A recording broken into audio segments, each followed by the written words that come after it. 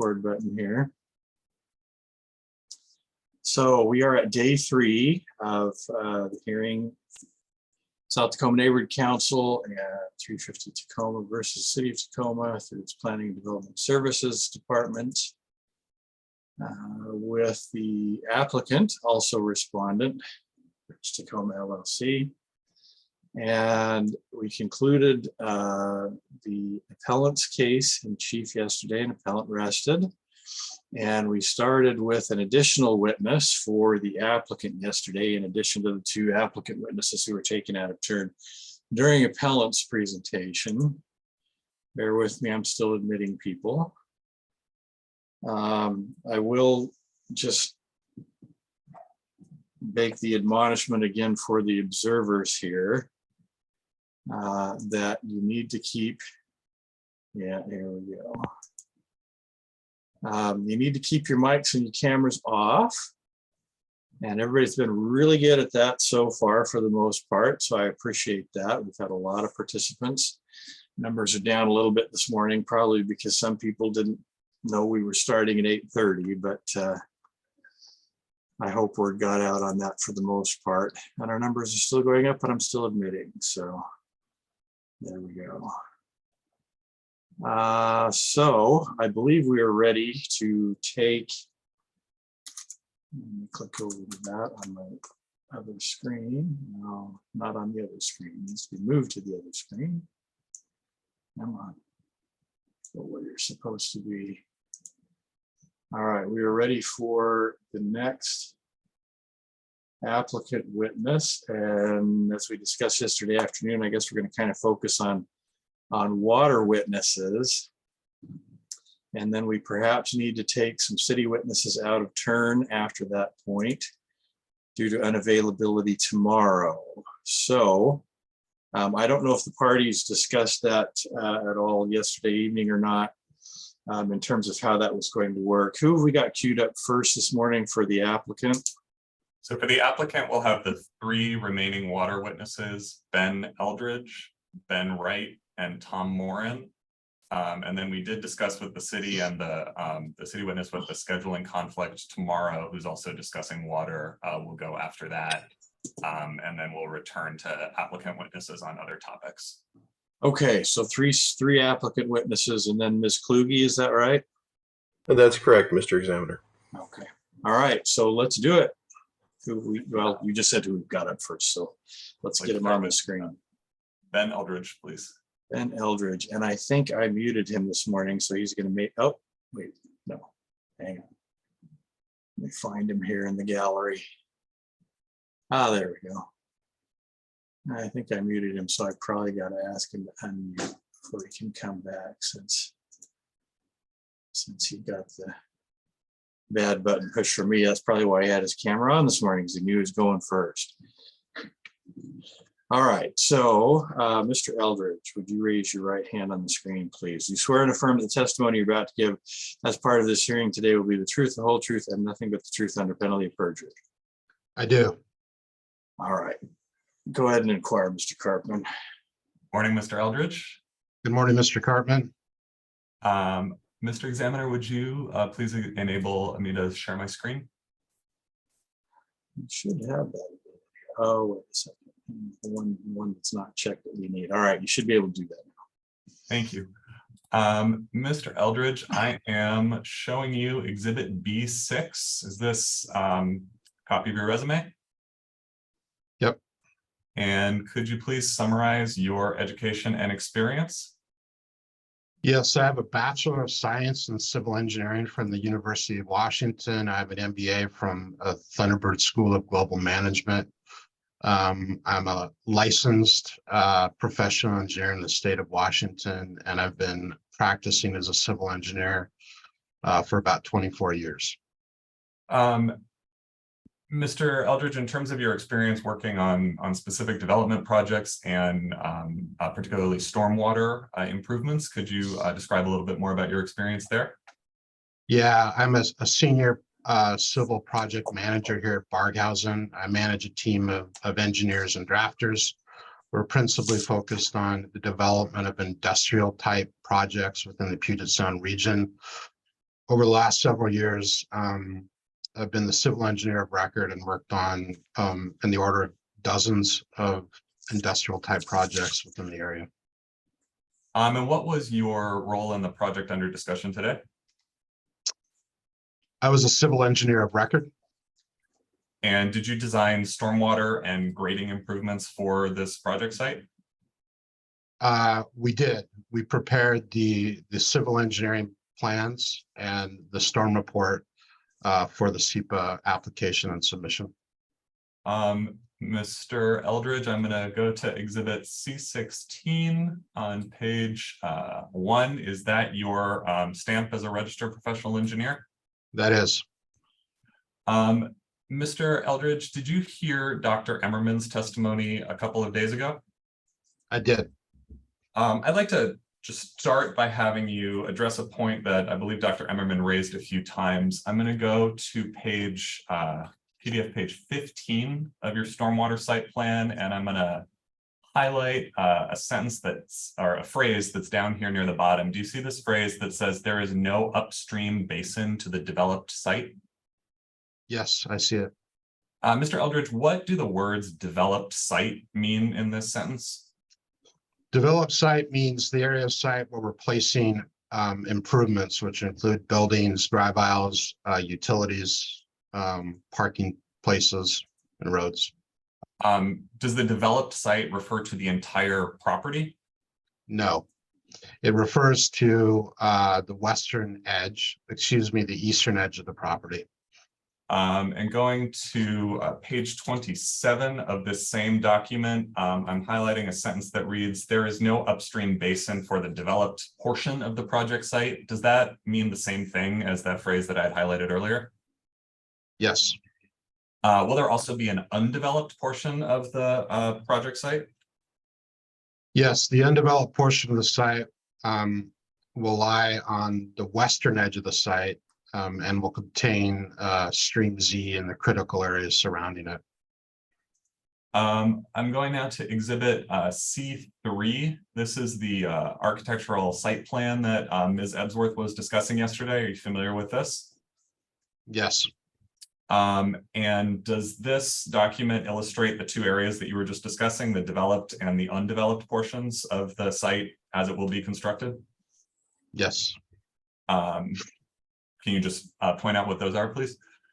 Yeah, the developed portion of the site, and again, north is to the left here. So it lies on the eastern edge of the site. So at the top of the page, that's the developed portion.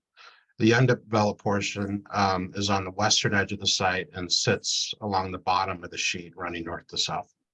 And just to clarify, Mr. Eldridge, by eastern edge, when you're talking about the developed portion of the site, are you referring to the whole area that's covered with the buildings and the parking lots here? Yes. Going back to the undeveloped portion of the site, does that portion of the site have any upstream basin or upstream basins? Yes, it does. What flows out of those basins? Stormwater runoff from the city system flows out of those upstream basins and enters the undeveloped portion of the site at the north edge. Did you hear Mr. Pickett's testimony a couple of days ago describing the source of stream Z as a stormwater culvert or culverts at that northwestern edge of the property? Yes. And is that what you're referring to? Yes, that's what I'm referring to.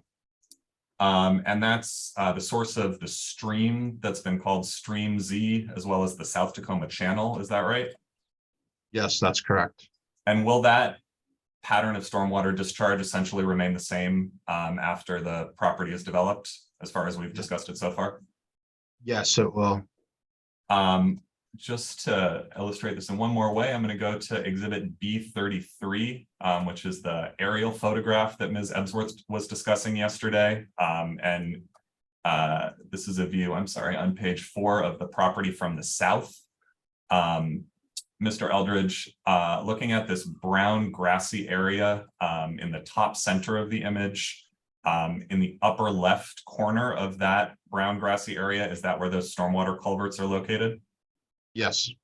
And then does the stream roughly follow the treed area to the south And then towards the upper right corner of the brown grassy area that's just down and to the left of the center of the image. Yes, generally speaking, it does. And then does the stream proceed essentially south from there to what Ms. Ebsworth described as South 56th Street? Yes, And is that where the stream exits the property? yes, And is the length of that stream, again, what you were referring to as the undeveloped portion of the site? yes. Thank you. What about on the developed portion of the property? Once the property is developed, once the project is constructed, will any upstream basins discharge water in the developed area? No, And so will the stormwater system that you designed for the developed portion of the property need to account for any water flowing from upstream basins? no, Mr. Eldridge, after the project is constructed, will there be stormwater that enters the developed portion of the property? yes, And where will that stormwater come from? from the sky. So it'll be rain. Yes, And will the stormwater improvements that you have designed for that developed portion of the site address that precipitation? yes, And will the grading improvements that we'll talk about that you've designed for the undeveloped portion of the site deal with any stormwater issues from the stream flowing onto the undeveloped portion? yes. Mr. Eldridge, was this distinction between the undeveloped and the developed portion of the site, in your opinion, accurately reflected in Dr. Emmerman's testimony? No. What did you believe was inaccurate? Well, the testimony assumed that the developed portion of the site where we're placing improvements receives a significant amount of upstream flow from the stormwater system, the city's stormwater system. And because he believed that it received a significant amount of upstream flow, that the on-site stormwater system had to accommodate and account for that upstream flow. Because the developed portion doesn't receive upstream flow, our on-site stormwater system does not have to account for it or manage it or accommodate it. His belief was that it did, and because we didn't, he felt like the design or the approach was inadequate or not accurate. So. Thank you. So, Mr. Eldridge, for the stormwater system on the developed portion of the site, as well as the improvements for the undeveloped portion, were there regulatory standards that you followed and applied in your design? Yes. What were those? The City of Tacoma Stormwater Manual, the City of Tacoma Right-of-Way Design Manual, and in some instances, the DOE Design Manual. Does the City of Tacoma Stormwater Manual incorporate any standards from the DOE manual? And sorry, can you spell out just what you're referring to with the DOE manual? Yeah, the Department of Ecology Stormwater Manual. The City of Tacoma Stormwater Manual meets or exceeds the DOE requirements as outlined in the DOE Stormwater Manual. Mr. Eldridge, there's several references in the stormwater site plan to the 2016 edition of the city stormwater manual. Has that manual been updated? Yes. And will the project comply with the updated edition? Yes. What edition is that? What year? 2021. Mr. Eldridge, I'm going back to exhibit C16 and I'm going to PDF page 26. This is a section called discussion of the minimum requirements. What are minimum requirements? Minimum requirements are a set of requirements outlined in the City of Tacoma Stormwater Manual that all projects must comply with. And does the stormwater manual prescribe methods for how you comply with the minimum requirements? Yes, they do, and they're called best management practices or BMPs. Can you say a little bit about how that works? Sure. The City of Tacoma manual prescribes different designs or approaches to meet the minimum requirements. So for instance,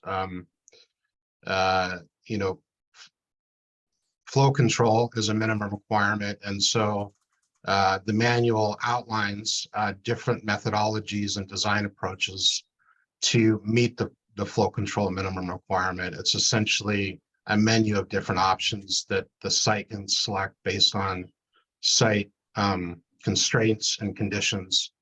And is that the It can approach? be implemented to meet the requirements in the way that's most efficient for the site. So, Thanks. Is that the approach you followed here? yes. So let's talk about flow control, which you just brought up. Is that minimum requirement number 7 as stated at the bottom of this page? Yeah. And just in brief general terms, what is flow control referring to? Flow control is referring to managing the flow off the site once the site's been developed. When you develop a site, you're adding, in most cases, significant impervious surfaces, which generate additional runoff. And so flow control dictates that you can't discharge more than what was coming on the site before it was developed. And what are the best management practices that you selected for flow control off the developed portion of this site? We selected 2 methodologies for the areas to the north, which comprise about 85% of the total developed area. We selected an infiltration BMP, specifically infiltration gallery. For the southern portion of the site, we selected a detention pond. And is that consistent with what Mr. Shepper was describing the other day? Yes, it is. Mr. Eldridge, I am pulling up this graphic that always takes a minute to load, but this is on page 17 of the stormwater site plan. And as I get the right resolution, can you tell us please what this is depicting? Yes, this is the drainage basin exhibit that was included in the stormwater site plan. This depicts the developed portion of the site, and each one of the different colors represent a subbasin that's tributary to a flow control system. And so let's talk about what that means. There's this purple area on the bottom or the west side of this graphic that's labeled A1. What area of the developed site is that referring to? What area or what's the use? What will the use be? Just what feature are you going to put there? Yeah, that'll be drive aisles, parking. And so after the project is constructed, when a drop of rain falls in subbasin A1, what will happen to that water? The drop of rain will fall from the sky, hit the pavement, and then will flow to a catch basin, which we call part of a stormwater conveyance system. The stormwater conveyance system will collect the runoff through catch basins and pipes and convey it to the water quality and infiltration system. So we'll talk about the water quality component in a moment. Can you just remind us of what Mr. Shepper was talking about? What is the infiltration system here consist of? For basin A1, we're using an infiltration gallery, which consists, it's an underground facility, which consists of drain rock and a series of perforated pipes that take in water and then discharge it into the groundwater. And are there standards in the stormwater manual that cover the use, design, and sizing of infiltration galleries? Yes. Did you follow those standards here? Yes.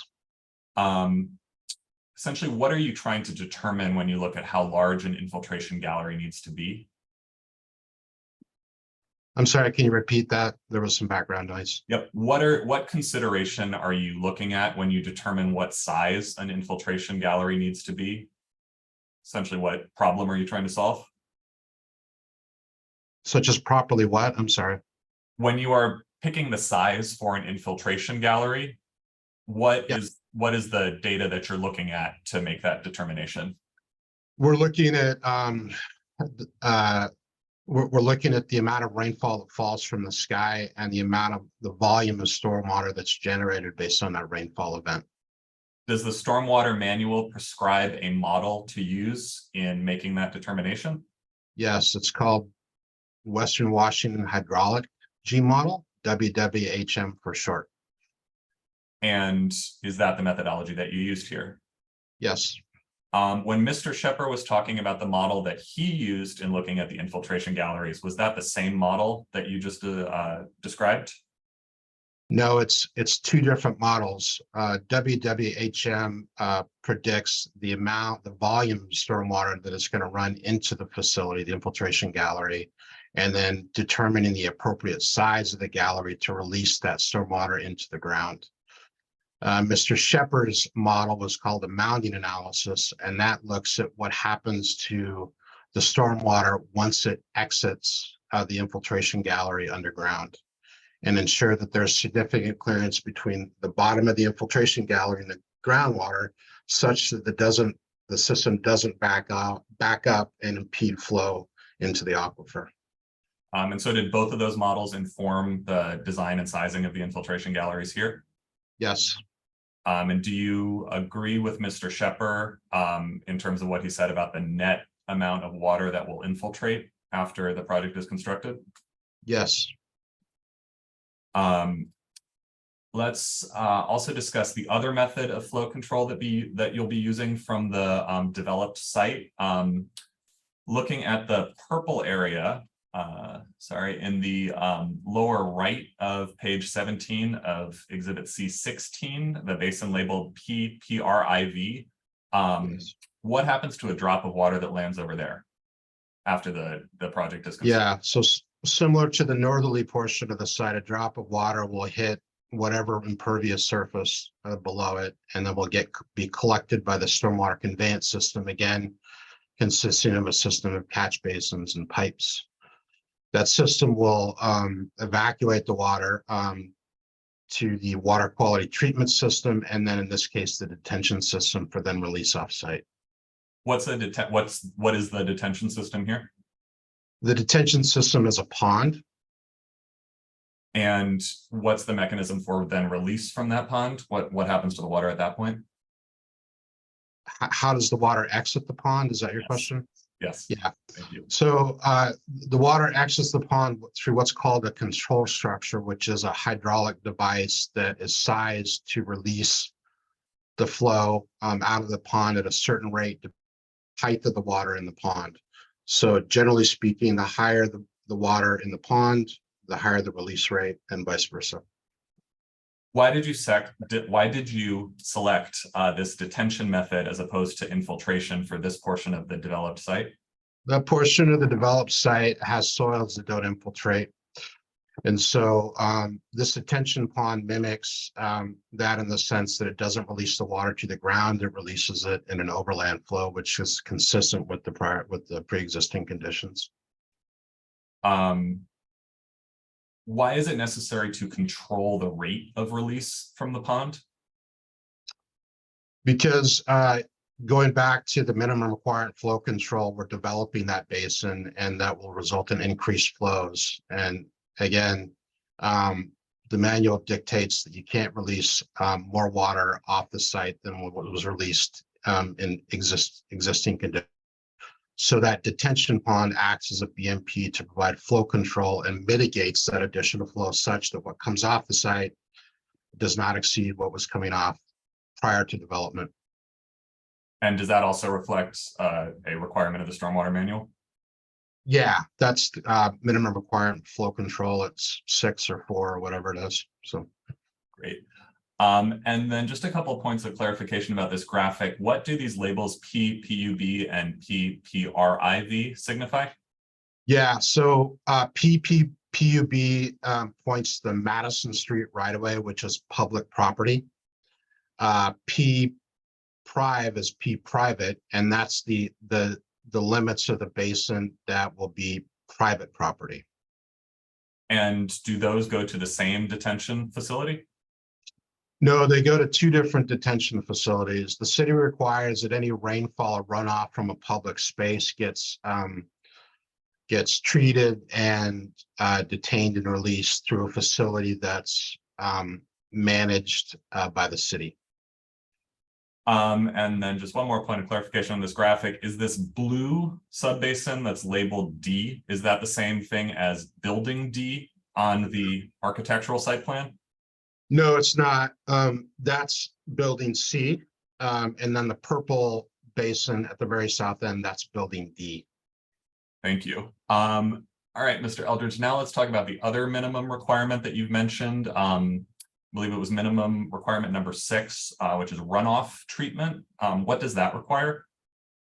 It requires that any runoff from pollution generating surfaces on a developed site is treated to a particular water quality standard, depending on the use of the site.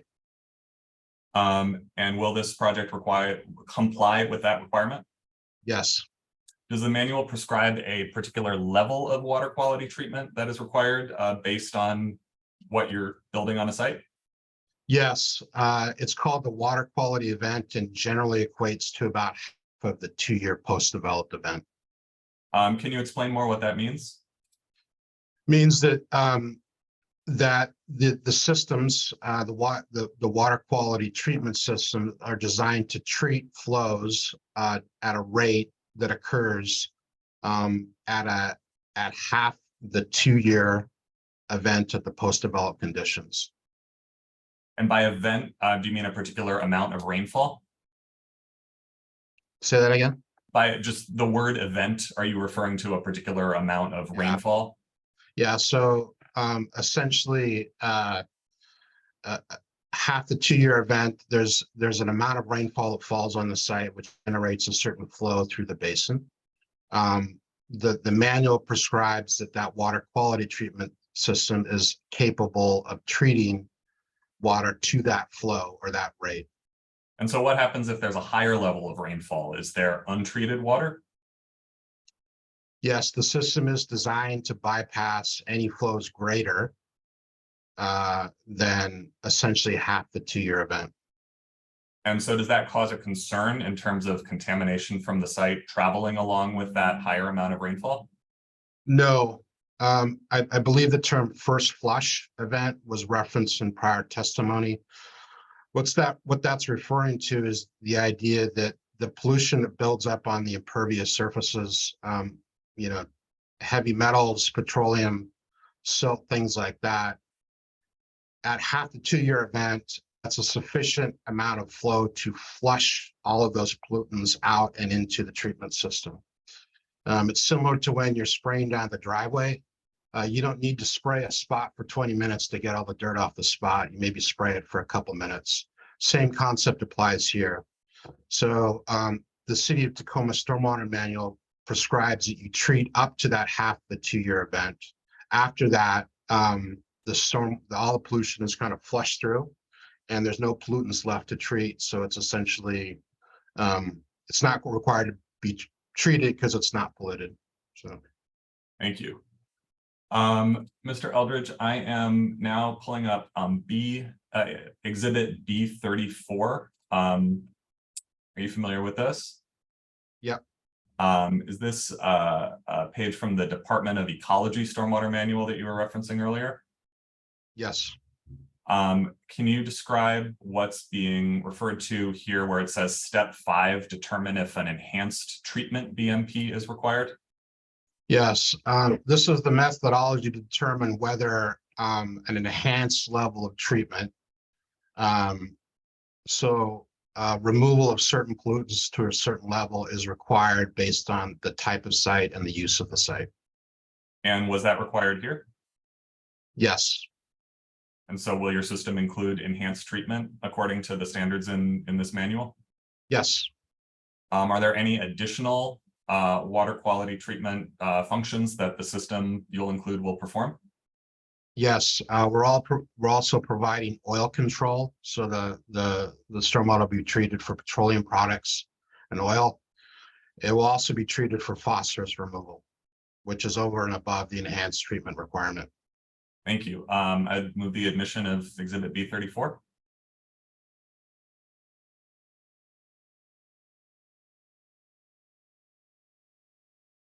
Sorry, no objection. Thanks. So without objections, then B34 will be admitted and made part of the record. Thank you.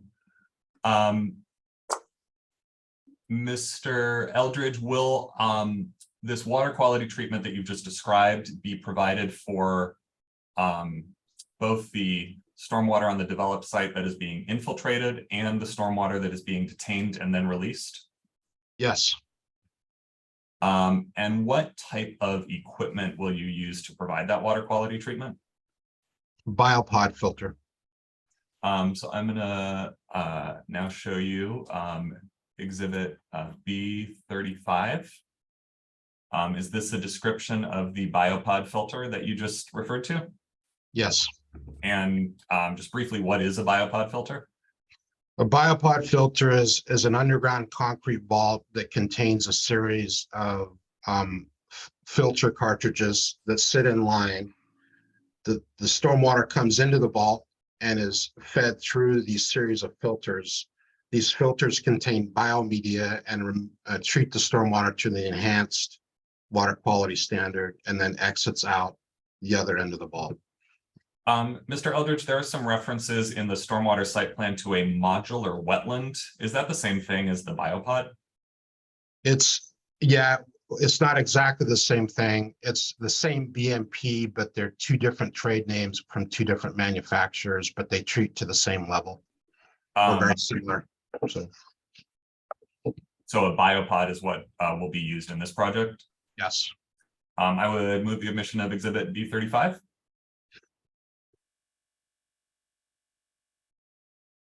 Sorry, no objection. Thanks. No objection, B35 will be admitted. Mr. Eldridge, going back to this drainage basin exhibit at page 17 of exhibit C16, is the biopod what is referred to by the words biopod here in this column for WQ type? Yes.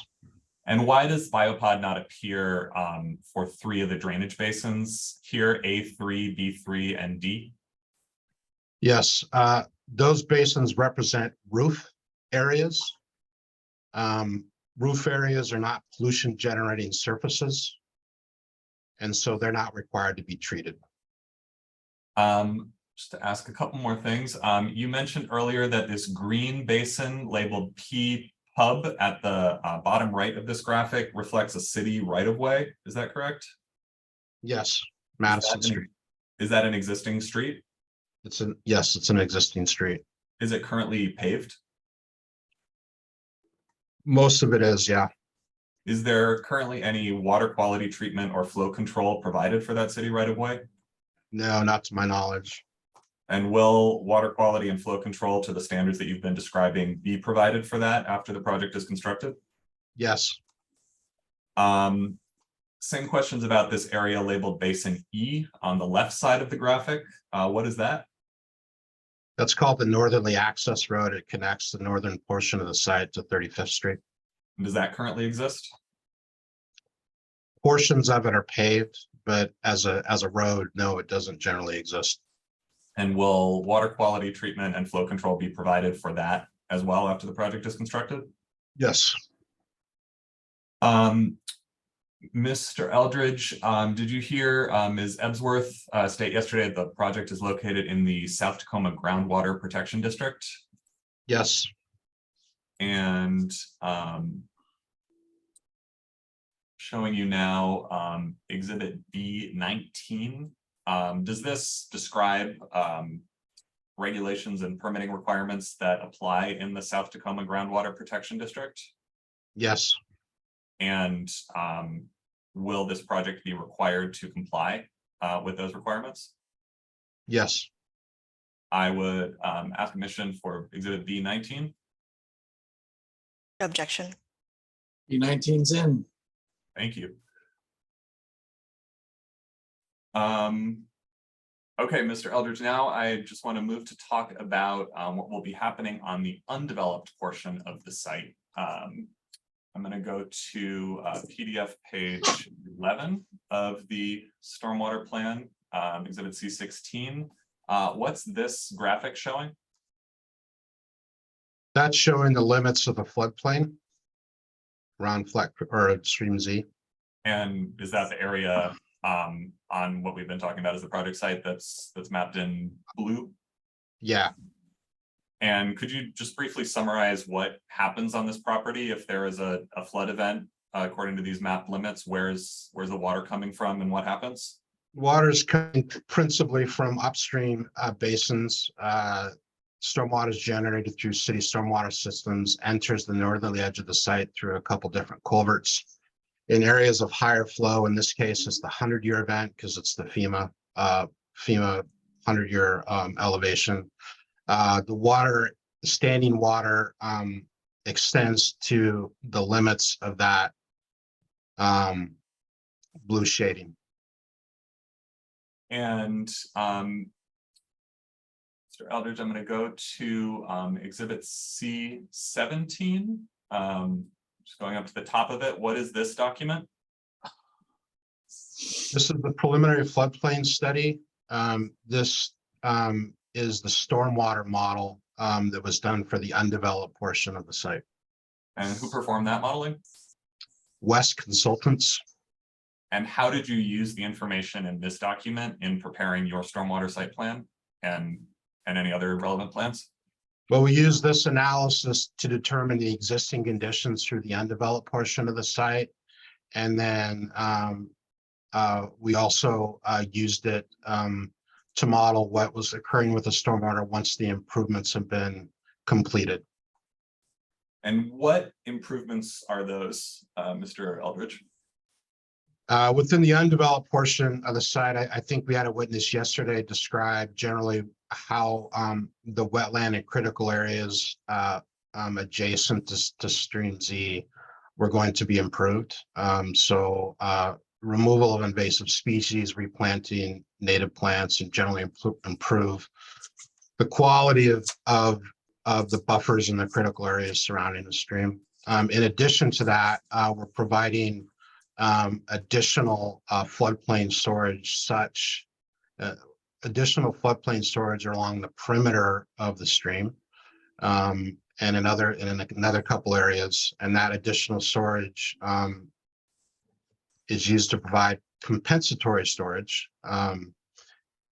to make sure that that undeveloped portion of the site can accommodate flows in the post-developed conditions. So why is compensatory storage necessary?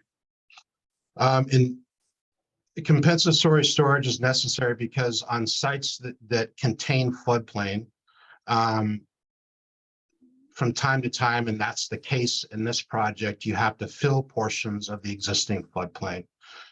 And it's akin to having a bathtub and having 2 or 3 basketballs, and you push those basketballs down into the bathtub. Well, what's going to happen is that water surface elevation is going to go up. So the idea behind comp storage is you make that bathtub slightly bigger in different areas such that when you push those basketballs down, the water surface elevation doesn't go up.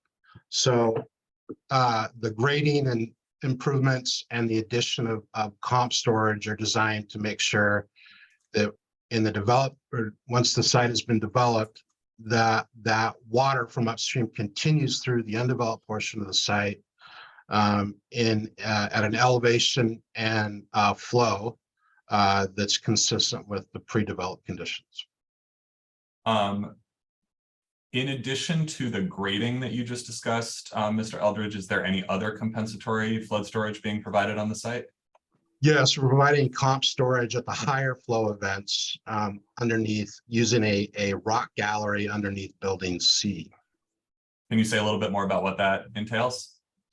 Yeah, the rock gallery is essentially, it's going to sit below the slab and in between the foundation limits, and it's going to be about a 3 or 4 foot thick section of rock that's got space in between it, and it's got pipes extending through this vault or through this rock section.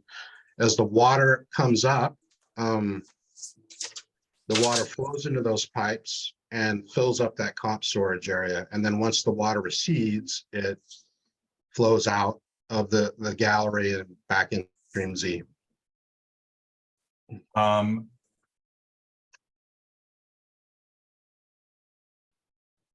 Going back, sorry, I'm just waiting for this document to load. Mr. Eldridge, I am pulling up Exhibit C25. which are the civil engineering plans, and I'm on PDF page 3. Yeah. I can try to zoom in, although I think it will take a couple of minutes, but just for future reference, if necessary, can you tell us if the grading related flood comp storage that you were talking about earlier, is that depicted on this sheet? Yeah, generally the area is, and it lies between the developed limits of the site, which is essentially the edge of pavement or curb line along the western edge of the developed portion. It extends to the west, within kind of the undeveloped portion. And Just is one of those areas, the type is very small here, but labeled flood compensation area within this box that's labeled C8? Yeah, I mean, I can't read it too well, but I believe it does. So yeah. And then is there another one of those in the box labeled C10? Yep, that's correct. I just wanted to point those out. Mr. Eldridge, what did you do to determine how much stream flow the compensatory flood storage area needed to accommodate? We analyzed the original topography, and then we analyzed the proposed topography and calculated the difference. And generally, when we calculated, we took the original topography, we calculated the amount of floodplain storages contained in the site.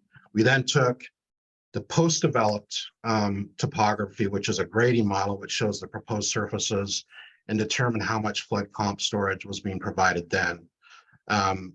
Which the difference between the two, we had to provide that additional storage within the post-developed plans. What sources of information did you rely on to determine that topography? Available survey information, partially obtained in 2007, but we performed significant additional survey work since then. So, Mr. Eldridge, I'm going to pull up exhibit C27, which is a compilation of city staff comments on the project, and I'm on PDF page 44. Do you see comment number 3 here, where it begins with the words "use of the 2007 survey may not be accurate"? yes. Can you tell us what that's referring to? The 2000 survey was the original topographic survey that was prepared for the site under a previous client, prepared back in 2007. And do you see that the second sentence says strongly recommend confirming or updating the existing survey? Yes, Did you do that? we did. And we continue to do it. And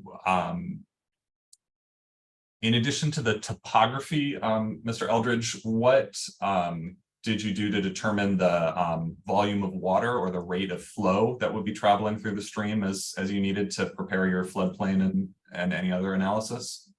Yeah, so the floodplain analysis was kind of a two-step process to determine the volume and rate of flow that's going to be going through the undeveloped portion of the site. They used, I believe, what's called the SBUH, or single event method. So it's a methodology that FEMA requires to be used and the city requires to use to determine floodplain elevation and flood volumes.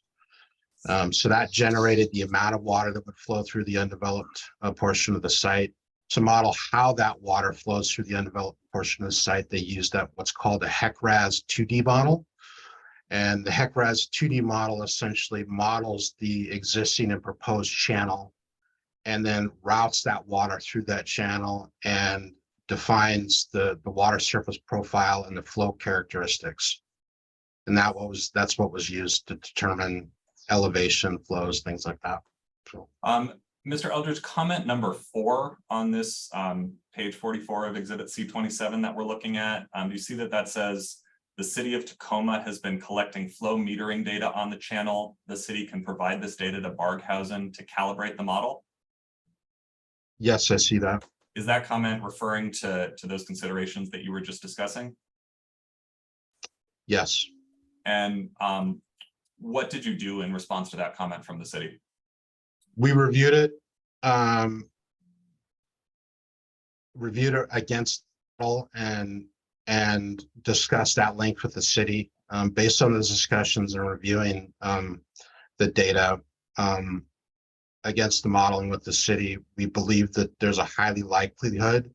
We believe that there was a high likelihood that that data was in error and in many instances unreliable. So. And so, do you believe, did you end up relying on that data in your analysis of the stream and the floodplain? We did not, and that was as a result of our analysis and then several discussions with the city, and it was mutually agreed that the data was not a reliable source to calibrate the model. So can I interject just really quickly rather than saving this till the end? So with the end result of your discussions with the city is that the city decided that comment was more or less retracted because their own data that they were offering was unreliable and yours was more up to date. Is that what you're saying? Essentially, yeah. That the data that they provided that they wanted to use to calibrate the model, which is adjust the model based on flow conditions, was unreliable and likely in many instances not correct, and so it shouldn't be used to calibrate the model. And the city agreed with that. Yes, they did.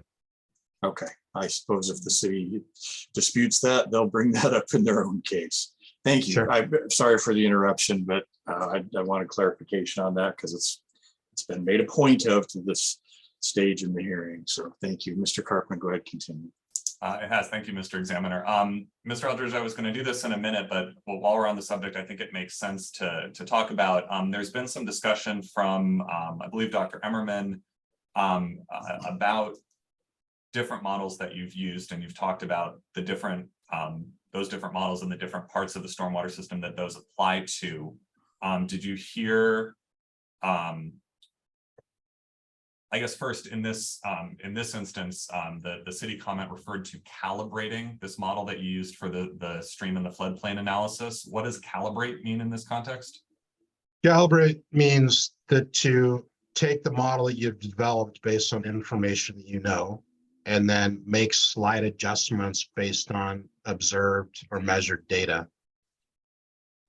And is it fair to summarize what you just said as your observed or measured data showed that it was not helpful to use the city's data in calibrating? Yes. There's also been some discussion of whether different models have been properly validated. Does that refer to something different? It does. And what does that refer to? Well, in my mind, this floodplain analysis was prepared based on a range of different inputs, real as-built data, land covers that we know to be true, and actual real facts. And it was developed using best practices in terms of stormwater modeling and hydraulic modeling, and it was prepared by experienced engineers with decades of experience doing these sorts of models, and it was also stamped by a professional engineer.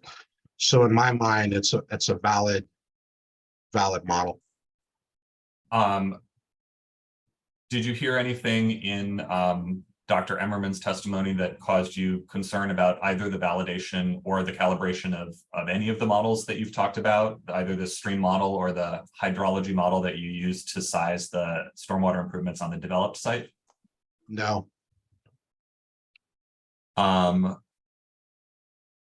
Then just, sorry, to finish out the modeling point, there was also some discussion of whether certain models required a sensitivity analysis. Do you know what that was referring to? Yes. Could you please describe that? Yeah, so there were two separate models run, one for the developed portion of the site, one for the undeveloped. On the developed portion of the site, we used WWHM, which is an established model required by the city of Tacoma. My understanding is the sensitivity portion of the model development took place at the creation of the model when the model was developed. We use this program almost every day to size facilities on dozens of projects. It's not an academic exercise, and it's a prescribed, required model. And so we believe that the sensitivity was already baked in, and it's a working program that accurately sizes the facilities required to provide flow control and water quality. For the floodplain analysis, a sensitivity analysis was discussed. The reality is we talked a little bit earlier about the inputs for the model. For the floodplain analysis, they were based on real life actual facts and as-built. And so sensitivity analysis really looks at the different input parameters and how you'd vary them would impact the model. The reality is the majority of the inputs we knew for the most part, and so didn't really need to be varied because we kind of knew what was occurring and how it impacted the model already. For some of the inputs that did vary, they considered a sensitivity analysis, but the reasonable range of inputs for things that could vary, they didn't consider large enough that would materially impact the results of the model, so they didn't do it. Thank you. And so just to sum up, did the comments about sensitivity analysis cause you any concern regarding any of the modeling that you performed? No. Or its consistency with the applicable stormwater manual standards? Yeah, and best practices. So, thank you. I just want to ask you quickly about two other aspects of the plan, and then go through a couple of the appellant's other claims. So just very briefly, Mr. Eldridge, I am back on PDF page 26 of Exhibit C16. Do you see here where it says minimum requirement number 2, construction stormwater pollution prevention? Yep. Can you describe just very briefly what that requires and what you'll do to comply? Yeah, the construction stormwater pollution prevention refers to a handbook or manual that's deployed during the construction of the project. So earthwork activities and construction of roads and utilities. And it's a guide map or road map consisting of a series of BMPs that you deploy to limit or mitigate stormwater pollution during the construction phase of the project. And is that information included as part of this stormwater site plan? Yeah, it is a standalone document called a SWIP, but I believe a copy of it was included within the stormwater site plan. And will construction of this project be required to follow those regulations? Yes. And then just going to the next page, page 27, where it says minimum requirement number 9, operation and maintenance. What is that referring to? Operation and maintenance is essentially a manual that defines the major components of the stormwater system, which includes stormwater conveyance, water quality treatment, and flow control. So it has a maintenance guide and recommendations and requirements to inspect and maintain each major component of the stormwater system on a recommended basis. And where deficiencies are found, they're required to be corrected or addressed. This is a manual that gets recorded with the property and runs with the project and is a requirement of the city. Thank you. Mr. Eldridge, now I'd just like to go through a couple of the statements that Dr. Emmerman made and the appellant's claims. First, just generally, there was a fair amount of discussion of the prospect of stormwater system failure. What is your understanding of what's meant by stormwater system failure? Yeah, in my mind, I think there's two ways that could principally fail, potentially. One is the water quality system, where somehow the system's clogged up and it fails to treat, pollution. It fails to treat the water adequately. The second major thing that could potentially occur is just the system becomes clogged and inundated and begins to pool within parking areas. So, And so for the water quality component of what you just discussed, does the sizing of the water quality component and addressing it to the first flush event, as you were describing earlier, does that address that possibility?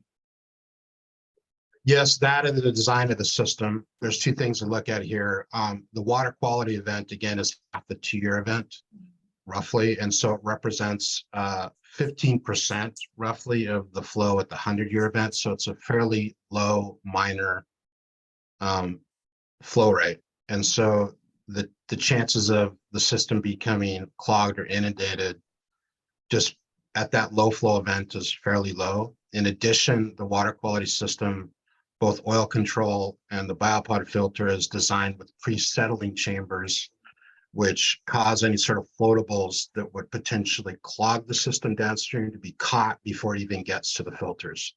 So, and the third thing is the O&M manual prescribes an inspection schedule to inspect the facilities to make sure that there's no debris or anything that could clog the system that would cause a bypass. And No, O&M is the operations and maintenance manual you were just discussing. Yeah. And so given that, do you have any concerns about the prospect of system failure with respect to water quality treatment? Not really, not material concerns, as long as the O&M manual is followed. Yeah. Is there anything else you'd want to say to address that? No, I think that the possibility of failure on the water quality side is pretty minimal. So. And what about on the other side that you were talking about, the possibility of system backup? Yeah, so there's two ways that could happen. One is you know, there's something that gets clogged in the pipes before it gets to the infiltration gallery, or the infiltration gallery gets clogged up and doesn't allow a proper release as designed of the stormwater into the groundwater. We talked a little bit earlier about pre-settling chambers and eliminating floatables of silt that could clog the system. So I think because of this, I think the possibility of the infiltration gallery clogging and not performing correctly are pretty low. If indeed that does happen, what will likely occur is the water will just come up and begin to pond in the parking lot. The chances of it spilling over into the undeveloped portion is very rare because it's contained generally within the parking lot and the dock high loading areas. So, Mr. Eldridge, is there, just to make sure, is there any, I think you were talking about a possibility of backup due to the system being clogged. I think the appellants have also made the case that it's possible that precipitation will increase above what's currently modeled, and so a higher precipitation event than the system is built to accommodate may occur. Does that cause you concern with respect to what we've been discussing? No, it's not a real concern for me. The WIM model that we've used encapsulates 150 years of flow data, and it's sized to accommodate a series of storms within that data set. That's the maximum. So the highest flow that you would expect over 150 years, that system is designed to accommodate and infiltrate that. So in my mind, it's not a realistic concern for me. And the, I think you said WIM model, is that the Western Washington Hydrology model? Yeah. Yes. And in the event that we did receive precipitation higher than 150-year event, what would that do to the stormwater system? In the event that the system encounters an event that's higher than or in excess of what it was designed for, I think a similar thing will happen. The water will begin to pond up in the parking areas, and then over time it will recede as it gets pushed through the system and into the groundwater. And would that create a risk of untreated water contaminating any areas or going into the stream? No, because remember, you're talking that the first flush or the water quality event is 15% of the 100-year event, roughly. So that a scenario where the system is completely inundated is way beyond the flow rates that you'd expect for a water quality event. So it's two separate events and unlikely to impact one another. So. Thank you. Anything else you'd want to explain on that I didn't ask about? No. Thank you. I do want to ask you about one specific place that this has come up. I'm going to the stormwater site plan on PDF page 24. You see here under section 4.8, it says the conveyance system will be designed to provide conveyance for flows up to the 100-year event. Yes. Can you briefly summarize what that means and what considerations go into sizing that component of the system? Yeah, so the conveyance system, as you may remember, is a portion of the overall stormwater system, and its principal goal is to evacuate water from point A to point B. And so what you're concerned, or the kind of the lead design parameter, is the peak flow that runs through that system, and to make sure that the system is designed to accommodate that peak flow. Because it's designed for that, it's intended for that. The city drainage manual requires a modeling technique called the rational method, which generates a kind of a single event spiky flow that's very high relative to what you expect. And so that system is designed to accommodate or convey that very high spiky flow at the 100-year event. Thank you. I'm going to go now. Can I interject with something here? Again, I apologize. I hope I'm not breaking your flow too badly, but no. Rather than waiting with these till the end, I'm hoping to kind of address them in the moment. So, Mr. Eldridge, you probably heard earlier testimony talking about opinion testimony about how the city should have designed to a worst case scenario. Did you hear that testimony? Yes. How does that compare with the standard we're talking about here now at 4.8 with designing to accommodate the 100-year flow event? Are those, would you say that's different, or is that similar to this idea of worst case scenario? Yeah, it's similar. The manual prescribes that 100-year event because they consider that the worst case scenario. So. Okay, so it's similar, and you're saying that the system will be designed to accommodate that 100-year event because it's required? Yeah. All right, that's all. Go ahead, Mr. Carpman. Sorry for the interruption. I appreciate the question, Mr. Examiner. But the goal here is to explain this, so I appreciate the opportunity to clarify.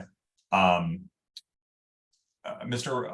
Eldridge, on what we were discussing a moment ago in terms of whether precipitation is higher than expected, if the 100-year or the 150-year event that you were discussing does not adequately describe a rainstorm that occurred, can you just briefly repeat what you were saying about how the stormwater system would function in that event and what would result?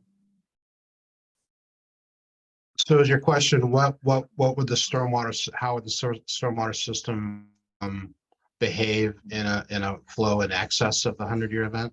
Yeah, if the worst case that happened was above the threshold that it's designed for, what's actually happening on the ground? What results? For the conveyance system? Yes, let's stick with that. Yeah, well, so for the conveyance system, if the peak flow that's prescribed in the manual, if that's exceeded, what will likely happen is the water will begin to back up a little bit within the catch basins. In very severe instances, the water might flow out of the catch basin a little bit and begin to pond. And I mean, this is what I was trying to get at with my questions earlier, and we were talking, I think, not just about the conveyance system, but also just about the other components of the system and what would happen if flows in excess of the 100-year event or the design threshold went through the conveyance system or the water quality system or the flow control facilities. Is there anything that you'd want to add to the description you gave earlier about what would happen in that case? No, I mean, I think what I described is probably the most likely scenario that would happen, right? So, the system would begin to pond and generally be contained within the parking lot. So, Thank you. And then just to, sorry, return to this point, and just to be candid, I'm referring to an issue that was brought up in the appellant's brief. I don't remember if Dr. Emmerman discussed this specifically, but there was a comparison between this 100-year event sizing of the conveyance system. And then I'm going to go to Appendix I of the stormwater site plan. I'm on page 639. Mr. Cartman, can I just answer just a quick caveat? Mr. Hearing Examiner asked me a question earlier. I want to just Please. provide a slight caveat to make sure what my point is completely clear. Can I do that? Yes, of course. Sure, go ahead. Okay. So, Mr. Hearing Examiner, I think your question is this the worst case scenario, the 100-year event? It's theoretically possible that there may be an event in excess of the 100-year. It's unlikely to happen, but it could happen. And if it does, that system will likely pond or surcharge just a little bit. This is the design event that the manual prescribes and believes that this is kind of the worst case scenario that's likely to happen through the life of the project. So can I just ask one more thing really quickly, because I have this in my mind, and Sure. you know, I'm not a professional engineer, I'm not a hydrologist and all that, but you know, a lot of experience in land use stuff, so I've been exposed to these things. Isn't it true that with climate change going on, we're seeing what we would consider, you know, a 50-year event or a 100-year event happening more frequently over the last, say, 10 years or so, and we're having to sort of like readjust what the real 100-year event is. I've heard that, and that's why I'm asking, because you know, you would know better than I. Yeah, well, I mean, I've heard that as well, Mr. Hearing Examiner. I think, and it's anecdotal, just like you. I'm not a climate scientist. What we do is we size facilities based on the rainfall data that we're required to design them based on. So in this instance, it's again the 150-year data set that's provided by the city, and we size it according to that rainfall data. Anecdotally, I've heard that, but per code, we're required to design the system according to that data set. So Fair enough. Thanks. yeah. And just to stick with this point, because I do want to make sure this is clear, and I appreciate the question, Mr. Examiner. Mr. Eldridge, we're talking about the sizing of the system as you're designing it, and you've also talked about what would happen if there is that higher precipitation, right? Like what impacts would result in that event. Yeah, I mean, I think let's just say that an event beyond the 100-year event comes through and the system experiences that. What's the most likely scenario when that occurs is the system is overcapacitated and the water is not able to be conveyed and treated and infiltrated at a rate quick enough to manage that event. So what happens is the water will begin to pond or pool in the parking lot. And so that storage will stay there. And as the system is able to absorb water, it will slowly recede and then flush through the system. So the idea that there's going to be some sort of catastrophic overtopping or spilling into critical areas is not a realistic scenario. It's like filling up a bathtub and then letting it out, right? So if the spigot, if the spigot at the bathtub isn't quite big enough to get the water going out as fast as it's coming in, it flows up and then it slowly slows down. It's the same scenario here, but the concept that there's going to be some sort of catastrophic failure and overtopping is not realistic. It's just an elevation of water within the parking lot and then slowly recedes. So, and just to highlight a couple of other things you said, Mr. Eldridge, you talked earlier about why, even in the event that some of that water would escape, you believe that the water quality component of that would have already been addressed. yeah, is that right? Exactly. I mean, the difference in flow rates, again, it's the water quality rate is roughly about 15% of what you'd expect of the 100-year event. So the flows are dramatically lower at the water quality event. So I don't anticipate that there's going to be any inundation, at that water quality event.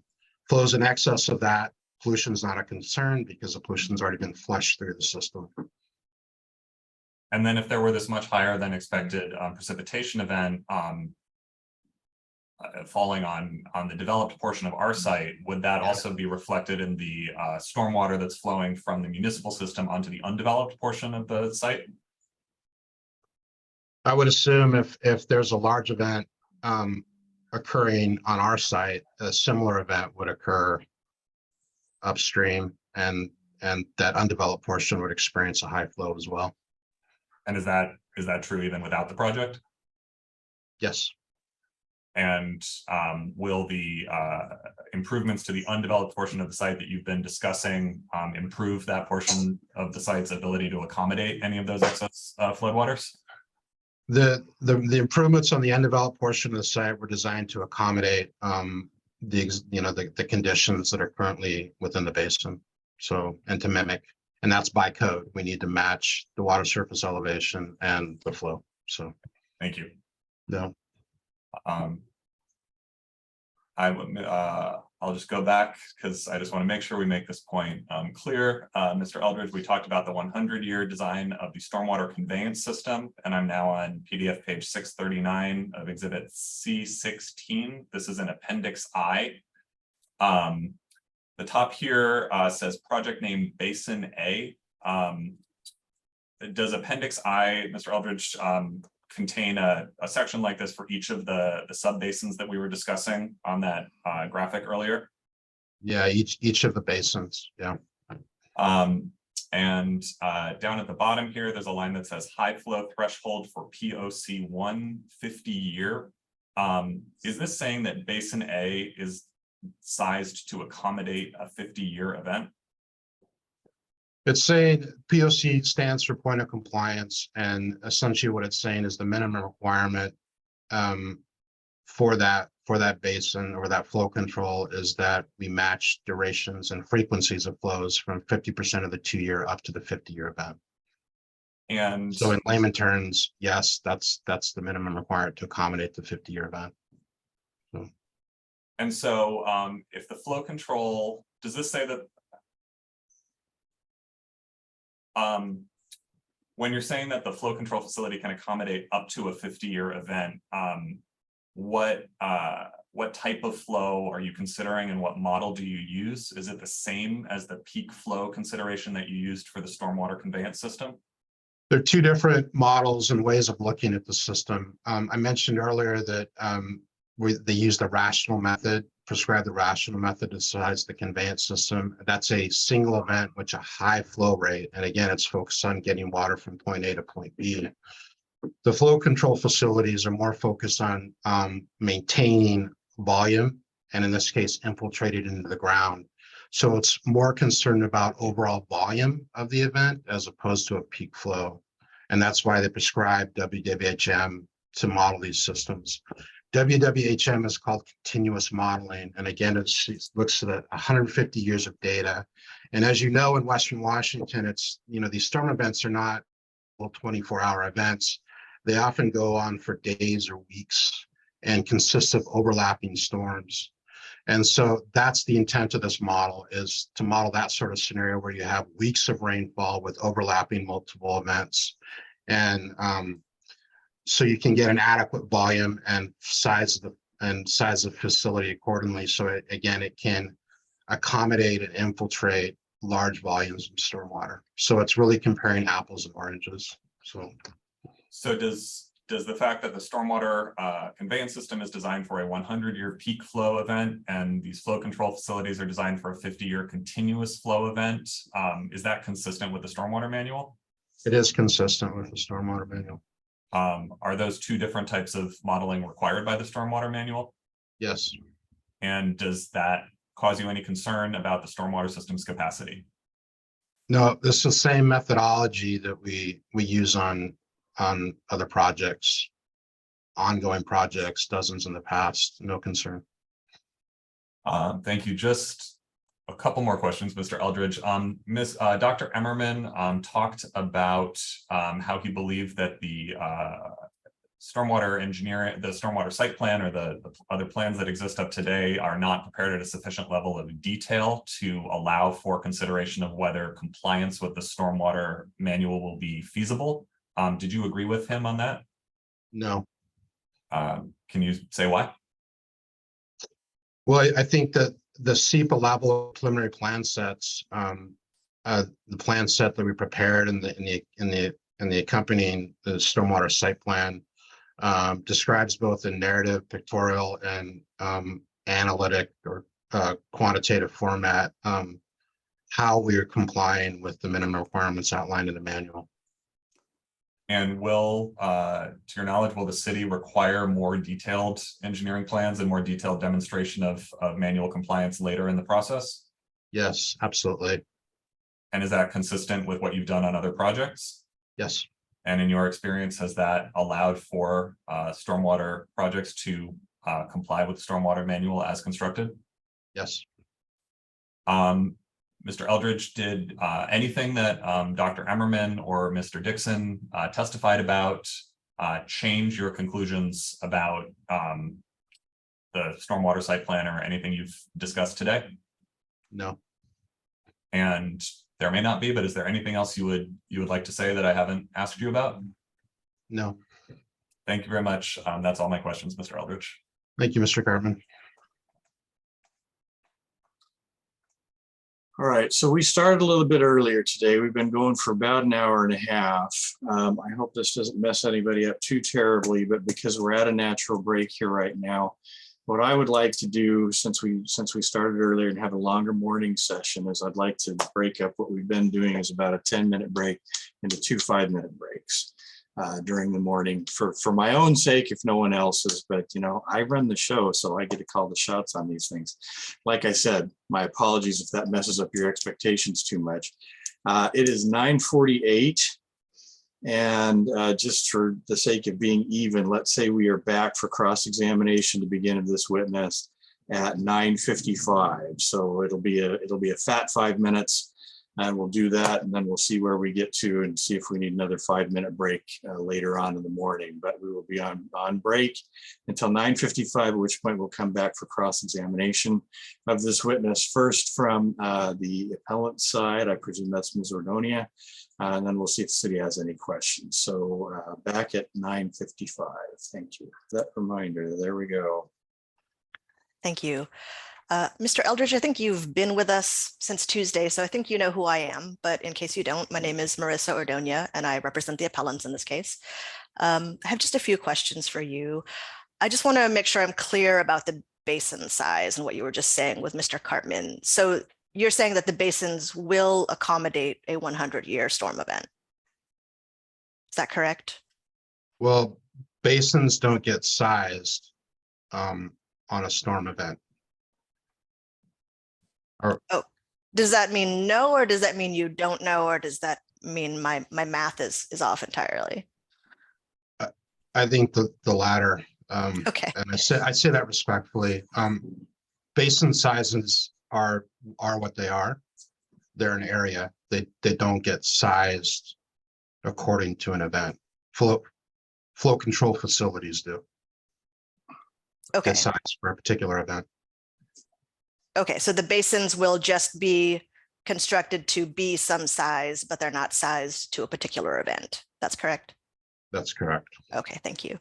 And I also want to understand what you were saying earlier about the detention ponds. So I think you said that the amount of water that moves through the detention pond will be the same as it is currently. Is that correct?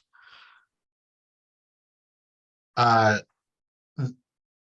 amount of water that gets released from the detention pond will be the same as pre-existing conditions on a frequency and duration basis at 50% of the 2-year pre-developed event, all the way up to 50%, all the way up to the 50-year event at the pre-developed level. Okay, and I'm going to try to understand that, and I'm not an engineer, so please bear with me. Does that mean that flow from the detention ponds will be released at the same flow rate as it is currently, as water flows currently in that area? Generally speaking, that's the net result. But again, we're comparing durations and frequencies of flows. So how long those flows take place and how often they take place. And that's within the WIM model that's prescribed in the drainage manual. The net effect, generally speaking, is that it will release to the pre-developed rates at half the 2-year event all the way up to the 50-year event. In excess of that, it will release the post-developed event. So. Okay, and so does that mean that there will be times if there's a rain event beyond the 50-year event where flow coming out of the detention ponds will be higher than it currently is? Yes, there will be scenarios where that's the case, but that's Okay. prescribed and according to the drainage manual requirements. Okay. So the city in its comments said that the project site is in the natural drainage course of abutting properties, correct? And I can pull up the city's comments if that would be helpful. If you would, yeah, please pull that Yeah, up. Ms. Rechtel, and I'm sorry, this is in the folder from Tuesday, but it's C27, the city's staff comments.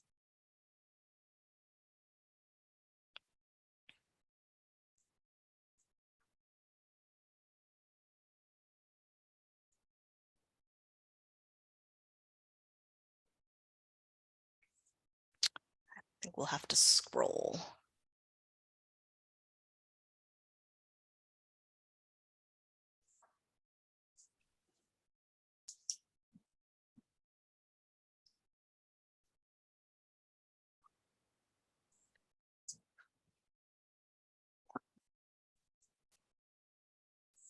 Sorry, it might have been back at paragraph S there.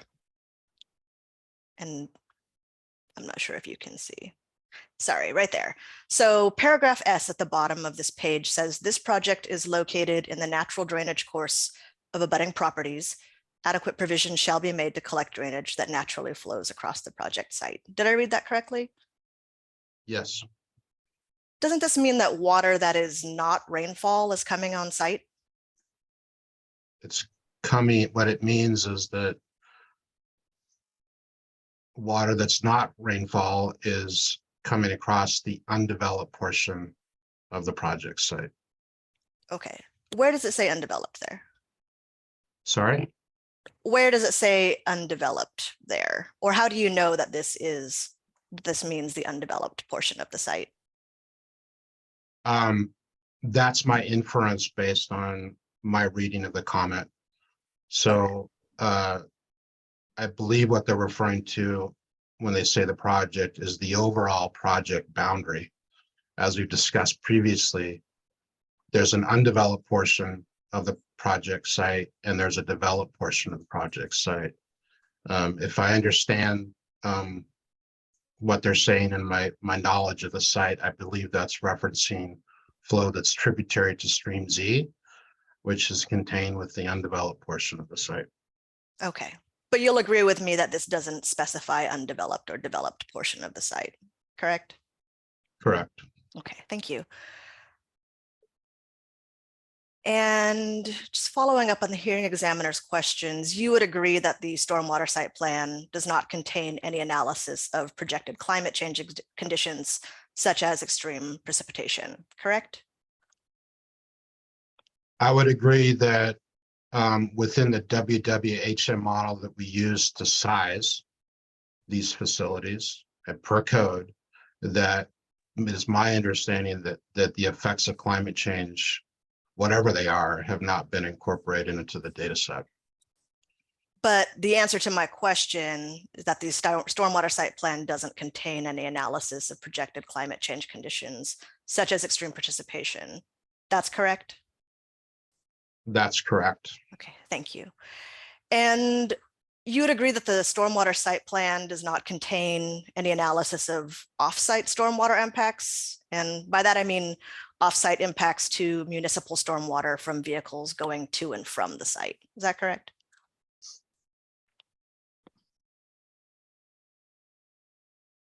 Can you repeat the question? Sure, yeah. So you would agree that the stormwater site plan does not contain any analysis of off-site stormwater impacts, by which I mean impacts to municipal stormwater from vehicles that are going to and from the site. Is that correct? Well, when you say that it doesn't contain an analysis of the impact on offsite stormwater systems based on vehicles coming on and off the site, it does contain analysis and sizing of water quality facilities to treat runoff from vehicles that are on the site. Yes, but not off the site. Is that right? For areas that we're not improving. Mhm. So there are some public road improvements contained on Madison, also on the northerly access road, and then portions of 35th. It is proposed to provide water quality treatment for those areas that we're improving Okay, offsite. fair enough. And I think you've probably heard some testimony about concerns about tire wear particles and other chemicals making their way into streams through stormwater, offsite stormwater. And I just want to make sure that I'm correct that this stormwater site plan that you developed doesn't look at any of that. Is that right? What particular chemical are you referring to? Well, 6-ppdq specifically, but other tire chemicals. The enhanced water quality treatment standard that we're required to use under the manual addresses dissolved heavy metals, suspended solids, petrochemicals. Sure. And sorry, and I'm sorry to interrupt. But you're talking about on-site, and I'm asking about off-site. And I think that the answer is no, you did not look at off-site stormwater impacts. And I just want to make sure that I'm correct. Well, I think, again, my answer to my previous question is where we're providing improvements offsite, we're also providing water quality to enhance standards. Okay, fair enough. And I also just want to make sure I understand your testimony about stormwater system, the possibility of the stormwater system overflowing. So is it your testimony that it's not a problem if the stormwater system overflows because the water is just going to pool on top of the impervious surfaces?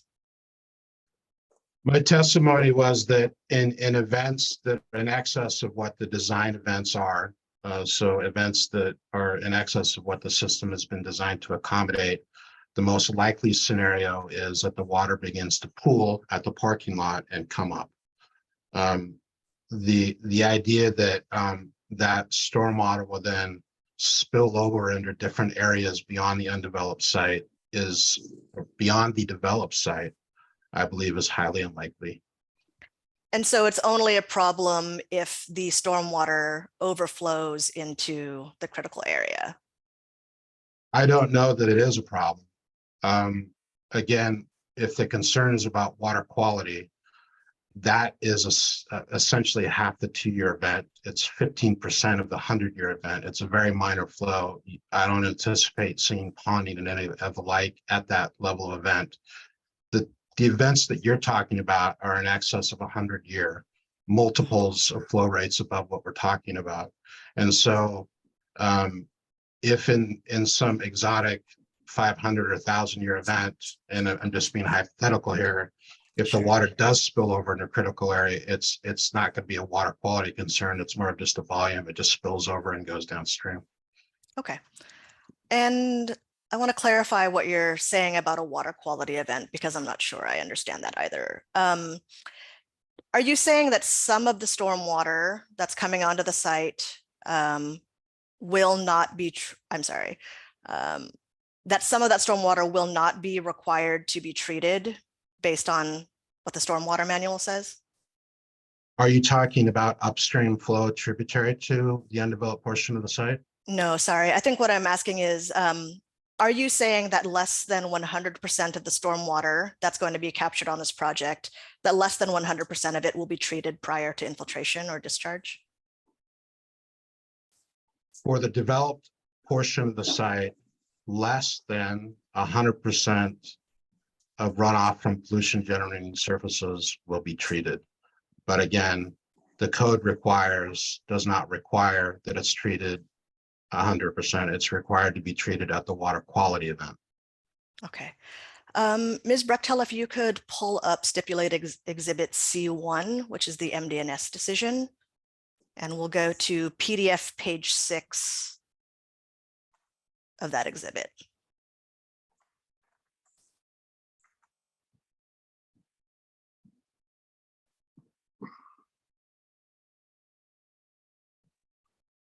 Let's see. So I'm looking at paragraph 21 here. Says all stormwater on the site will be captured and treated prior to infiltration or discharge to the stream or wetland system. Did I read that correctly? Yes. So then does all here mean something other than 100% of the stormwater? I believe that that phrasing was clarified in my earlier testimony when Mr. Cartman brought up that memo from the city clarifying what the standard is for the Tacoma Groundwater Protection District. So what it clarified is that the treatment level is required to be completed per the manual. So that means, again, pollution generating services at the 6 month or half the 2 year event. So I agree with you that, yeah, that sentence says all, but I think it's been subsequently clarified by the Groundwater Protection District and the city as far as what that phrasing actually means. And what it actually means is that you're required to comply with the standards outlined in the drainage manual, which again is enhanced water quality treatment at the water quality event, which is what we're doing. Okay, so your understanding is that all, as it's written, the word all in the MDNS means less than 100%. Is that correct? What I'm stipulating, my understanding is that that phraseology it's been qualified or clarified by the district, that what the actual standard is, the practical standard is, treating it to what's outlined in the manual. And I'm sorry, that was clarified after the MDNS was issued. They told you that you don't actually have to treat 100% of the stormwater. Is that what you're saying? I'm not sure what the date of the memo is. I'm not 100% sure. Okay. And so just so that I'm clear, your testimony is that the applicant will be treating less than 100% of stormwater prior to infiltration or discharge to the stream or wetland system. Is that correct? What I'm stipulating is that what the applicant will be treating the stormwater to the level that's been described in that memo by the Groundwater Protection District in the city of Tacoma. Okay, and I do think that my question can be answered with a yes or no, and I'd like to ask you to say yes or no to my question, and I can ask it again if that's helpful.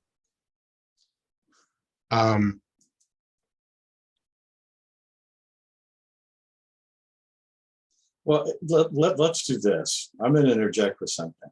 Sure. If it's not all, Mr. Eldridge, what percentage, based on your preliminary designs that were part of the SEPA review process,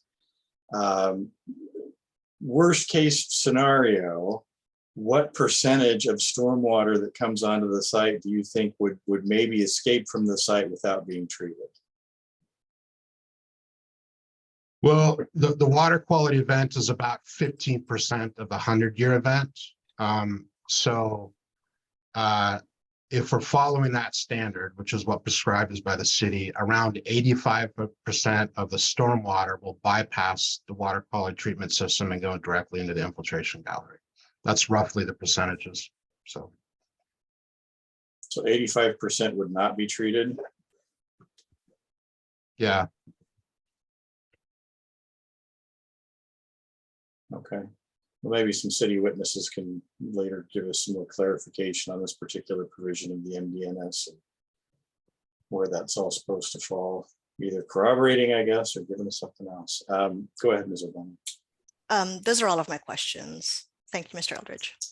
All right. Are there questions from the city? I don't have any additional questions for Mr. Eldridge because I've been an interrupter to this point. So I have no additional questions, Mr. Examiner. is there redirect? There is. All right, go ahead. Mr. Eldridge, let's just pick up on that last point. When I believe it was the examiner said 85% of the stormwater will not be treated. Does that mean, in terms of how we're thinking about this, when you talked about the first flush phenomenon, are you talking about a percentage of stormwater that falls all at once or over time? I'm not sure I 100% understand the question. Fair enough. If we are looking at, say, 100-year event,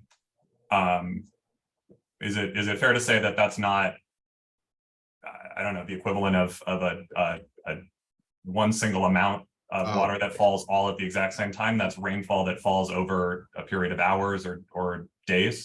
Yeah, I think I understand the question. So it treats up to a certain flow rate. So it's at a 100-year event, it's not like it doesn't treat any of it. It treats it up to a certain percentage of that event, which equates to around half the 2-year event. And when we're talking, just to stay with the percentages the examiner was talking about, because I want to make sure this is clear. When we're talking about half the 2-year event, which you said is about, I think, 15% of the 100-year event. Yeah. Are you treating the first 15% of stormwater that falls on the site?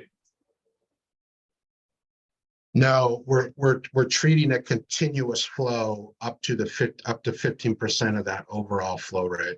So it's constantly treating stormwater.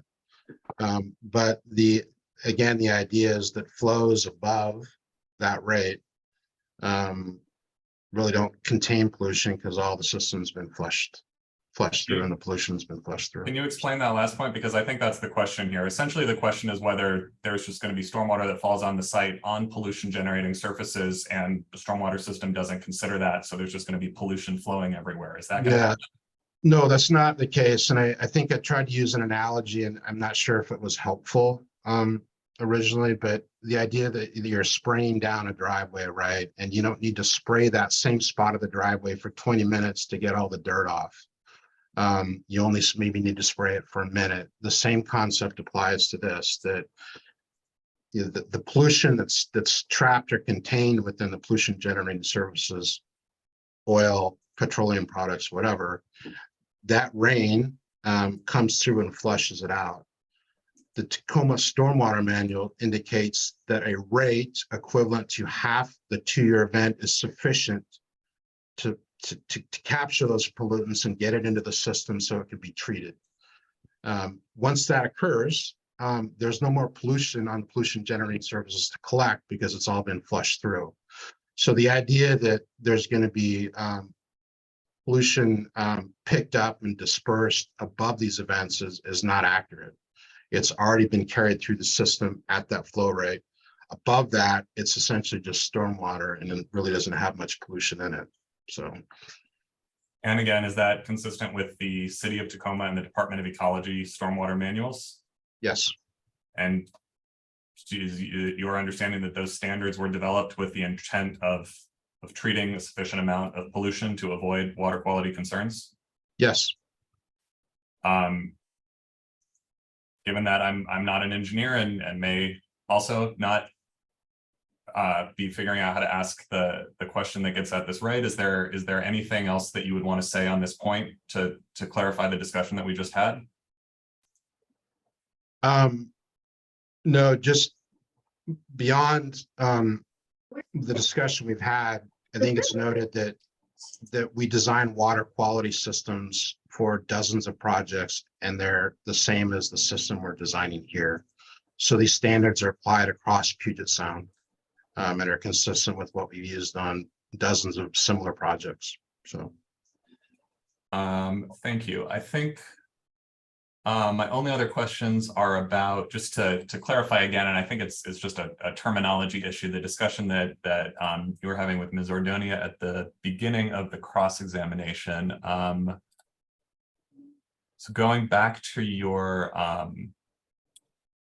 stormwater site plan, exhibit C16 at PDF 39, looking at the words Basin A up at the top here, do you see that? Yep. And then going back to the diagram at page 17, is Basin A the area or the areas that contribute flows to the downstream unit that is infiltration gallery A? Yes. And is infiltration gallery A what is sized to accommodate the 50-year event under the continuous flow model that you were discussing earlier? Yes.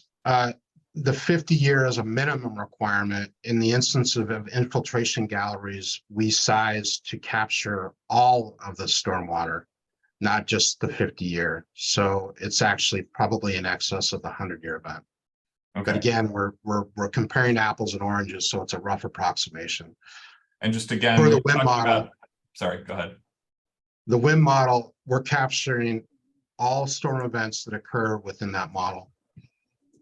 And when you say apples and oranges, just to clarify, I think you're referring to how this discussion arose, which is there was a comparison that was raised between the statement that the conveyance system is sized for a 100-year event and this infiltration gallery is Yes. sized for what you said is in excess of a 50-year event. And you're saying that the models that you use to size those according to the stormwater manual prescribed methodology, those are Yes, different that's correct. models?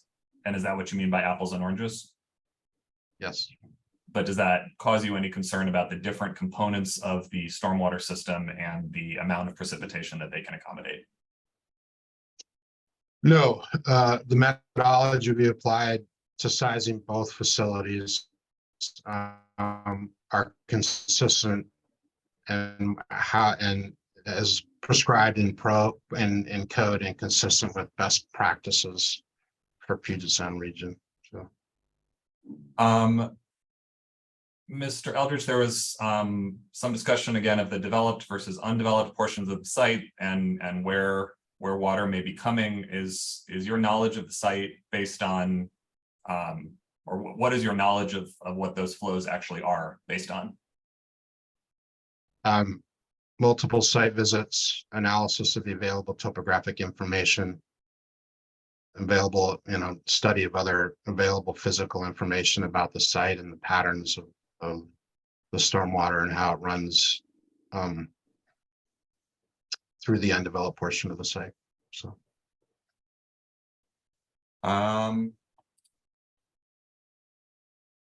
I believe that's all my questions. Thank you, Mr. Eldridge. you're welcome. All right, so the usual then, whether Mr. Eldridge stays or not, Mr. Carpenter, you wanting him to stay? That is up to him. Thank you, Mr. Eldridge. Okay, so Thank you. from my perspective, you're free to go too if you choose to do so. And yeah, the applicant may call its next witness. We would call Ben Wright, please. Good morning. Good morning. Would you raise your right hand on the screen, please? Do you swear and affirm that the testimony you're about to give as part of this hearing today will be the truth, the whole truth, and nothing but the truth under penalty of perjury? I do. All right, Mr. Carpenter, you may inquire. Thank you, Mr. Examiner. I'm sorry, it may just take me a minute to pull up my next set of exhibits. Well, Mr. Wright, I'm going to pull up your resume in a second, but as I'm doing that, could you please give us a summary of your education and professional experience? Yeah, I have a bachelor's degree in genetics and cell biology, and with a minor in ecology from Washington State University, and I have a graduate certificate in fisheries management from Oregon State University. And I've been a fisheries biologist in the Pacific Northwest region for over 20 years, doing all kinds of different infrastructure projects. I worked for the I worked for the federal government for about 18 years, working on federal highways projects and long-term ecological monitoring of limnetic systems, riverine systems, and climate, amongst other things. I've been consulting for the last 5 years. Thank you. I am showing you now exhibit B9, and I'm on PDF page 9. Is this the compilation of professional background of some Soundview employees who worked on this project that Mr. Pickett was discussing the other day? Yeah. And is this page of that, page 9, a summary of your professional background? It is. Mr. Wright, could you please, in addition to what you were just discussing, could you tell us a little bit more about your experience specifically working on fish and fisheries issues? Yeah, fisheries issues. I've been involved in research with the Park Service for a long time in long-term monitoring and construction compliance for their infrastructure projects prior to becoming a consultant. Since being a consultant, I have been managing and reviewing projects of this type for the last 5 years, and working on biological evaluations, mitigation plans, and the like. Thank you. From your professional work, Mr. Wright, are you familiar with 6PPD? Yes, I am. And did you hear Mr. Dixon's testimony on the subject? I did. The other day. Did you agree with Mr. Dixon's description of the difference between 6PPD and 6PPDQ? Yes, in general, yeah. And I'll just represent that I may end up speaking about them interchangeably. I don't mean anything by that distinction necessarily. Please clarify if that's important to your answer. Okay. In addition to the distinction between those two chemicals, did you agree with Mr. Dixon's general description of what 6PPDQ is and how it can affect some fish species? Yes, I did, generally.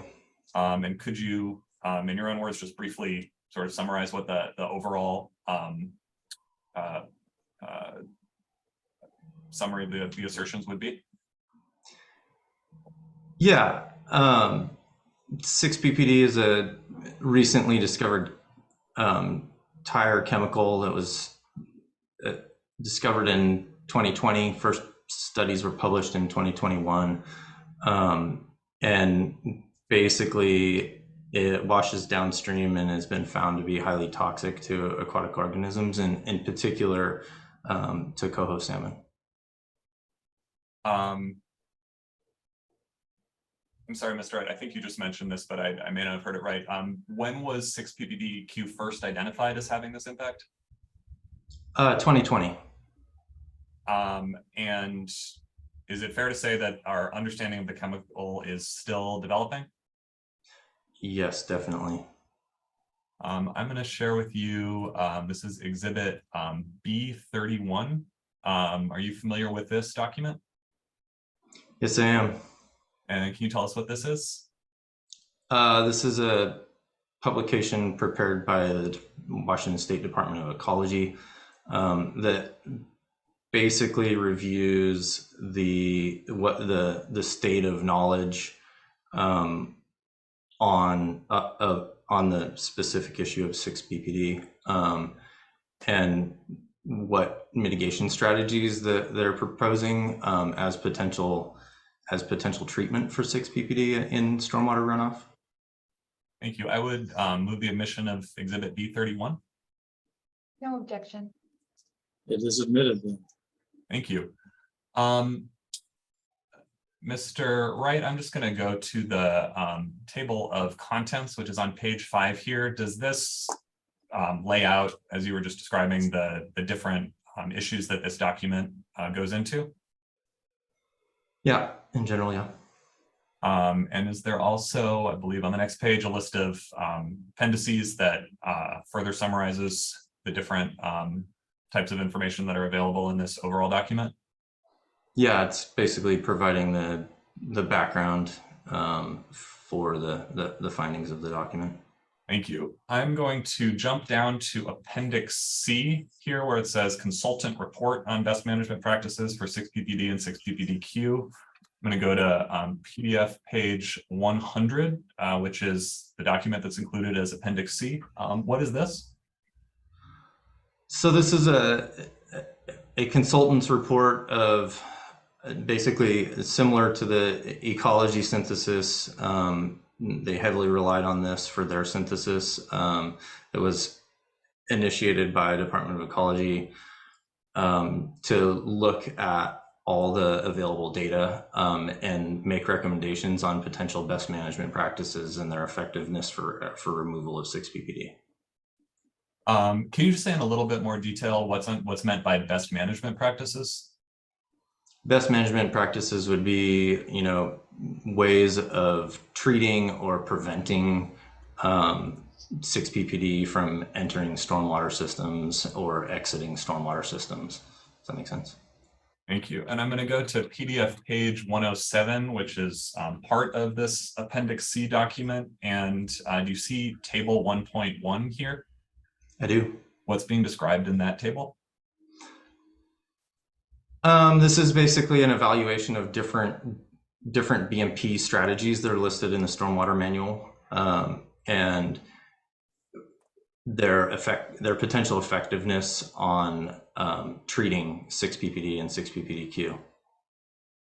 And just to make sure this is clear, when you say these are BMPs that are described in the stormwater manual, what's the relationship between the stormwater manual and this document? What is this inquiry looking at? This inquiry is looking at potential future recommendations to the stormwater manual, based on currently available data, because the stormwater manual is frequently updated. That's what this is evaluating. Does this also examine the effectiveness of some BMPs that are currently prescribed by the stormwater manual? Yes, it does. Most of these are already, I think all of them are already in the stormwater manual. And so looking in the box that's at the second from the left and the second from the top, beginning with the word dispersion, can you please read or paraphrase what's being stated in that box? Yes, dispersion, infiltration, and some biofiltration BMPs that use bioretention soil media or compost where the underlying soils meet soil suitability criteria, or BMPs that provide the treatment process absorption. And is that identified here as having a high treatment or prevention potential? It is. And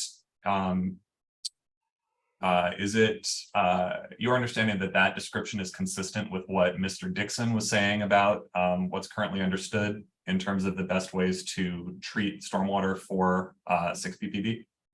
It is. And did you hear Mr. Eldridge's testimony earlier describing the on-site stormwater system that will be constructed for this project? Yes, I did. And are you familiar with the Department of Ecology Enhanced Water Quality Treatment Systems, and specifically with the biopod mechanism that Mr. Eldridge was describing? I am. And is it your understanding that the biopod mechanism will provide water quality treatment that is consistent with what's described in this box in table 1.1 that you were just reading from? It will.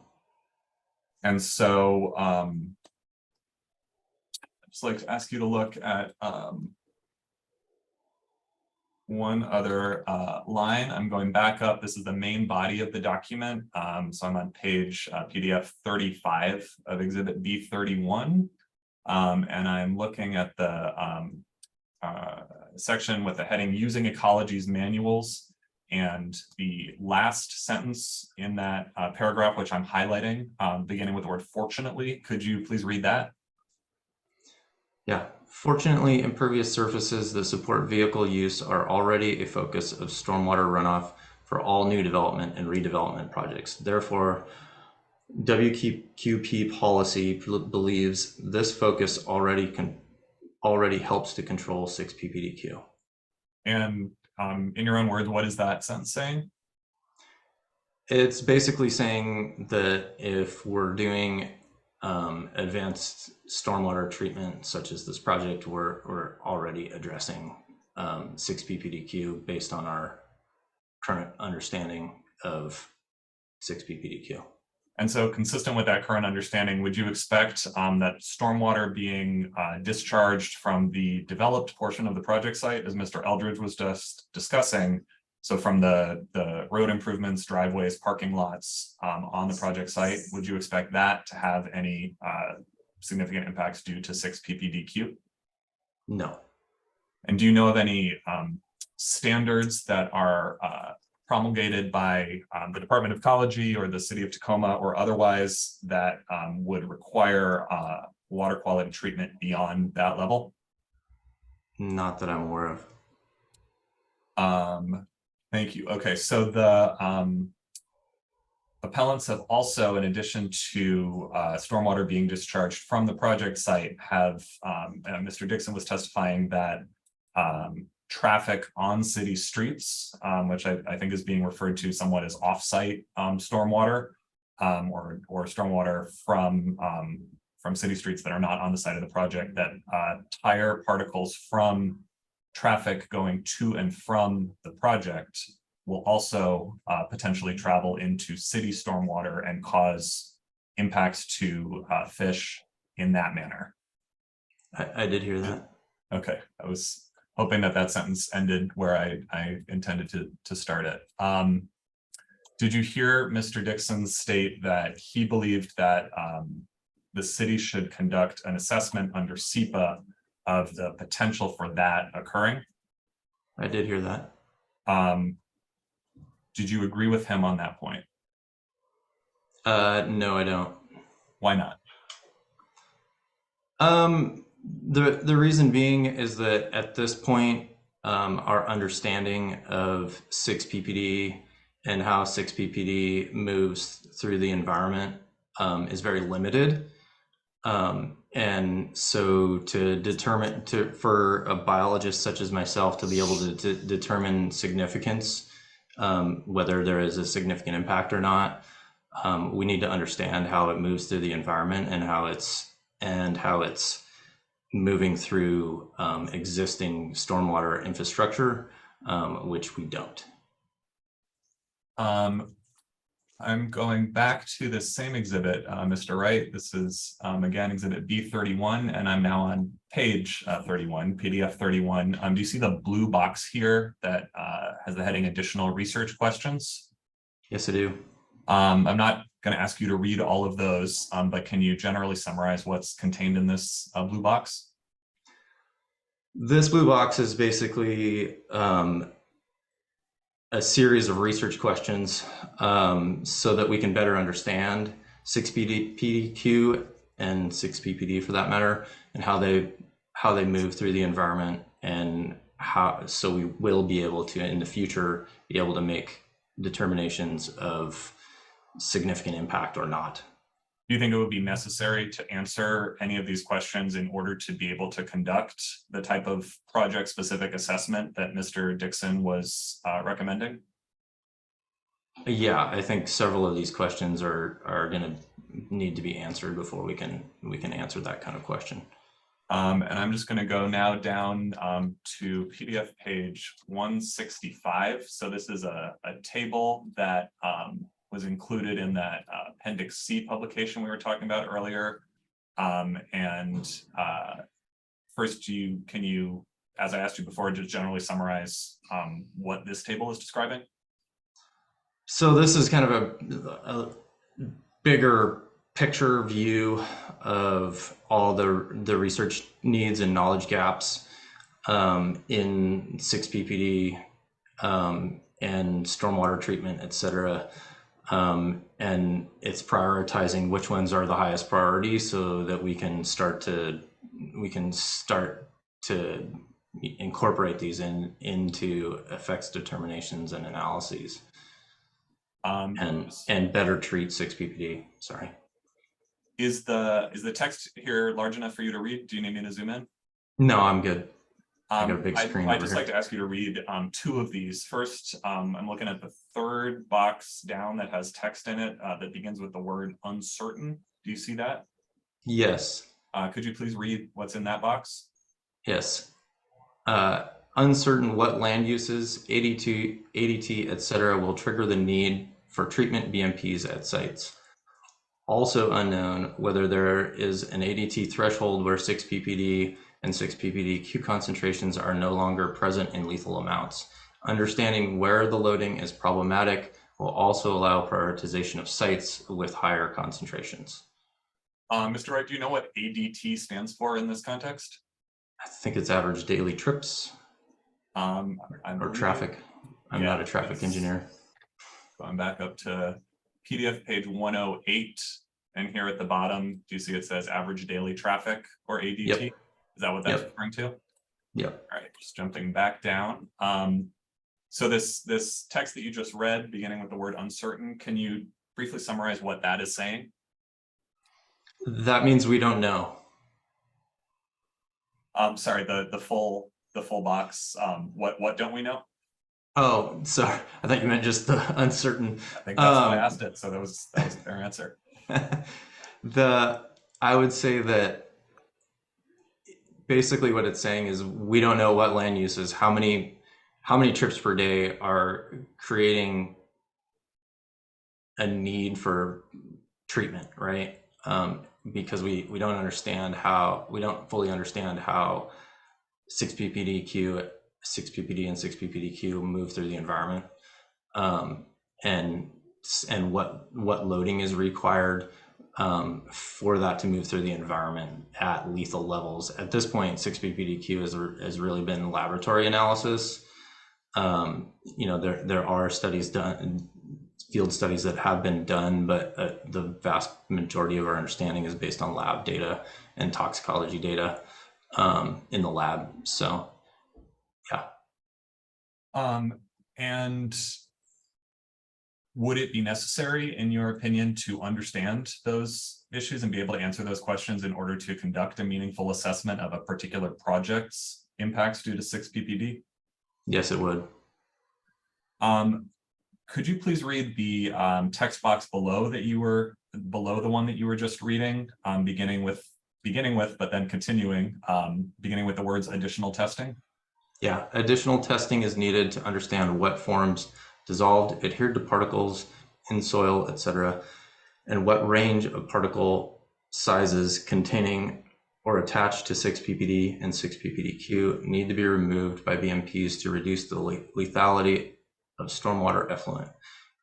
It will also be helpful to understand which form the contaminants are typically transported.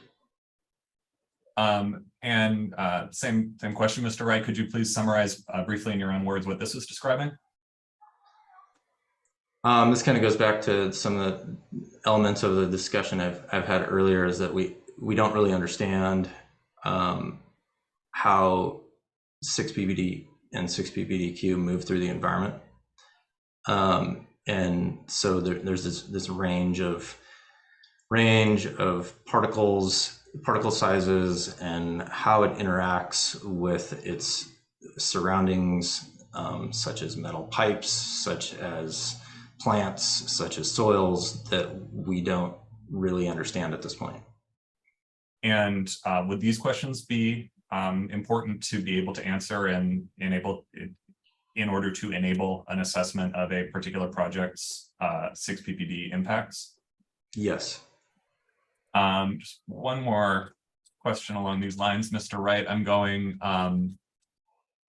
sorry, I went to the wrong page. I'm going to page 106 of exhibit B31. And so this is still in that Appendix C publication, and I'm looking under the section with the heading Findings Summary and the second bullet from the bottom, beginning with the words conflicting research. Could you please read that? Yes.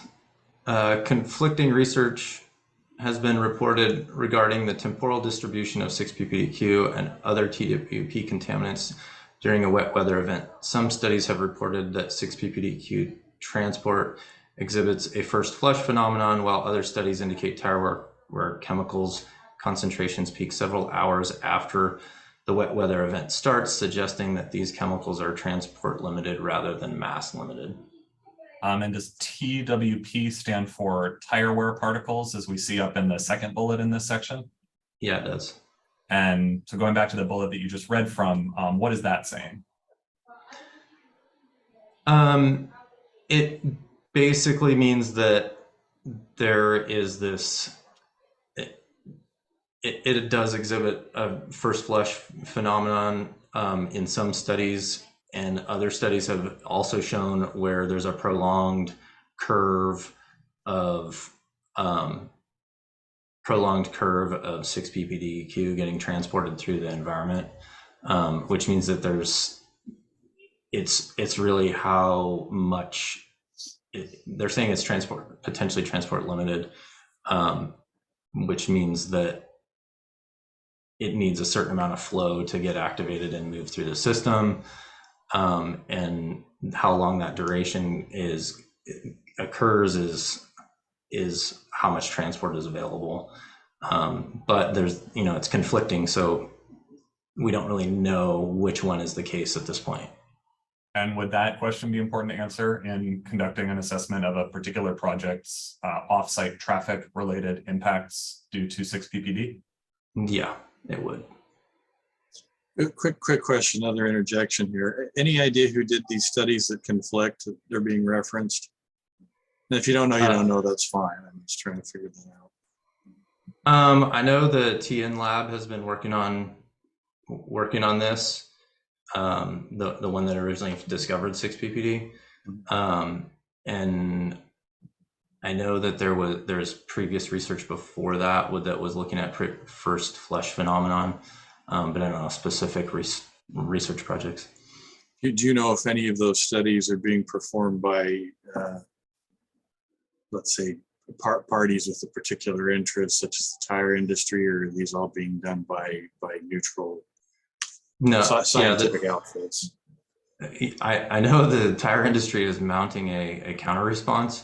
However, the research that's been utilized by Department of Ecology is through WSU, and so yeah, it's university research. So state's funding it too as well. Thank you. I'm sorry for the interruption. It's okay.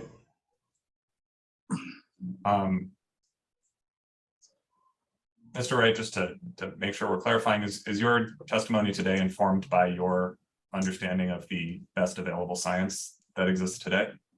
It is. And about 20 years of experience as a fisheries biologist working in the Pacific Northwest. Thank you. Mr. Eldridge, I'm sorry, Mr. Wright, and I'm sorry if I do that again. I am now going to pull up exhibit A11,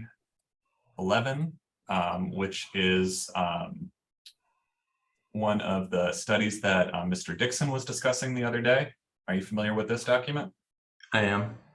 And I'm going to go down to PDF page, sorry, the way this loaded, PDF page 4. And I'm looking in the right-hand column at the sentence that begins with the words, since the initial identification. Are you able to read that? Yep. Could you just read that question, or that sentence, please?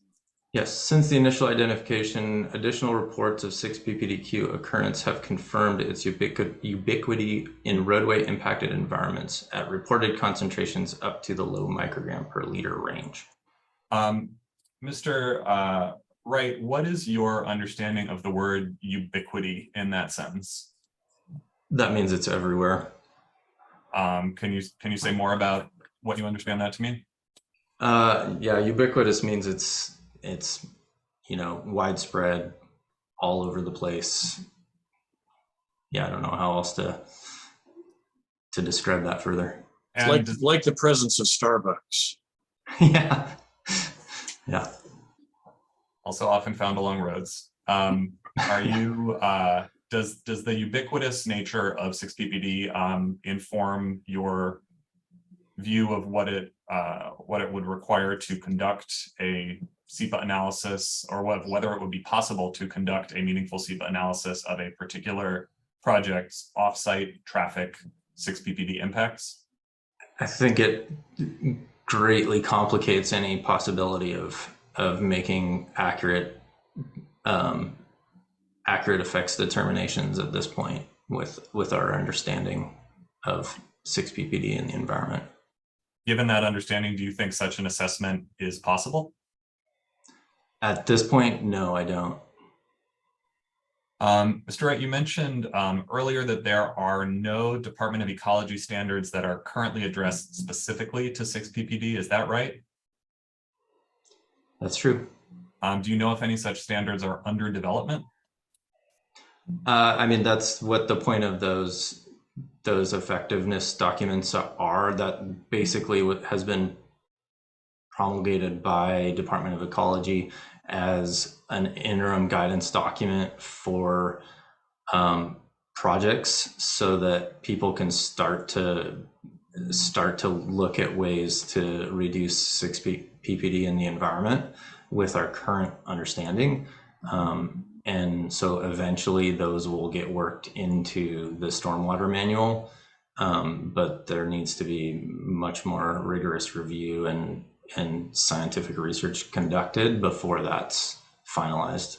And Ecology's working on it currently. And I'm just going to pull up again. This is Exhibit B31, and I'm on PDF page 42. And I'll just read the sentence I'm highlighting. Says the 2024 reissuance of the municipal stormwater permits, as well as future updates to other relevant stormwater permits and to Ecology's manuals, will provide the most updated information and practicable implementation framework possible. Did I read that accurately? Yes. And is that what you were just referring to? Yep.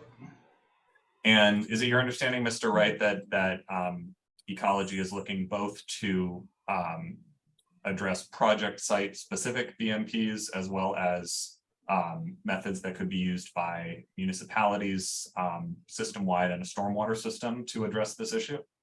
Yep, they are. And was it your testimony earlier that to the extent, well, I'll leave that for a second. I want to ask you, Mr. Wright, just to go into one more aspect of this issue, which is the specific characteristics of this project site and the Flat Creek watershed that Mr. Dixon was discussing, and that I believe Mr.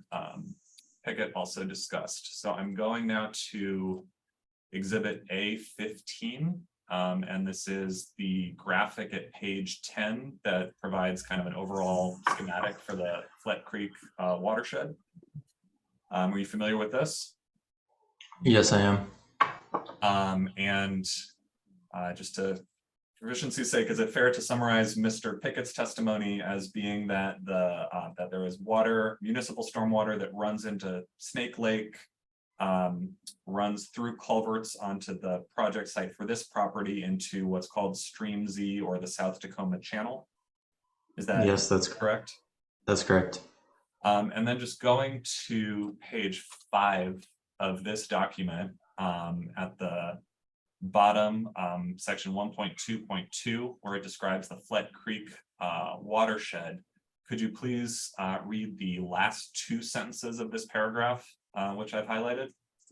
Yep.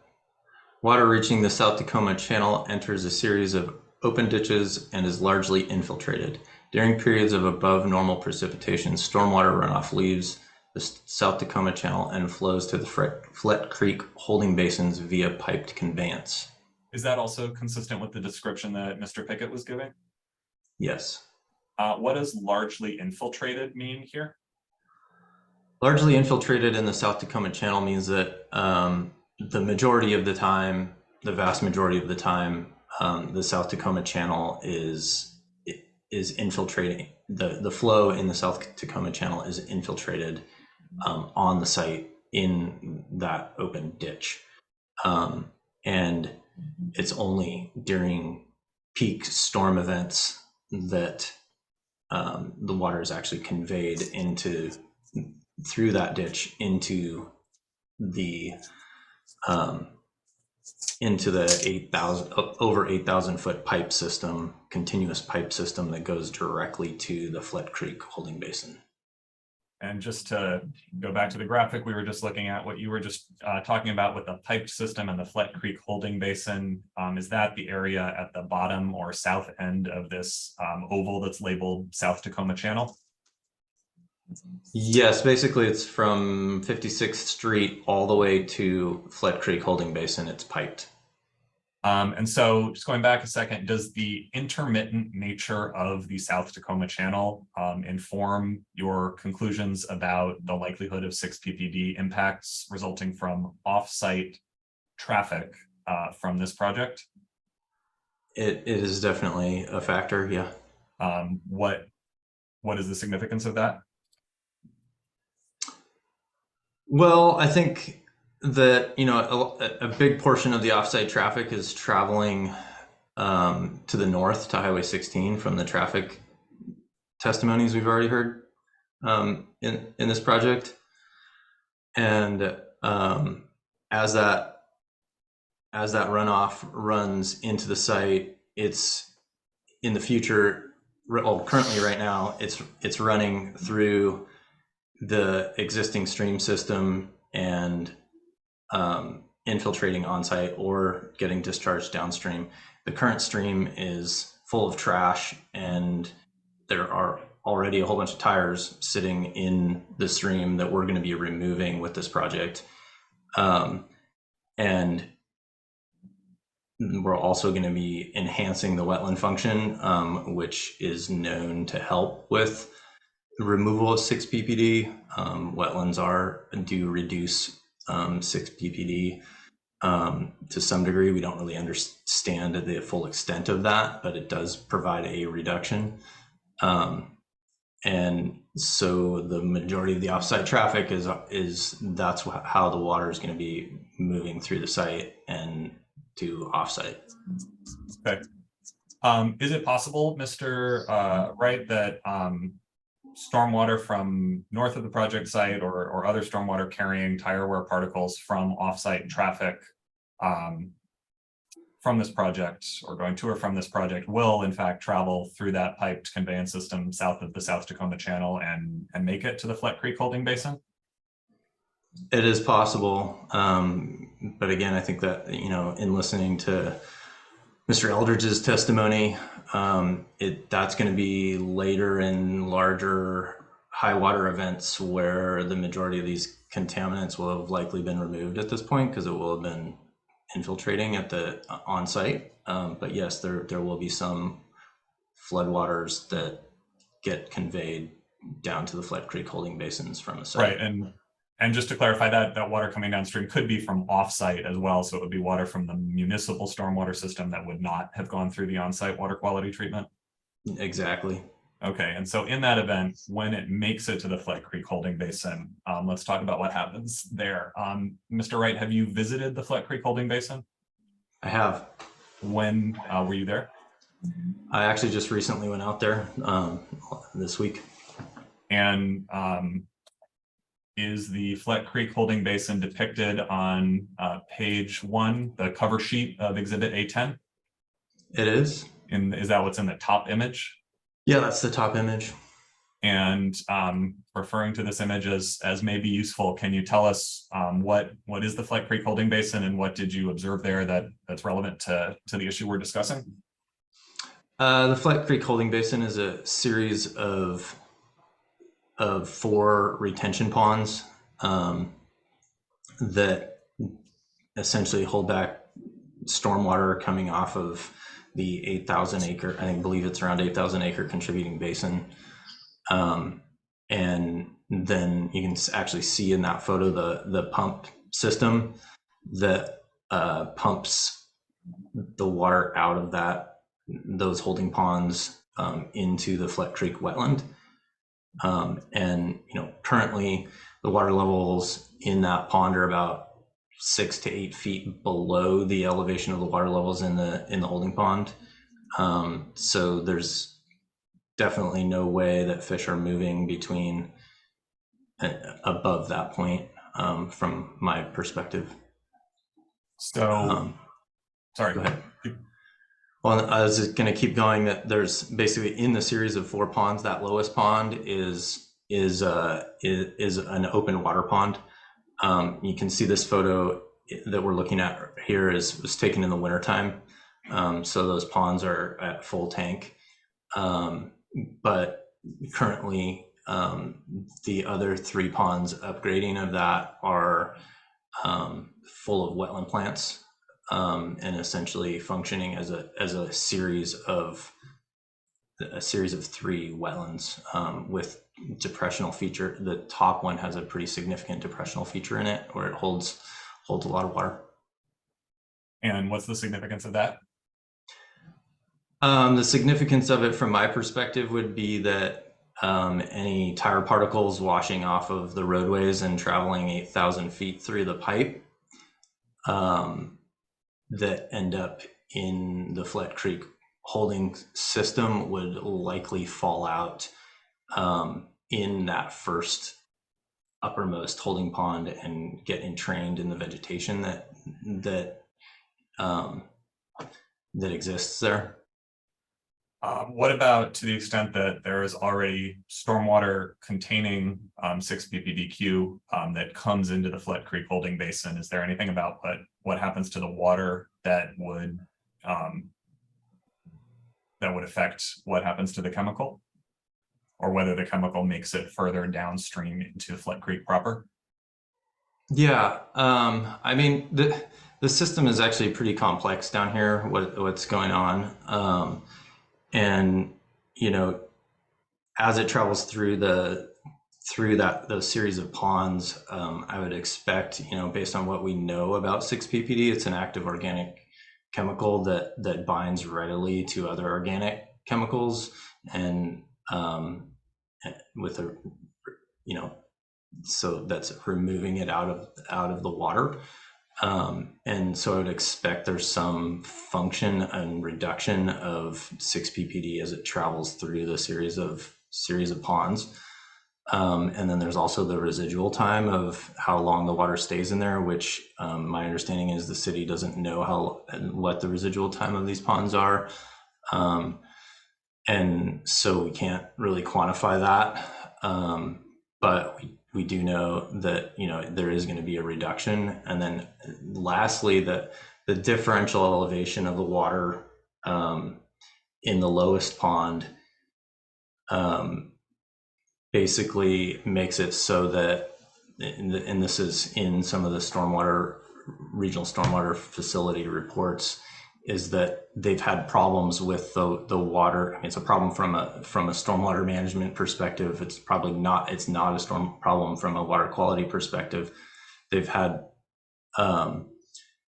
issues with, because the water level in the wetland is higher than the water level in the stormwater pond. The water infiltrates through that dam you see at the bottom of the stormwater pond back into the stormwater pond. So that's why they're continually pumping up into the higher wetland elevation. So there's also some level of stormwater contaminant treatment going on there at the wetland stormwater pond interface that we don't really understand, and I don't even know how we would even study that. I mean, I'm sure there's stormwater folks that could figure that out at some point down the road, but I don't think there is no understanding of that currently. I want to go, Mr. Wright, you were talking about residence time. I want to go to page 105, PDF 105 of Exhibit B31, and we're still in this document that's Appendix C, and I'm looking at the very last bullet point on this page. Could you read, please, just the first sentence that I'm highlighting here? The degradation of 6-ppd appears to vary in different environmental media, with sources reporting short half-lives of a few hours in biologically active water and longer half-lives to nearly a year in sediment, soils, and water.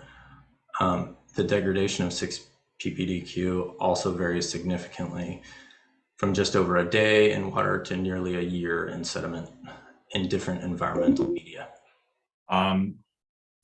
Mr. Wright, what's the relevance of the statements in this bullet to what you were just saying about water residence time?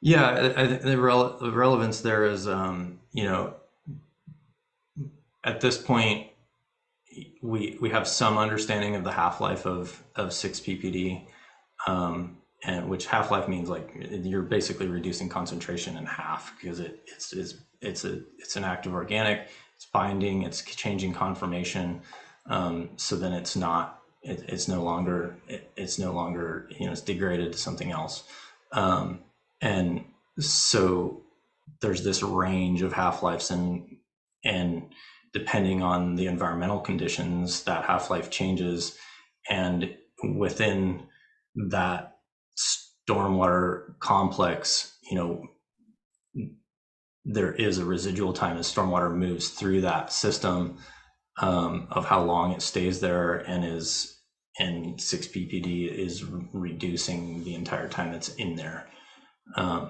So the concentrations of 6-ppd would be expected to be reducing. Quick question, if I may interject there. I hope this isn't something you're going to ask anyway, Mr. Carpenter. If it is, I apologize. With that short half-life, do we know, as the 6-ppd degrades, does it become less toxic as it degrades, or do we know that? That's, if you go back to the list of questions, that's one of the questions. Yeah, you're hitting the nail on the head there. There's still a lot of questions in that realm, right, that we don't understand yet. Okay, fair enough. Yeah. Would it be, if I could try, and please correct me if I'm wrong here, Mr. Wright, just would it be fair to say that we don't know exactly how much it needs to degrade, but that it would be less toxic at lower concentrations, although we're not exactly sure what levels those are? Yeah, I think that's fair to say. Just a couple more things I want to ask you here. What's the significance of the phrase biologically active water here? Biologically active water means that there's stuff growing in it, right? So, you know, think algae, think, yeah, I mean, that's really what I think of as algae, but also, you know, plant life is also going to be able to bind with 6-ppdq. So, and was the water that you observed in the Flat Creek holding basin biologically active water? oh yeah. It looks like, Mr. Wright, like there's some uncertainty here. It says longer half-lives of nearly a year in sediment. Does that, I guess, conflict with what you're saying about what you would expect the Flat Creek holding basin to accomplish? I don't think it necessarily conflicts. I think that's an interesting statement. I'm not sure what ecology is going with there, because it's, my thinking is that what they're talking about is the sediment in like a stream bed, which would be more of an inorganic sediment, because I would expect half-lives in an organic media. That's why they're saying that the best filtration method is running it through an organic soil or a compost mix. So I would expect the half-life to go down in that type of soil media. Does that make sense? I think so. Even if it's in water. Yep. And just the second sentence in this paragraph where it's talking about 6-ppdq as opposed to 6-ppd, is it your understanding that biologically active water is also a relevant consideration for 6-ppdq? Oh yeah. Mm-hmm. Thank you. Anything else you'd like to clarify about what's in here that I haven't asked? Nope. Thank you. Mr. Wright, given the discussion that we've just been having about path that water travels and the half-life factors, have you performed any quantitative analysis or modeling to support the statements that you've made about what's likely here? No, I haven't. Are you stating that it is impossible for tire particles from offsite traffic from the project to travel downstream in a way that would convey 6 ppd downstream? I wouldn't say it's impossible. Are you? I would say it's highly unlikely if it's within the upper Fleck Creek Basin. As far as particulate goes, suspended chemical, I don't think we really understand that well enough yet to determine that. Okay, and is it fair to say that as I was asking earlier in terms of water making it off our site, there is some water that comes at some times all the way downstream from north of our project site into Fleck Creek proper? Yes, there is some water, yeah. And so are you stating that you're certain about the possibility of impacts given the factors that you've discussed?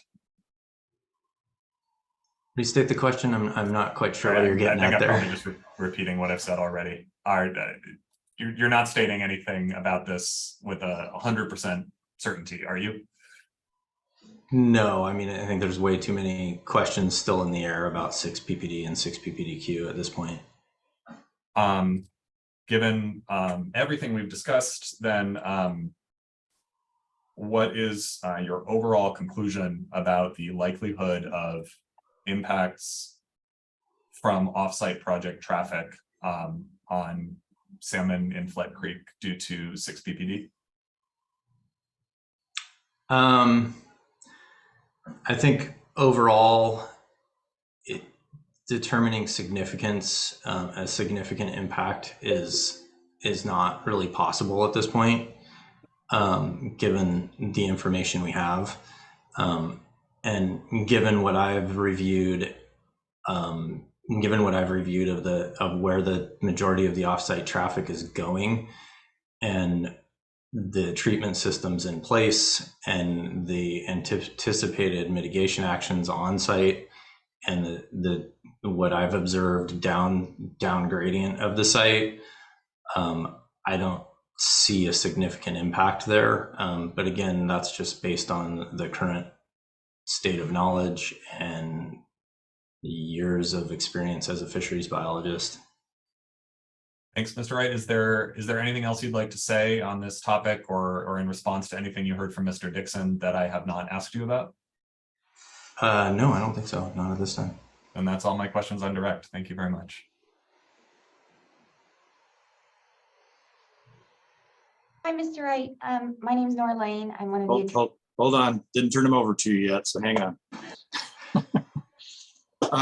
It is 11:10. We've been going again for in excess of an hour. We have not taken a 10-minute break this morning. I know that we're only 50 minutes until the lunch break, but we're going to break for 5 minutes here. Everybody's going to recharge your brain and whatever else for 5 minutes, and then we'll take up cross at 11:15 and see where we get to before lunch. So quick 5-minute here.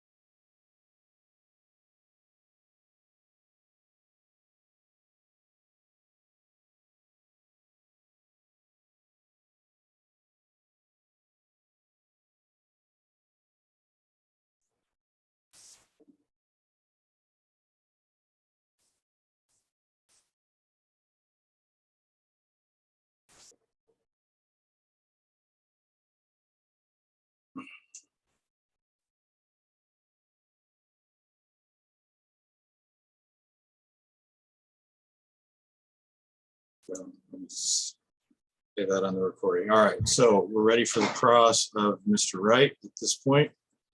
And let's go ahead with that.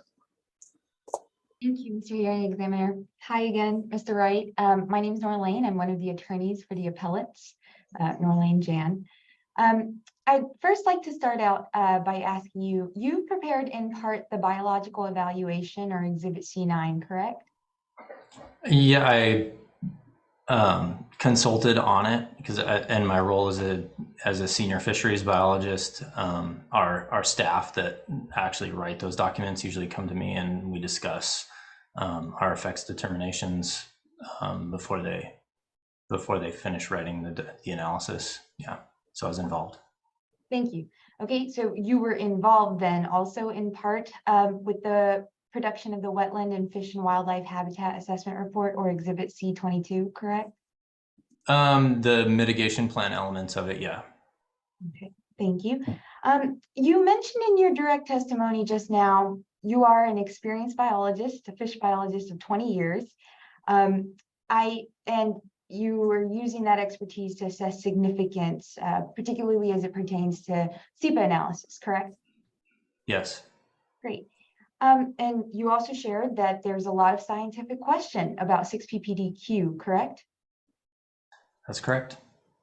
And much of that scientific question, it includes environmental transportation and environmental presence of 6-ppdq, correct?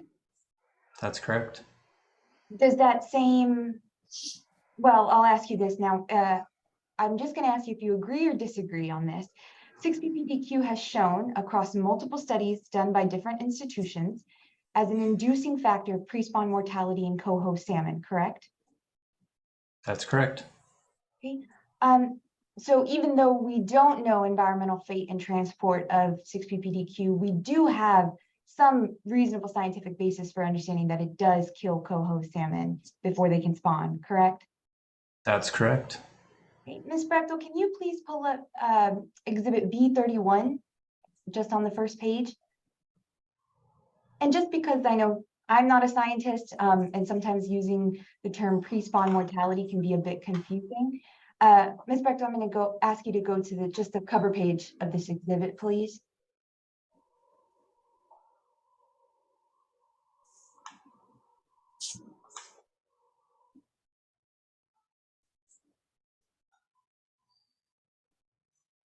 And I believe I'm asking for B31.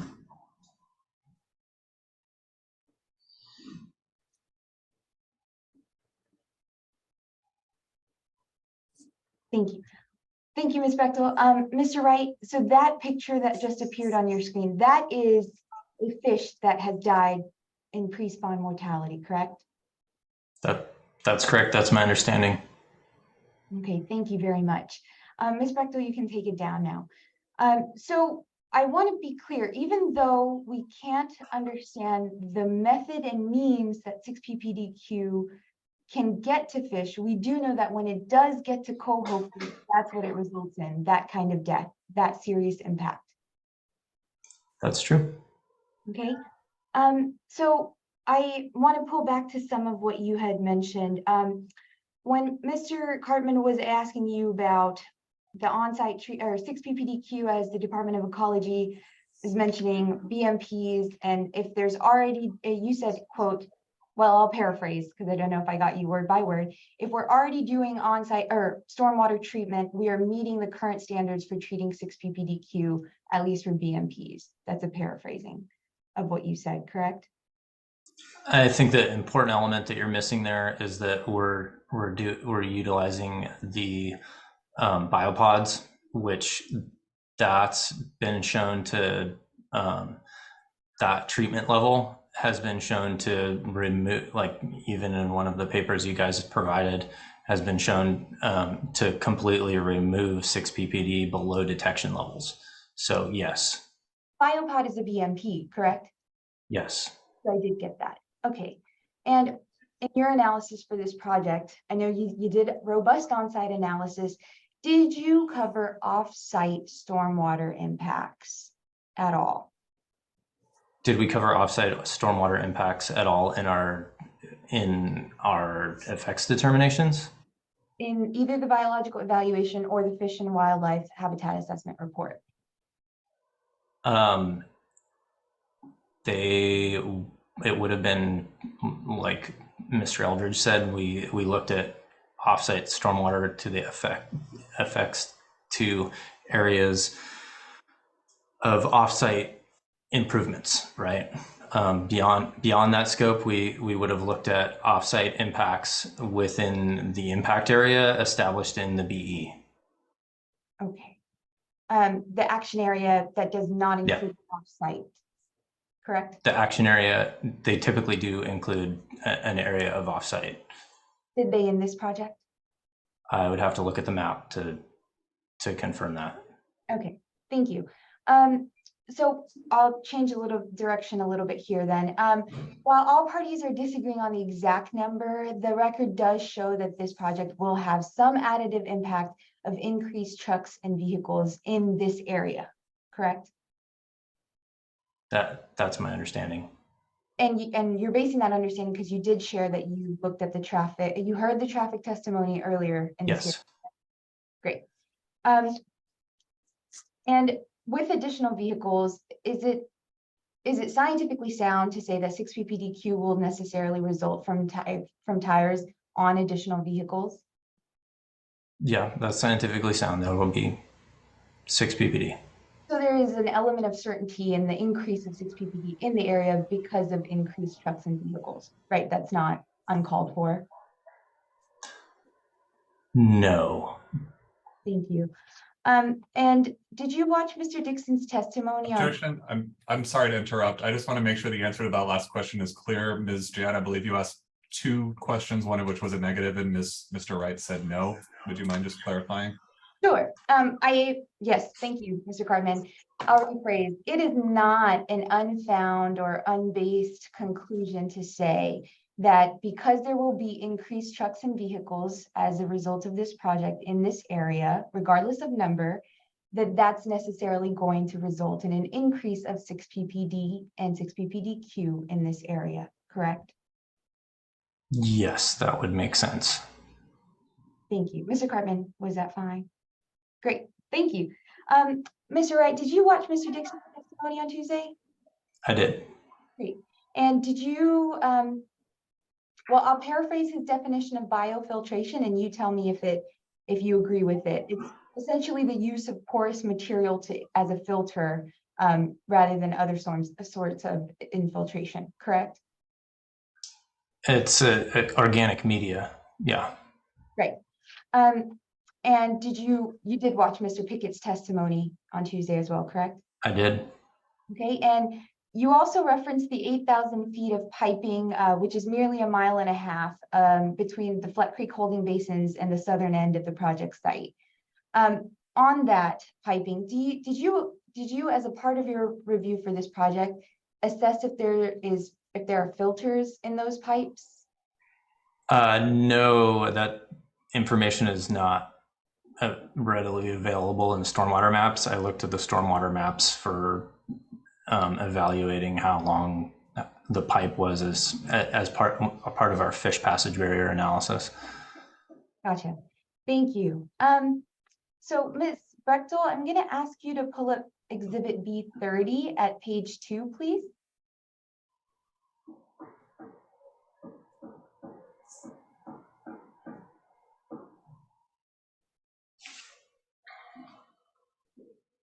And Mr. Wright, can you see that bullet that's highlighted for me?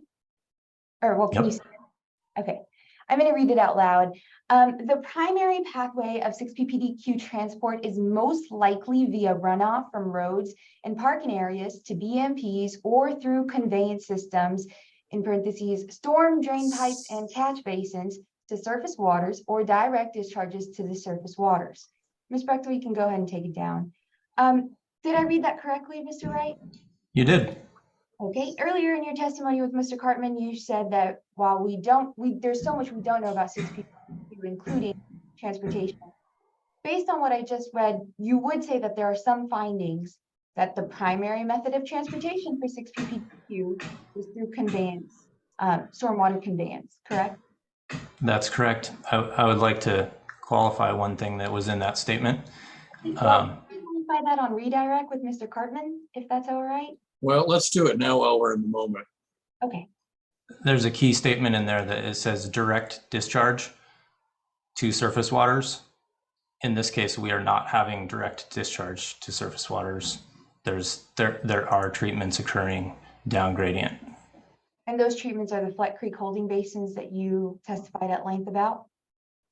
There's multiple places where treatments occurring. Our mitigation site, for example, the channel on site where it infiltrates, and Sorry, the Flat Creek holding basins. So yeah, there's multiple treatment locations. the last one you just said is off-site and the other one you said is on-site, correct? Yes, but it's treating off-site water. Okay, fair enough. Okay, so in one of your questions, I think I'll get ready to wind down here. In response to Mr. Cartman's question about the uncertainties of 6 PPDQ, you answered kind of a compound answer. You said it's the conveyance of stormwater to Flat Creek, which has salmon bearing waters, particularly coho. You said it's highly unlikely particles will transport, and then you said we just don't know enough to understand that yet. In a simple answer, could you tell me, is it highly unlikely or is it that we don't know because there's not enough information? I think you missed one piece of the statement there. The piece of the statement that you missed was that I said it was highly unlikely that particles like particulate matter, in Mr. Dixon's testimony, he portrayed that particulate matter would make it to salmonid bearing waters. And I was saying that we don't understand once it's in solute, once it's dissolved in solution, that's the piece that we don't understand, right? So a particulate piece would not make it. Not how you were, that wasn't the types of question you were responding to. You said when Mr. Cartman asked you about particle transport through conveyance, such as piping, you said it's highly unlikely, and then you followed that by saying, we just don't know enough to understand 6PPDQ's transport yet. Which is it? Yeah. Yeah, and I'm qualifying the way that I answered that. Let him answer the question. I'll tell you right now, this is not TV. We don't play TV lawyer where you can cut him off and say, all I want is a yes or no and try to trap him into it. If he needs to explain, he's going to explain. And the same is true of anybody's witnesses. I didn't let anybody get cut off during the appellant's presentation for that either. The answer needs to be the answer. Even if it's not the answer you were expecting, the answer is the answer. And if he needs to explain, he's going to explain. All right, so go ahead. Basically where I was going with that, and that's what I was trying to say before, was that I think it's highly unlikely that particulate matter would make it out of the first basin in the Flat Creek holding pond. However, 6-PPD in solute, we don't understand the dynamics of how it's moving through the environment well enough to know if it would make it through the whole system and through the Flat Creek wetland to salmonid bearing waters. That's what I was trying to say. Thank you, and my apologies for not letting you qualify your statement. In your review, Mr. Wright, did you look at the applicant's stormwater site plan, Exhibit N to the MDNS? So can you clarify that? Sorry, Exhibit N to the MDNS, which was the stormwater site plan. Did you review that in any of the responsibilities here? Yes, I've reviewed that. Okay, Ms. Brechtel, can we go ahead and pull up the stormwater site plan? And it's Exhibit C16, if that helps.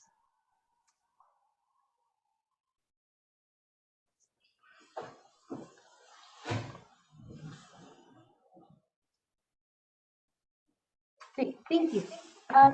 Mr. Wright, just confirming, this is the document you reviewed in your roles and responsibilities for this project, correct? Yes. Okay. Ms. Brechtel, can we turn to PDF page 27, please?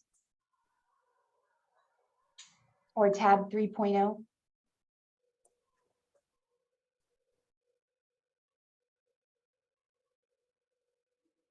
Oh, tab 3.0.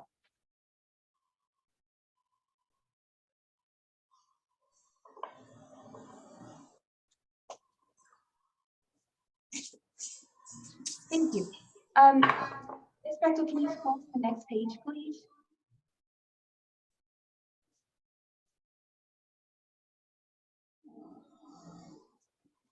Mr. Wright, that says this is the offsite analysis and qualitative analysis, correct?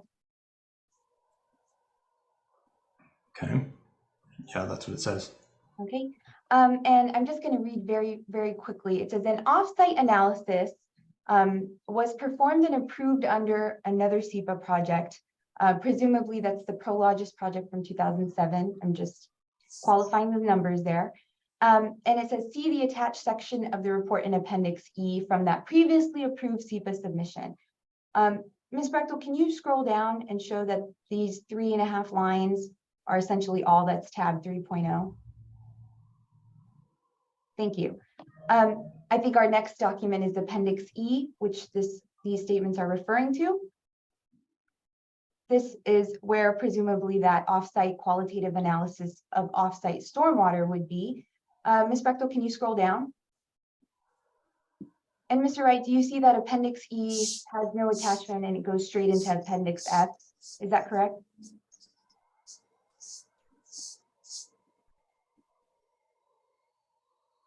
Yeah, I see that. Okay, thank you. Ms. Bechtel, you can take it down now. So does the record reflect an off-site qualitative analysis of off-site stormwater? No. Objection. There was a stormwater witness discussing the stormwater report that he prepared earlier. And I would either ask the questions be directed to him if we would need to recall him, or Okay, that I'll disregard the Well, question. it seems like we're glomming on to something that's effectively a typo or an omission here in what should have been attached. There's been a lot of testimony by the stormwater folks already. If somebody needs to testify as to why that wasn't included in whatever battery of the exhibits you have, and that needs to be added or examined, that should be addressed. I'm not sure that it has a whole lot of significance right now, just showing Mr. Wright that omission and having him acknowledge it. I don't know what that does to elevate that omission at this point. If there's record augmentation needs to be made for that Appendix E to come in, it's certainly incorporated by reference at this point, even if it was omitted. Whatever. I mean, we've seen that it's not in the battery of exhibits that Ms. Brechtel is throwing on the screen. So there we go. Thank you, Mr. Hearing Examiner. Mr. Wright, I have no further questions for you. So redirect, Mr. Karpman. first I wonder if Mr. Victor has any questions. Oh, Actually, yes. I Yes. do. In this instance, I do. Briefly, Go ahead. Mr. Wright, I'm Steve Victor, Deputy City Attorney for City of Tacoma. What I want to focus in on is the questions and testimony about whether the city should have tested for runoff, stormwater runoff from the tires of vehicles that were coming to the project site or had left the project site. And if you can't answer any of these, feel free, just say, I don't know. Would a fair way to characterize what the city has been identified as a city omission be to say a testing of stormwater runoff from roads?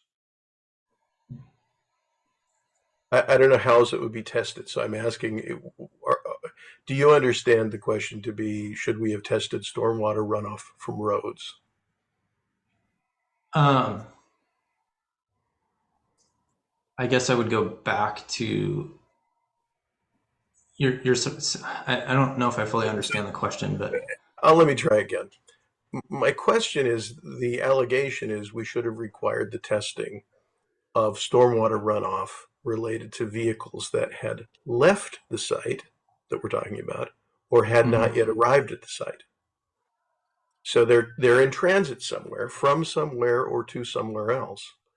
And my question is, would it be fair to characterize that as testing stormwater runoff from roads? Or is there another method that we would get at to test that runoff?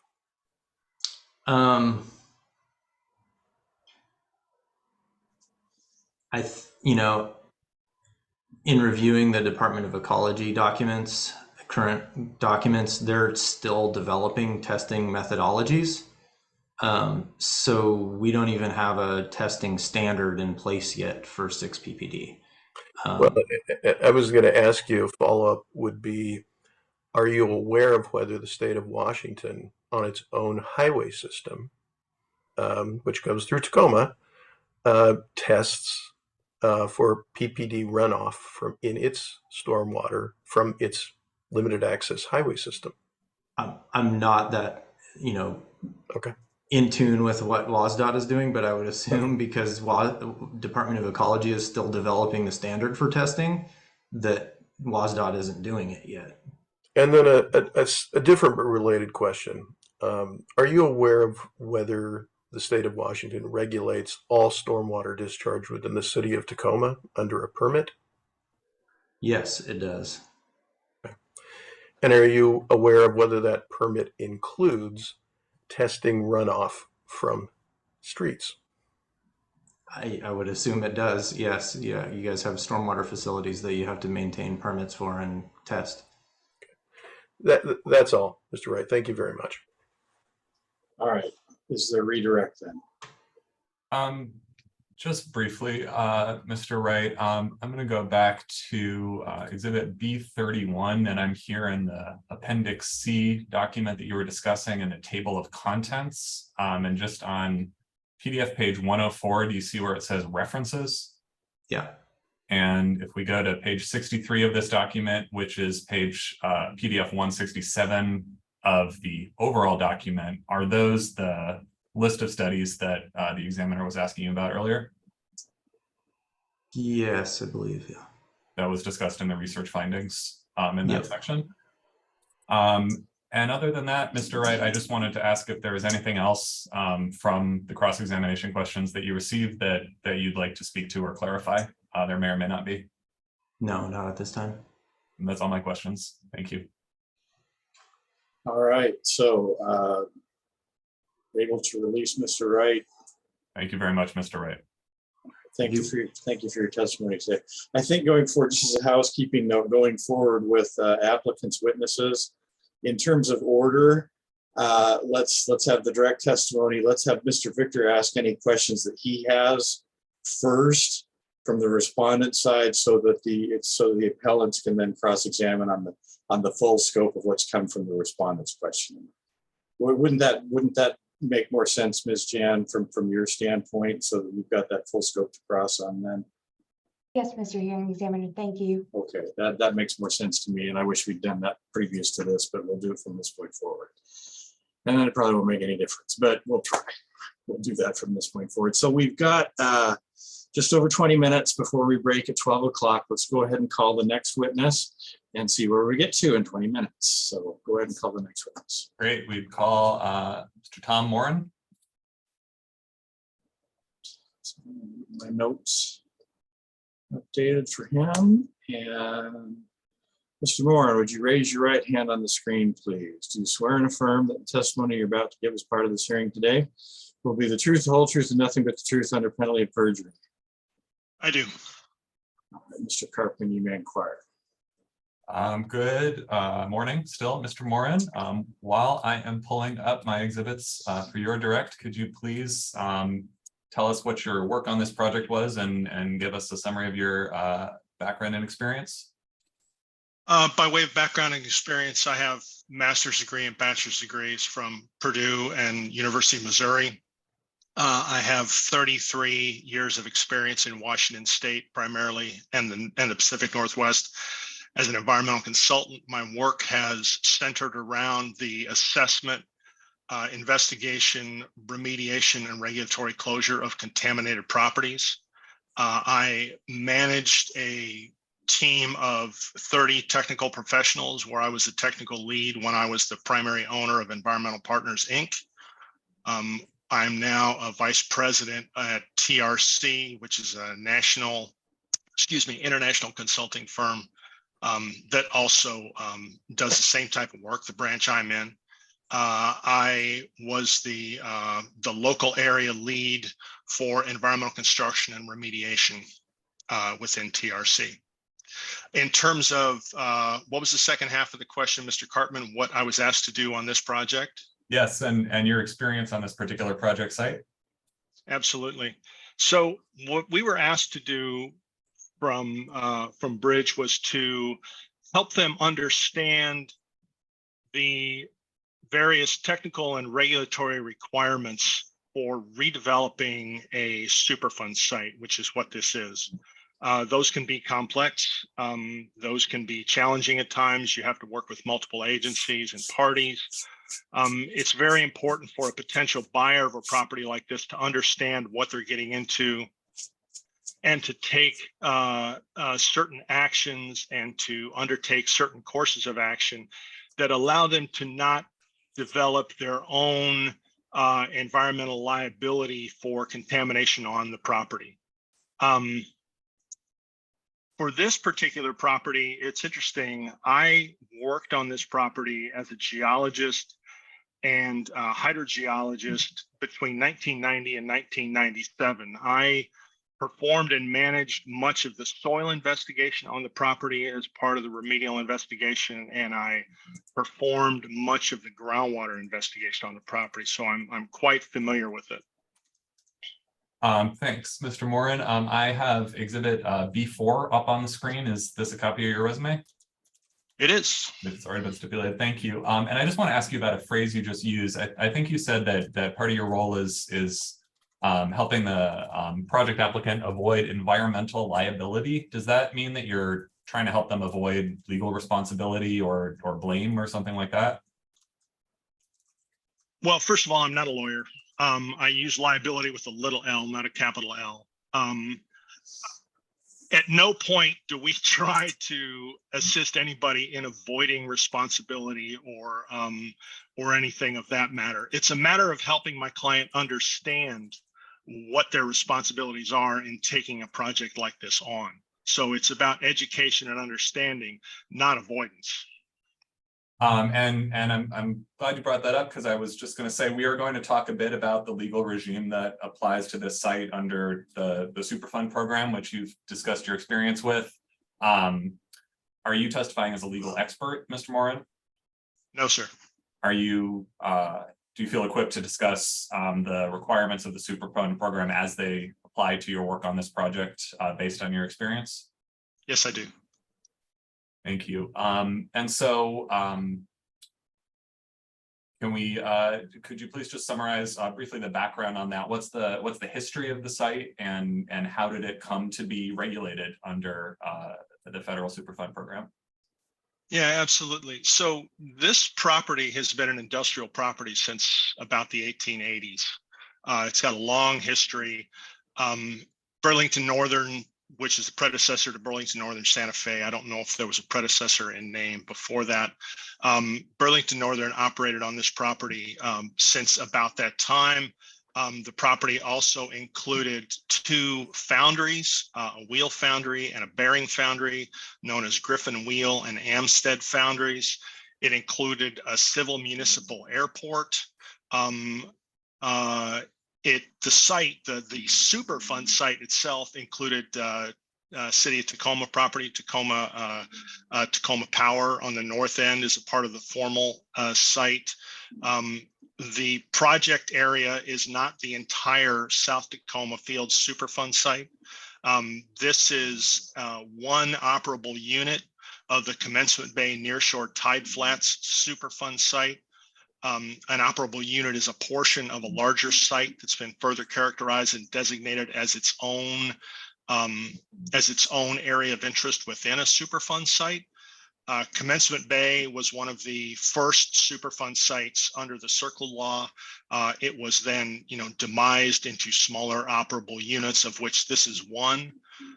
This property Again, the assessment of the property began in about 1990 after its designation as an OU, an operable unit. And that investigation continued through the mid 90s. And then eventually the development of consent decree, record of decision, consent decree, and then the implementation, selection of remedy, approval of remedy, and then implementation of that remedy, and eventually the regulatory closure of both the soil and groundwater units. So just to summarize a couple points from what you just said, Mr. Morin, I'm going to pull up a page from exhibit B29, and for the moment, this is just for the visual. We'll talk about what this document is, and I'll seek to introduce it in a second. But does this depict some of the areas on the property that we're discussing today that you were just going through? Yeah, again, the project area, the bridge property is a subset of this larger property. What you have here is a graphic from the institutional controls program to which the site is subject. The heavy black outline is the South Tacoma Field Superfund operable unit. The colored areas are different areas within that that relate to actions that were performed or historic activities and covenants that are on the property. This figure does not depict the portion of the project, the property that Bridge has acquired and is seeking to redevelop. I'm sorry, you said this does not depict that portion of the property? It's included within the darker black outline, but it's not separately outlined. It does not delineate it specifically? Delineated, sir. Thank you. Thank you. And so you mentioned, I think, a couple of aspects from the process of assessing a property under the Superfund program. Would you mind just sort of hitting the high points of what that process looks like on a site like this? Yes, so the general process is called the RIFS process, Remedial and Investigation Feasibility Study. The remedial investigation seeks to identify the types of contaminants, the fate and mobility of those contaminants, and the potential pathways associated with those contaminants on a property. That has to be characterized to a relatively high degree in order to satisfy EPA. EPA directed the what's called under the CERCLA law, the potentially responsible parties, or PRPs, of which BNSF was one, Tacoma, Tacoma City Light, or Tacoma Power, excuse me, Amstead, Griffin, Pioneer, Pioneer Supply, and a couple of others were PRPs, I believe, to the eventual consent decree. BNSF was the primary performing party with contributions from the others, but to go back directly to your question, the remedial investigation is very thorough. It looked at a lot of things on this property. The first step of that is to identify all the contaminants that could be present in different areas of the property through historical research, followed by physical sampling and analysis on the property of a broad suite of contaminants, and then looking at other things like how might people be exposed to those contaminants.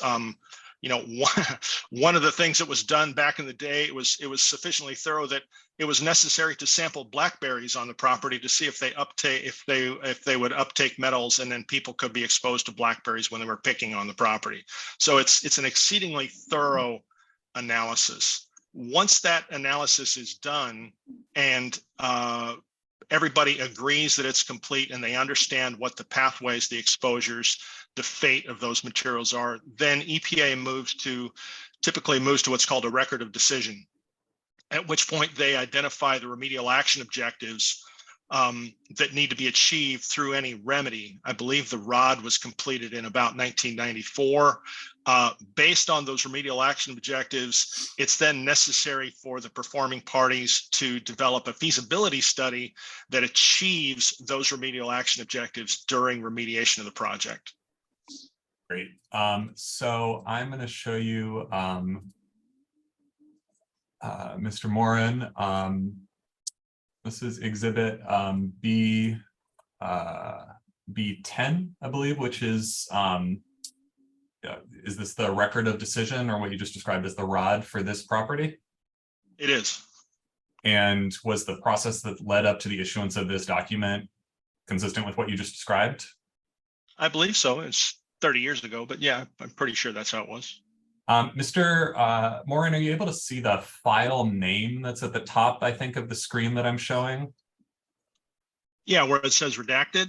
It does say redacted, and I wanted to ask you about that word. Do you know what that is referring to? I know what it means. I don't know what it refers to in terms of this document. I looked through this document and I noted that it has the EPA records custodian stamp on it, which means it's the official document. And I don't see any actual redactions in the document. If you go through it page by page, I didn't see anything redacted. I'm left with the belief, and we got this document ourselves from EPA. So I'm left to believe that that is simply an error in someone's file naming protocol. Thank you. I would move the admission of exhibit B10. No objection.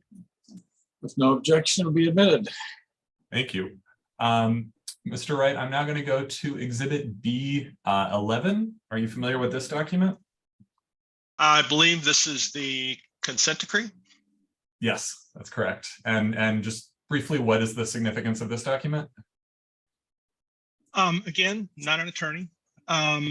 This is the legal agreement under which the designated PLPs are required to complete the remedial actions out at the property. This is binding upon them, to my understanding, to do that. It's an agreement between, them and the federal government. And this travels with the land. It becomes binding on future landowners as well. It's my understanding. And so would it be your understanding that the owner or site developer, like the applicant in this case, would be bound by the requirements of the record of decision through this consent decree, as well as any other obligations? That's my understanding. Thank you. I would move the admission of exhibit B11. No objection. B11's in. Thank you. And then let's go back to exhibit B29, which we were talking about earlier. Mr. Morin, same question. Can you tell us what this document is, please? This is what we call the ICP, the Institutional Controls Plan or Program for the property. And it says, under a restrictive covenant. The way this property was addressed through EPA is that it was recognized at the time of remediation and selection of remedy and remediation that this is an industrial property. It was zoned industrial, used industrial. So it was cleaned up to an industrial standard, which prevents the property from being used for residential, commercial, recreational, or other purposes. The purposes other than industrial uses. This plan formalizes the tasks and actions that the parties bound under the consent decree are required to perform in order to assure that the remedy remains protective under an industrial land use. And this is filed periodically. It includes site inspections by the owner and by EPA. EPA is allowed access to the property at any time. The restrictive covenant refers to the restrictions on land use that are placed on title to the property, as well as physical features of the site that need to be maintained, such as fencing and surface cover. Thank you. I would move the admission of exhibit B29. No objection. B29 is admitted. Thank you. I'm going to go back to, or I'm going to jump down to PDF page 15 of this exhibit B29. And Mr. Morin, as you were just describing this document in this 2020 document, refers to the obligations that carry forward now. We've jumped forward a little bit in time. We were just talking about 2 documents from the 1990s that identified the remedy to be carried out, and then this document from 2020 that identifies obligations after that remedy was carried out. Is that a fair summary? It is. And so what was that remedy? And let me know if you'd like me to refer to any other images as you discuss that. What cleanup or remediation has happened on this property so far? Right. So as I noted earlier, the remedy included a number of different components that all work together to meet the remedial action objectives established by EPA for the site. This remediation on this property included a number of different components. They included the excavation and treatment of about 6,000 cubic yards of the most highly contaminated soil. Those are treated with a stabilizing agent to prevent their leachability and were placed on the far left-hand northern side of the property within that blue area that's designated former BNSF dismantling yard. An additional approximately 100,000 cubic yards of very highly contaminated soil, but below the identified treatment threshold, were also placed in that area. That's about a 13-acre area that's between 3 and 6 feet deep of highly contaminated soil that is under 1 foot of clean surface soil cover, not an impermeable cap, certainly a permeable material, just 1 foot of surface soil and vegetation, and is separately fenced to restrict access. The other blue squares, and I'm talking about specifically within the bridge development area. There's a similar area on the southern portion of the property, all the way to the right, those blue squares that are up against 56th Street that are similarly consolidated and capped. And then there's the Amstead Foundry property there in the middle that also has covered and access restricted materials that are also very highly contaminated. But those are the 3 most highly impacted areas of the property, and which have separate access restrictions. The other blue squares outside of those areas are soils with concentrations of contaminants above the industrial cleanup level, which were not excavated at the time, which are under 1 foot of cap. And then the yellow areas are above the residential cleanup level, but below the industrial cleanup level, which are not covered and are exposed at the surface, or may be exposed at the surface. There's no restriction on that, and remain protected solely through the use of the environmental covenant and the restrictions on land use and access. Can you say more about what you mean by that last point? What does it mean for something to be above the residential cleanup level, but protected by restrictions on land use and access? Right. So Washington State, and at the time this was performed, have what are called residential cleanup levels and industrial cleanup levels. And those are based on a specific land use and an associated potential exposure of the users.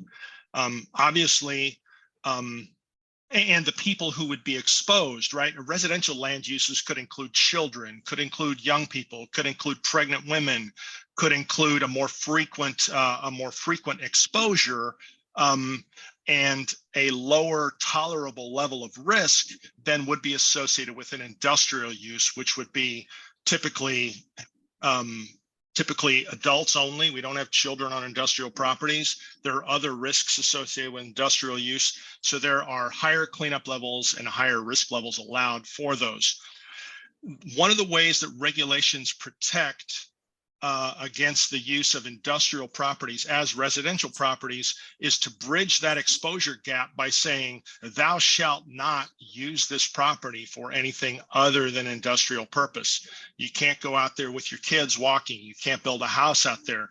You don't want to have your dog out there digging holes, dragging dirt back to your house, or shaking dirt off in your house, or you go for a hike or a walk, or you ride your dirt bike or your bicycle and you bring that stuff back to your home.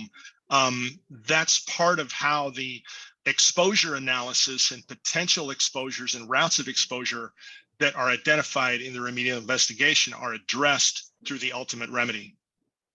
And with that, we are to the noon hour. So let's go ahead and pause here during direct examination of Mr. Moran, and we will break from 12 o'clock to 1 o'clock for lunch. Please be back at 1 o'clock. Quick note to folks who are just observing or whatever. If you leave and come back in, when you come back in, please try to mute yourself and turn your camera off as quickly as possible. I think we're doing a pretty good job with that, but it just helps if I don't have to do it. And I know a lot of people actually leave the Zoom hearing and come back afterwards. There's a lot of traffic back in when we have these breaks like that. So just a note of caution. And also thanks again, because the observers are doing a great job of just observing and not disturbing. And that's wonderful. We will see you back at 1 o'clock.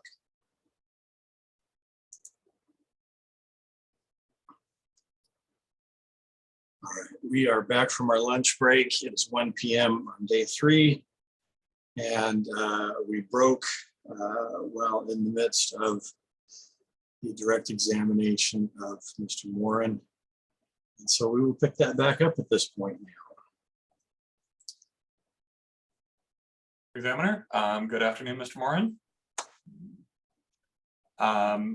We were, I believe, just talking about the remediation activities that had taken place on the project with respect to contaminated soil that was identified in the RIFS process. Is that right? That's correct. And Mr. Moran, I'd like to show you exhibit C12. What is this document? That's the soil management plan that we developed in cooperation with EPA for management of impacted soils during redevelopment of the property. And can you say a little bit more about what this document contains, and then we'll talk through a couple parts of it? Yeah, is it important to note that this isn't the final document, or? I was going to know that, but feel free to let us know. Yeah, I'm that. sorry, I apologize. Yeah, so it seems to make sense to discuss a little bit on how this document was developed, and then go into what it contains. You had asked me earlier what we assisted Bridge with on this property, and in large part it was to help them understand what they needed to do during redevelopment in order to not incur their own little L liability for this project, in terms of Superfund liability.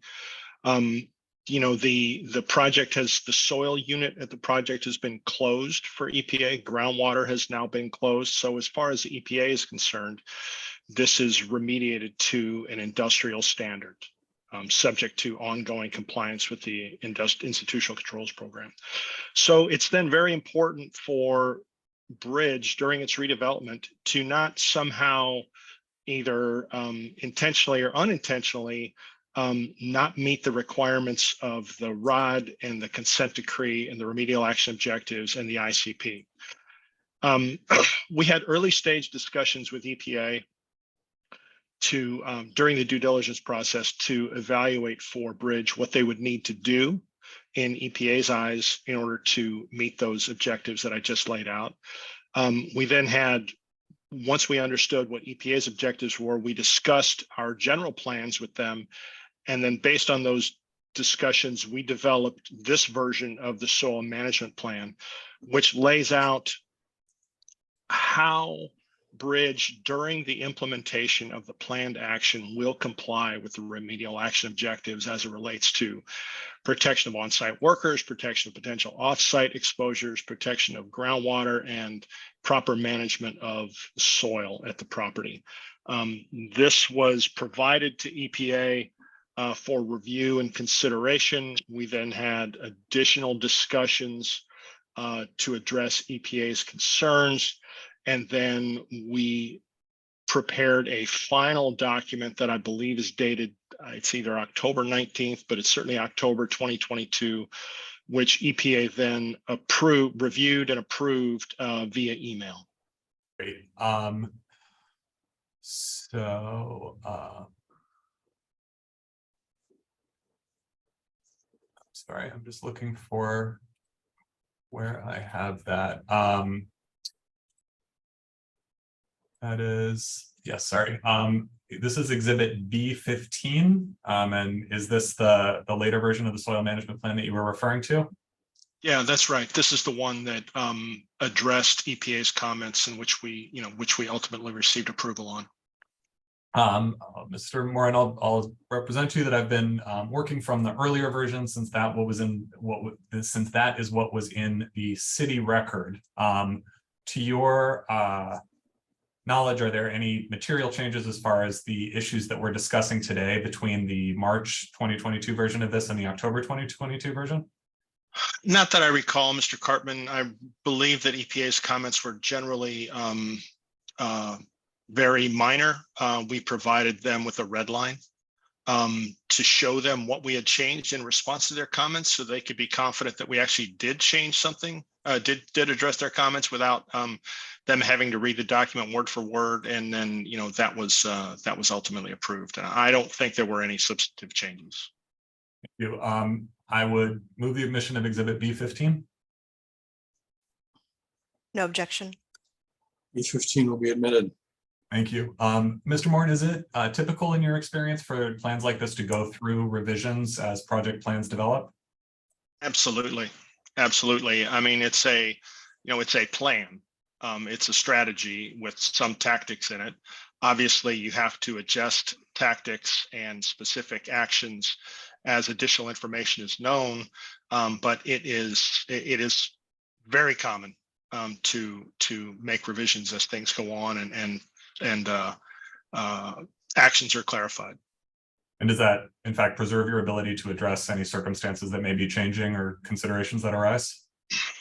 Yeah, the plan itself, again, it's a plan. Again, it's strategy, it's rules of engagement, they've been called. They have to be specific enough to provide meaningful detail to the reviewer, but they also have to provide for the ability to address unforeseen or unknown conditions as they arise in a manner that's still protective and meet the remedial action objectives. Thank you. And since we've been talking about it, I'll just pull up appellant exhibit applicant exhibit B13. I believe, is this the comfort letter that Mr. Dixon was discussing the other day? It is. This is this document was prepared relatively early in the process in support of Bridge's decision making on this. It was important to understand from EPA whether they agreed with our assessment that if Bridge didn't do anything to invalidate the consent decree or not comply with the ROD, that they wouldn't be taking on little L liability with the project during redevelopment. So it's my understanding that's what the comfort letter provided. That's a front end determination or representation from EPA, which is then followed up by, we obviously want to dot our I's and cross our T's with this regard. So then that is followed up by then asking for approval of the actual plan. So first I think we discussed it yesterday, but I don't think it came up or was admitted. I would move the admission of exhibit B13. No objection. B13 is in. And then, Mr. Moran, I'm now showing you exhibit B14. This is an email from Piper Peterson dated October 20th, 2022. What is this? This is the actual approval of the soil management plan. Piper Peterson is the EPA project manager for this site currently. She has been the primary lead on all these discussions. Mr. Ted Yakulik is the EPA, who's on the CC line. He's the EPA attorney on this project. So this was provided to us after submission of the October 19 revised plan.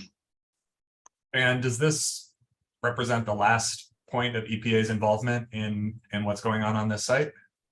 Absolutely not. EPA, because this is a Superfund site, because they retain, ultimate regulatory primacy on this property, they will continue to be involved through all facets of the property to make sure that what is performed is what was represented. They have access to the property at all times. During any site work, it's necessary for Bridges consultant during the redevelopment to document to a high degree all actions that they perform consistent with the SMP, and to prepare a final report of all actions performed.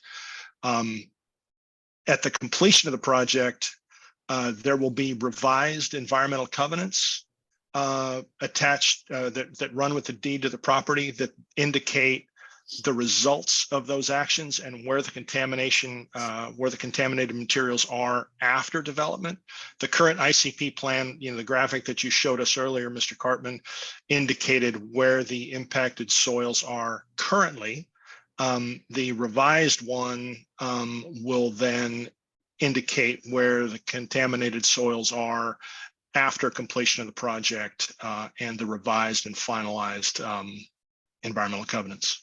Thank you. And in your experience with these projects, is that sort of post-development monitoring an obligation that EPA takes seriously and actively carries out? Yeah, absolutely. I mean, you can see it in the record for this project so far. The remedial action was completed in the year 2000. This property's been undergoing monitoring and reporting to EPA for the last 23 years, and they're still on it. And we fully anticipate that they will have similar requirements for Bridge upon completion of this project. They will continue to monitor what's going on at the site. My experience, EPA Region 10, in which we are in, they take these responsibilities very seriously, and I have no doubt that they will continue to do so. Thank you. I would move the admission of Exhibit B14. No objection. B14 is admitted. Thank you. So just going back to the soil management plan, Exhibit C12, I want to go first to PDF page 9. And I'm not going to ask you to repeat this, Mr. Moran, but just for future reference, is this section that starts out with the description, the remedial action as it related to the project area involve 4 primary components? Does that essentially summarize what you were saying earlier about the cleanup activities that took place 23 years ago? Yes, in the project area. Yes, thank you. And going back to this figure 4 on page 15 of Exhibit B29, you said that this is the graphic that shows the locations today of that soil as it was moved and or capped as part of those remedial actions in 1998 and 1999? I wasn't involved in the remedial actions at that point in time. I wasn't at the property at that time, but yeah, that is what this graphic is intended to identify. Okay. And you also noted that this graphic didn't work the first time. You already also noted that this graphic includes areas that are both part of the property we're discussing today as well as adjacent properties. That's correct. The properties that are within the South Tacoma Field Superfund site, but which are not within Bridges property. Thanks. Mr. Moran, I think we lost your video. I'm not sure if that was related to an accidental video showing that just happened during that last statement. It was. When people don't mute and turn off themselves, they show up right underneath the current speaker. And if I'm just centimeters off, that's what happens. Sorry about that. Not at all. Sorry. Thank you for monitoring all of that. Mr. Moran, was the placement of these soils in these locations at the cleanup levels and with or without the capping, as you've described, was that deemed by EPA to be consistent with the remedial action objectives from the record of decision? Yes, again, the remediation of this property was to an industrial standard, and the sum total of those four actions, in combination, were deemed to meet the remedial action objectives and allowed the site to be closed. And just sorry, when you're saying closed, are you referring to like a physical barrier to entry, or are you referring to EPA's consideration of the Superfund process? What does that mean? Yeah, that's what the latter, Mr. Cartman. It's closed from a regulatory standpoint, not from a physical standpoint. Okay, but is that in conflict with what you were just saying about EPA's ongoing monitoring and supervisory responsibilities? No, the institutional controls plan continues to be performed. So again, this was the regulatory closure of the soil portion of the site occurred in 2000. And for the last 23 years, EPA has been monitoring to make sure that continues to be, that the site continues to comply with what those requirements were. Over that period of time, there was also ongoing monitoring of groundwater at the property for the last 22 years before EPA was satisfied that this contamination did not represent a threat to groundwater, and the groundwater unit has since been closed from a regulatory standpoint. But the requirements in the institutional control plan and program still need to be met currently, and will need to be met in the future as a part of the development. Thank you. I did want to go there next. Can you please tell us about the groundwater monitoring and how that's figured into the process that you've discussed so far? Right. So during the RI, the remedial investigation, groundwater was extensively evaluated. The city of Tacoma and EPA were acutely aware that this property sat on top of the South Tacoma aquifer, which was, in beneficial use by Tacoma. And in fact, there's another operable unit of the Compensant Bay Nearshore Tide Flats Superfund site, well 12A, just north of this, which is its own operable unit inside, and it's completed inside the South Tacoma aquifer. So it was a very very hot button issue at the time of the assessment, and the remediation of the assessment of the property determined very few impacts to groundwater, even at that time. And after the remediation, as we saw in that prior graphic, very high concentration soils were placed on the northern part of the property and on the southern part of the property, and as well as left in place on the Amstead property. There were wells installed surrounding those areas, a number of wells, to monitor groundwater for the long term, to confirm that the placement of those high concentration soils in those areas would not result in a detrimental impact to groundwater. And that monitoring over the years confirmed that groundwater was not impacted. And, like I say, over the last 22 years, and EPA has determined that that monitoring is no longer necessary because of the durability of those results.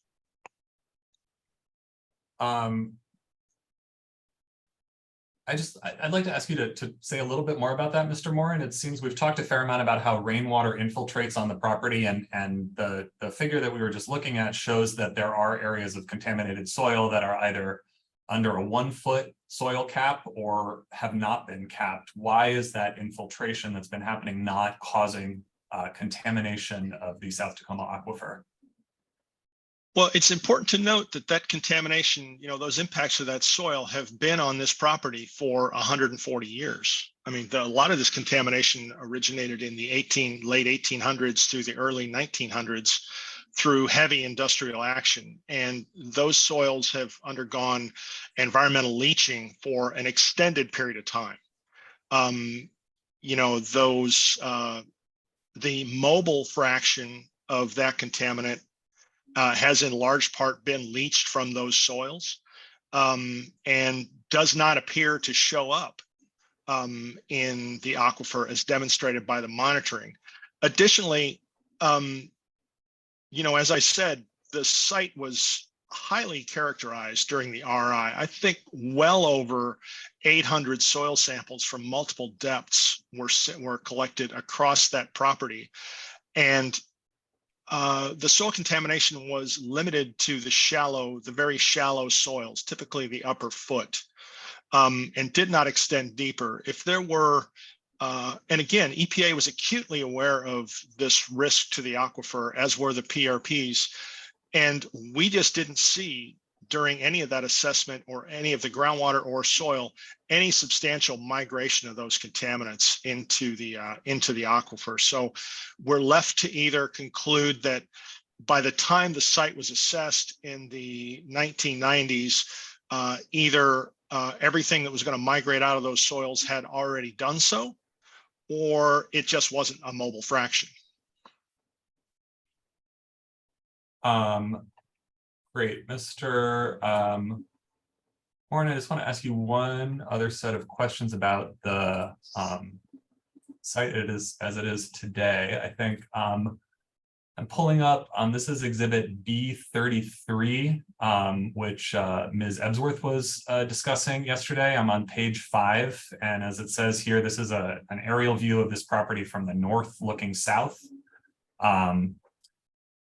And as Ms. Ebsworth identified, this kind of area of sort of raised brown soil that's closest to the bottom of this image, that's the area at the north part of the property where the most heavily contaminated soil has been compacted. Is that right? Where it's been encapsulated and covered, that's right. Thank you. And then to the right of that, to the west of that, as shown on this property, Ms. Ebsworth was explaining that that's an area of steep slope and forested slope and critical area buffers along the western boundary of the property. Is that consistent with your knowledge of the site? Yeah, I don't know what the exact topographic change is from the road to the right down to the stream, but it's substantial. You know, that's not a hill you can easily walk up. You'd have to climb it. It's quite a bit of topographic relief. There's a general slope from west to east. Excuse me, I'm upside down now. From east to west in that area. And then there's that steep slope. And that's in fact why there's a stream in that portion of the property, because that's the low point. Historically, this area was also called the South Tacoma Swamp, if you will. So it's been in this configuration for a long time. Thank you. And then going back to exhibit B29, I'm now on figure 1, which is PDF page 12. And I think I actually meant to be on figure 2, which is PDF page 13.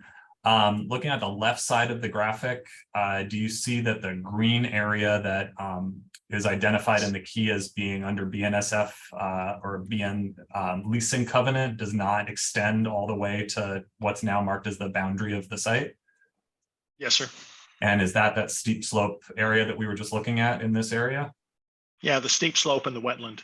And so was that area used as part of the railroad, to your knowledge? Not that I know of. I don't know. No, it wasn't that I know of. It would have been in a very marshy and wet condition at the time. So no, I don't think that it was. And then going back to the graphic we were looking at earlier, there are some areas here that are identified as gray on the key, and it said that the grid in those areas was not sampled. And do those areas include that gray steep slope area that we were just talking about? They do. Those areas, if my recollection is correct, and I believe that it is, those were very inaccessible, very steep, heavily wooded. And EPA did not require assessment of those areas. And there was also no historical indication that they had been used for activities that would have generated contamination. That's what I was going to ask. Given the slope and the extent of the BNSF property that we looked at, would you expect contaminated soil to be found there? No, I wouldn't. You can look at the size of the trees and, make an assessment on how long it's been since that area had been cleared, if ever. So, that's another indication of how long it's not been in use. And then this other gray area that's part of our project site to the right of that, under the words former airport area. I believe on the earlier graphic that was included in the green boundary of BNSF property. Why was this area not sampled? Similar reasons. There's also a slope there. You can see, Mr. Cartman, that area goes up to the edge of Taylor Way. That slope from Taylor Way down to the stream is quite steep. And so same question, would you expect any contaminated soils to be found there given historical uses and topography? I wouldn't. Thank you. And you can see, I mean, to back that up, I'm sorry to interrupt. Please. You know, the whole former airport area was assessed and there's no contamination there. So why would it extend farther to the west? So that's part of that logic. Thank you. West being down on this graphic. Exactly right. Thank you. Is that Taylor Way or is that Tyler Street?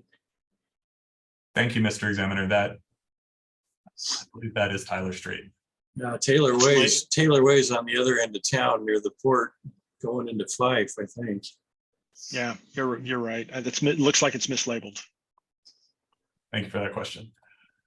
Okay, Mr. Morin, given the state of the site today, as we've talked about, what is going to be done with the contaminated soil that remains on the site in association with the development of the bridge project? It will be further encapsulated. The way it sits today, these soils are exposed at the surface or near surface. Certainly the ones that are in yellow are exposed at the surface. The ones that are in blue are covered with a 1 foot of permeable cap soil that is not subject to any sort of protection. And while EPA has determined that that is protective to an industrial standard, what will be done during the course of the project is that those materials will be further encapsulated, placed primarily under buildings A and B, or under parking areas. And that will provide an additional level of protection by placing an impermeable barrier, asphalt or concrete, on top of those areas. That has the effect of eliminating surface water, either rainwater or snow melt or any other water from migrating through those soils vertically down to the aquifer, which, necessary or not, is an added level of protection. It also eliminates the potential for human contact to those soils at any point in the future, which is not the case now, and eliminates potential environmental exposures to terrestrial organisms. So it's that level of handling, while the site is currently protective, that adds a layer of protection and is further protective of the environment, and is one of the reasons that, you know, EPA is supportive of, and not meaning to speak for EPA, but it's one of the reasons EPA would typically be supportive of redevelopment of a project like this. And so did you hear Mr. Eldridge's testimony earlier about the developed area of the site? Yes, sir. And is it fair to summarize that as the area of the site that will be covered with impermeable surface with either buildings or parking lots or other road improvements? Yeah, that's my understanding. And so is it fair to summarize what you just said as within the developed area of the site, any contaminated soil will either be covered with impermeable surface where it is or moved to a different location within that developed area and covered with impermeable surface? Yes, all contaminated soils within the developed area of the property will be covered with either concrete or asphalt. So will there be some contaminated soil on the property that is not within that developed area and is not covered with either concrete or asphalt? Maybe. So there's a very small area within the flood compensation area on the north side of the property where there's an indicated area of impacts that reaches into the wetlands. I don't know why that is. I don't recall that from back in the day when we were doing that work, but it does show a little area. I think it's been characterized as about 9,000 square feet, which is relatively small. So what is that? That's less than a quarter of an acre on this 150 acre property. Those soils will also be excavated as part of the flood compensation excavation and redevelopment of that basin. So those soils will also come out and they will be placed under a building or asphalt. So, you know, it's a fine point in what you asked, Mr. Cartman. It's in the developed area of the property, absolutely, but also in the undeveloped, this one small area of the undeveloped portion of the property, those soils will also be pulled out, yes. Okay, so I just want to ask you a couple of questions about that, because I think it was a point that came up that I want to clarify. I am back in Exhibit C12 on page 11. And do you see this sentence near the top of the page here that says contaminated soils within the wetland buffers will remain as they were at the completion of the original remedial action for the site?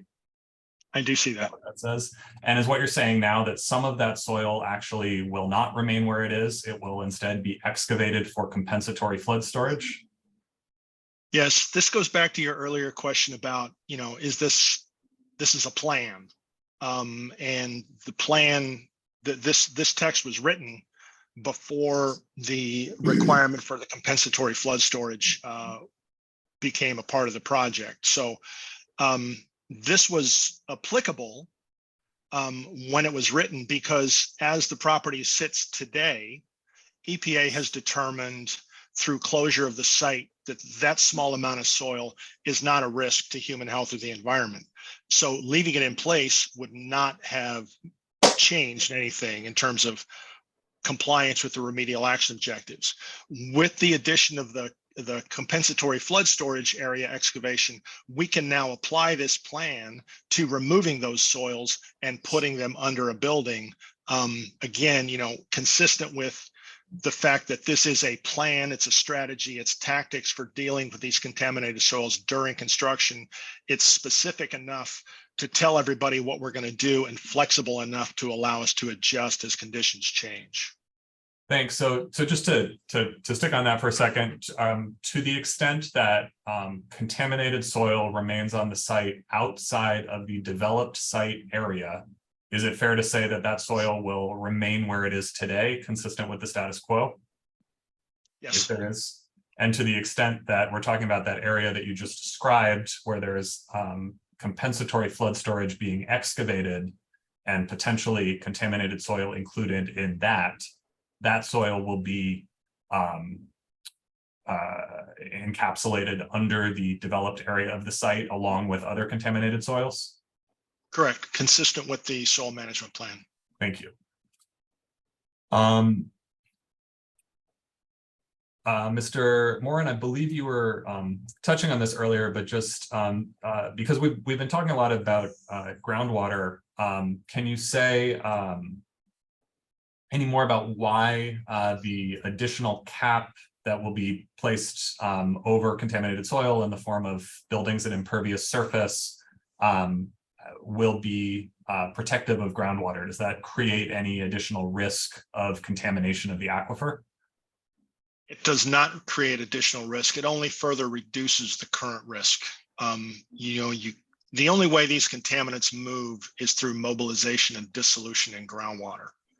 So while surface water is currently migrating through these materials during precipitation or snowmelt, and that's been determined to not be a significant risk to the environment, eliminating that potential for migration, however small, through placement of additional capping materials can in no way increase the potential for risks, or can in no way increase the potential for impacts to the aquifer. It can only reduce an already small risk. I believe both Mr. Dixon and Dr. Emmerman testified that something about this process could change the soil chemistry in a way that would create a risk of contamination of the aquifer. Did you hear that testimony? I did. Could you respond to that? Yeah, I don't agree with what they're saying, right? In part because the language they're using is highly imprecise, and it doesn't discuss what's actually happening or what could actually happen. it's not the soil chemistry that's changing. If I pick up a ton of soil over here and put it over here, I haven't changed the chemistry of that soil. It's still the same chemicals present in that soil. That hasn't been changed. What has the potential to change is the chemistry or the chemical properties of the water moving through that soil. And that's the water is what might cause these compounds to migrate. Now, when we're talking about an inorganic compound such as metals, the primary chemical property of the water of concern is pH. That's what causes metals to solubilize and migrate. It's very fair to say that the more acidic water is, the more likely metals are to move into solution and migrate. It's important to note that forest floor is one of the things they talked about, or generally organic soils generate water with an acidic pH, right? The decay of organic matter results in tannic and humic acids in soil. Or that's why when you go into a marshy or forested area and you look at the water, it's got like a tea color to it, a brownish tea. That's because of the tannic and humic acids present. And that can actually be quite acidic. It's a low acidity, it's a low strength acid, but it's still an acid. And that can over time cause metals to migrate. And that's what's going on out at the site right now. And rainwater is even mildly acidic and can cause mobilization, which is, one of the reasons that EPA continued to study groundwater quality at this site for the last 23 years to make sure that that wasn't occurring. By eliminating the potential for that acidic or even slightly acidic water to migrate through those soils, any changes in chemistry or soil chemistry are mitigated. And again, the capping is further protective of groundwater versus current conditions. It's why in the vast majority of remediations that include capping, an impermeable cap is stipulated and why it's necessary. So I hear what they're saying, but it's inaccurate, it's imprecise, and it doesn't reflect actual conditions that will occur on the site. Thank you. I believe in reference to groundwater, there were also some suggestions that the placement of the infiltration galleries that Mr. Eldridge and Mr. Shepard were discussing could potentially mix with the contaminated soil or create a risk of migration of contaminants in that way. Do you agree with that assertion? I don't. That analysis fails to consider it doesn't think about this in 3D. The depth of those infiltration galleries and their location relative to any soils precludes the ability for that to occur. These aren't infiltration basins at the surface or galleries at the surface, and the infiltrated water won't be migrating through contaminated soil. That water will be introduced directly to clean soils at depth at the site. As I noted, contamination at the site's very shallow. It's not at those depths. So basically anything that might remain near the surface or be capped is well above the depth of these infiltration galleries. So no, I don't agree with their assertion. Thank you. I just want to ask you about one other statement in your soil management plan that was discussed. So I'm back in Exhibit C12 at PDF 23. And could you please just read the sentence that I'm highlighting that starts the last incomplete paragraph on the page, and then we'll go on to the next page. Sure. At the completion of all scraping and placement of all material under buildings A and or B, all soil beneath 1 foot will be considered clean fill for use at the property. While there are some documented areas of deeper soil impacts and isolated areas of the project area, the documented concentrations only marginally exceed the CUL for lead and are very limited in extent. Given the volume of soils to be moved and handled, these limited quantities of contaminated soils will be mixed with very large volumes of surrounding non-contaminated soils. This consideration, combined with the fact that 98% of the project area is covered with asphalt or concrete, will allow the site to meet the remedial action objectives. So in the context of this section, which is describing the scraping that will be conducted for the project overall, Mr. Moran, what is this paragraph saying? The paragraph is saying, in consideration of the fact that the site currently is deemed to be sufficiently clean and protective of the environment, any incidental soil that we might not scrape as a part of this project will be handled like any other soil at the property, and that will result in some inadvertent mixing during handling. And those soils will end up under a cover just like all the other soils at the property. So even if some minor amount of soil is missed or wasn't characterized properly back in the day,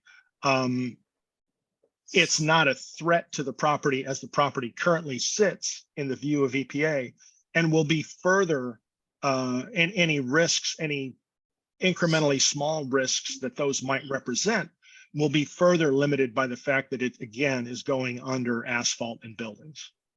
So would it be fair to characterize this paragraph as saying that you're simply going to take contaminated soil, mix it with some other soil, and spread it around? No, that's not fair, because this isn't an intentional thing. This is incidental, right? If it just happens to be there, it'll get mixed and handled like everything else. Thanks. Is there anything else that you'd want to say about this? I don't think so, no. Thank you. Actually, I just took that down, but I want to bring it back up for my next couple of questions, and I'm almost done. I'm going to PDF page 17 of Exhibit C12, this section 3.0 media management. Can you just broadly summarize what this section is doing? This is the section that discusses how we're going to handle soils, what we're going to do with them, how we're going to document it, that sort of thing. It's one of the important sections of the document, along with the health and safety and other text. But this is the section that talks about how soils are going to be handled during the project. And what does it mean to say that the section describes appropriate risk management measures to be implemented to control potential impacts to human health and the environment? Right. So it's not just, as environmental scientists, and in doing this project, we aren't trying to just be cognizant of what happens after the project is complete. We have to be cognizant of what's happening during the project. So, we have to make sure that workers are protected, that there's off-site protections for, fugitive dust emissions or other types of emissions. So that's taking all these things into account and seeking to comply with all applicable, all relevant and appropriate regulations. This is called ARARs, which is another one of the RAOs. So in order to comply with the consent decree, basically this section says we're not going to do anything stupid to put anybody at risk while the site work is happening. And is this part of what EPA looks at when it's determining whether to approve the soil management plan as a whole? Absolutely. Absolutely. They need to be assured that even while we're doing this work, we're not creating some other hazard or some other risk beyond what would normally happen. Thank you.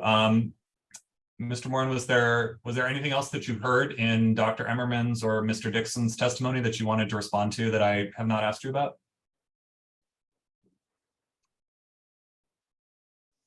I don't think so. I mean, I think it's really important for us to, as we discuss this, to remember that, this is an industrial site in an industrial area that will be, that's slated for an industrial use.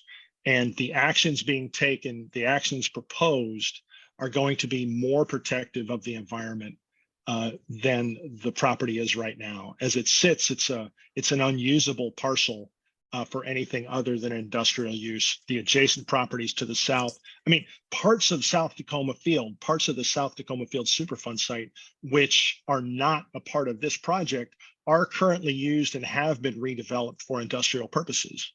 There's a plastics manufacturer. There's a recycling and dismantling facility. There's all kinds of other stuff out there. This is just one more use consistent with what's already occurring at the site. Thank you. That's all my questions on direct.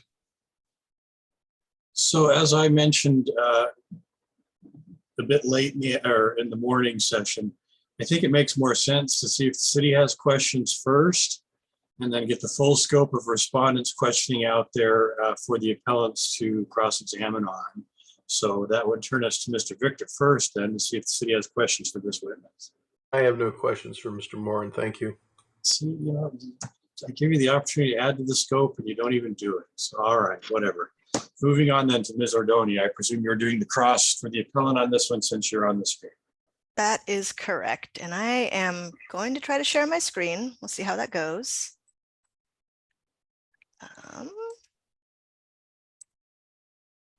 Is that coming up? This will be exhibit B15 at PDF page 34. It's the map there. It's I can see there. that, yes. Okay, excellent. I just want to make sure I understand. So this area in the top right corner, the yellow, that will not be scraped. Is this the area you were talking about where there are known contaminants at the surface that are not capped? That's not part of the project area, Ms. Ordonez. That's only the area inside the red outline is project area. Where your cursor is part of the South Tacoma Field Superfund site, but it's not a part of the property the bridge is redeveloping. So it's not part of the proposed work area. We don't even own that. That's already developed. Okay, so just so that I understand, people will not be accessing the bridge site from Burlington Way through this area? I don't think I understand what you're asking. Okay, I think what I'm trying to get at is this is an area where there are soils that are contaminated and haven't been capped, right? Even though it's not part of the bridge property. No, they are capped by existing businesses. Oh, okay, so there's businesses here. Yeah, that whole area has been developed. It's if somebody were to pull up the photograph of the aerial photograph of the property, I could show you where that is on there. Okay. And then so the yellow area that is around building D here, that's not going to be scraped. And I'm looking down here in the legend, it says grid above residential cleanup level, but below capping level. Does that mean that there's some contamination here that is not capped? That's right, and it's not capped or touched because it's within the wetland buffer. Okay. They're not allowed to go in there. And again, that was determined through EPA's actions to be sufficiently protective. So since nothing's changing in that area, the project doesn't increase any risks in any way. So then I'm correct. Oh, sorry, go ahead. If you don't mind, I know these interruptions are a bit jarring, but I have a follow-on question from one that I asked, I don't know, probably back in day one on that. It was mentioned in testimony in day one that there's a 9,000 square foot surface measurement, which is odd for this, but maybe that's because it just doesn't go that deep. I don't know. But a 9,000 square foot area that's in the wetland buffer that is contaminated. Were you present for that testimony and my question about removal and replacement for that? I was, sir. Is it part of the EPA, either the ROD or the consent decree or something in place right now, the covenants around the property that make it so that area can't be touched? I know there's stuff in Washington state law that highly regulates any kind of disturbing activity in a wetland buffer area, but are you aware of anything in the existing covenants or governing documents of the property that say how that buffer has to be handled or not? Right. Well, the area you're referencing is on the far left of this graphic, up by just north of where it says phase 1 area to be scraped. Yep, different wetland, but is there contaminated soils in the wetland down below also? Yes. Oh, you mean to the south? Yes. Well, both. I mean, at this point now, let's just talk about both of them, and you can designate which one we're talking about at any given moment. Sure. So to address your question specifically, any Superfund action has to meet what are called ARARs, appropriate, relevant, and applicable regulations. So for this project, that includes Washington state regulations. So even back in the day when this was done, there were restrictions on what could and could not be done within wetlands. And during the RIFS, the site underwent a jurisdictional wetlands delineation that determined, where things could and could not be done.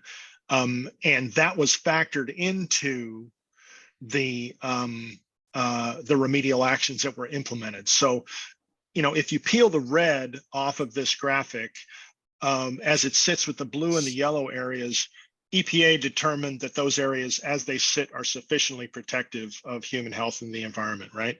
So some of these areas will be incidentally addressed through wetlands restoration and through the compensatory flood storage. So the one on the left here on the graphic, where you see that blue area that goes down to the screen, and the yellow, and then the green where the wetland is, that's where the compensatory flood storage is. Those soils will in fact be removed as a part of the flood storage, rehabilitation, and restructuring. Those will be placed under a building when that occurs. So that includes that 9,000 square foot area that I asked about before. I believe so, yes. There are other little incidental areas, to address your question, to the south, outside of the red outline, that are in wetland buffer that we can't touch, essentially. Other than, through some plantings and different things, and probably trash removal, those sorts of things. I don't know exactly what the wetland rehabilitation will constitute, but, to that extent, any soils that are removed or further capped with vegetated material or additional wetland soils, those will also be further addressed. And you can see from this graphic, there's only a minor amount of material that is left in those areas. And again, I keep going back to this. They don't currently present a risk, and we're not doing anything as a part of this application to make those any worse, only better, through the improvement of function of the wetland. Okay, thank you for that. My apologies, Ms. Ordonia. Please continue. No problem. And I just want to be clear, when you say they don't currently present a risk, do you mean because it's been cleaned up to an industrial level? Because it's been cleaned up to a level that EPA finds appropriate. There's no such thing as an industrial wetland. Wetlands are wetlands. So sorry, I'm EPA, sorry. I said industrial level, not industrial wetland. Right, and I'm sorry. I didn't mean to be flippant, but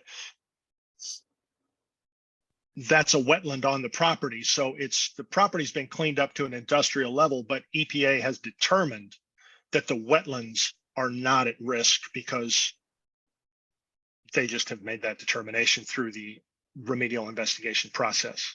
Sure. And I guess right now I'm less concerned about the wetland. I'm more concerned about just where people may come into contact with these soils that I think you've described as being at the surface level and uncapped. And I just want to make sure I understand what's happening here. So there's an area outside of this area that's meant to be scraped here in building D, that's yellow, and then also here below building A. And I'm just wondering if you can let me know how people will be prevented from coming into contact with those.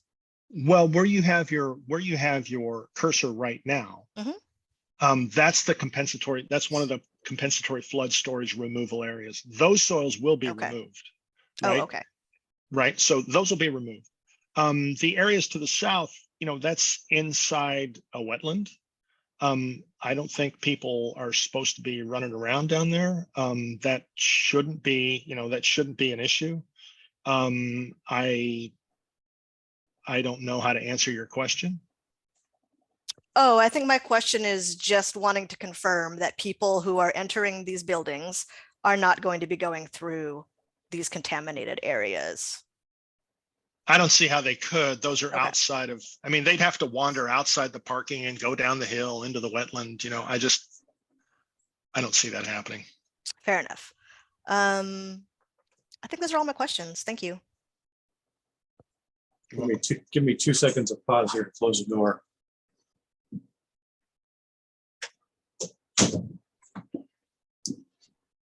All right, is there redirect? I don't have any questions for you, Mr. Moran. Is there anything else you would want to say to clarify the issue we were just talking about? I don't think so, Mr. Cartman. Thank you then. No questions. All right, so let's take stock here for just a moment. Well, we're almost at 2 o'clock for this afternoon, and I know we needed to take Ms. Kluge today. Is she next up in the order that we've decided on anyway, or where are we at with that? That's my understanding. She is next. Yes, Mr. Examiner. All right, then, no worries. So let's bring on Ms. Kluge. City calls Carla Kluge. Hey, can you hear me?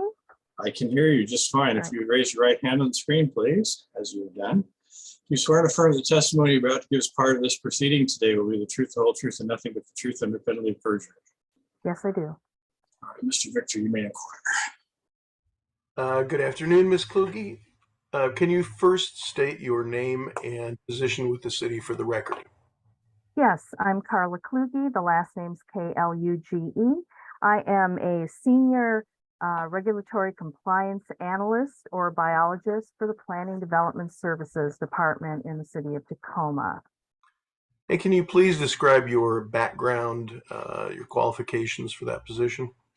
Yes, I have over 35 years of biological expertise and experience, the first 10 being equally divided in the South Pacific as a fish biologist and wetland specialist.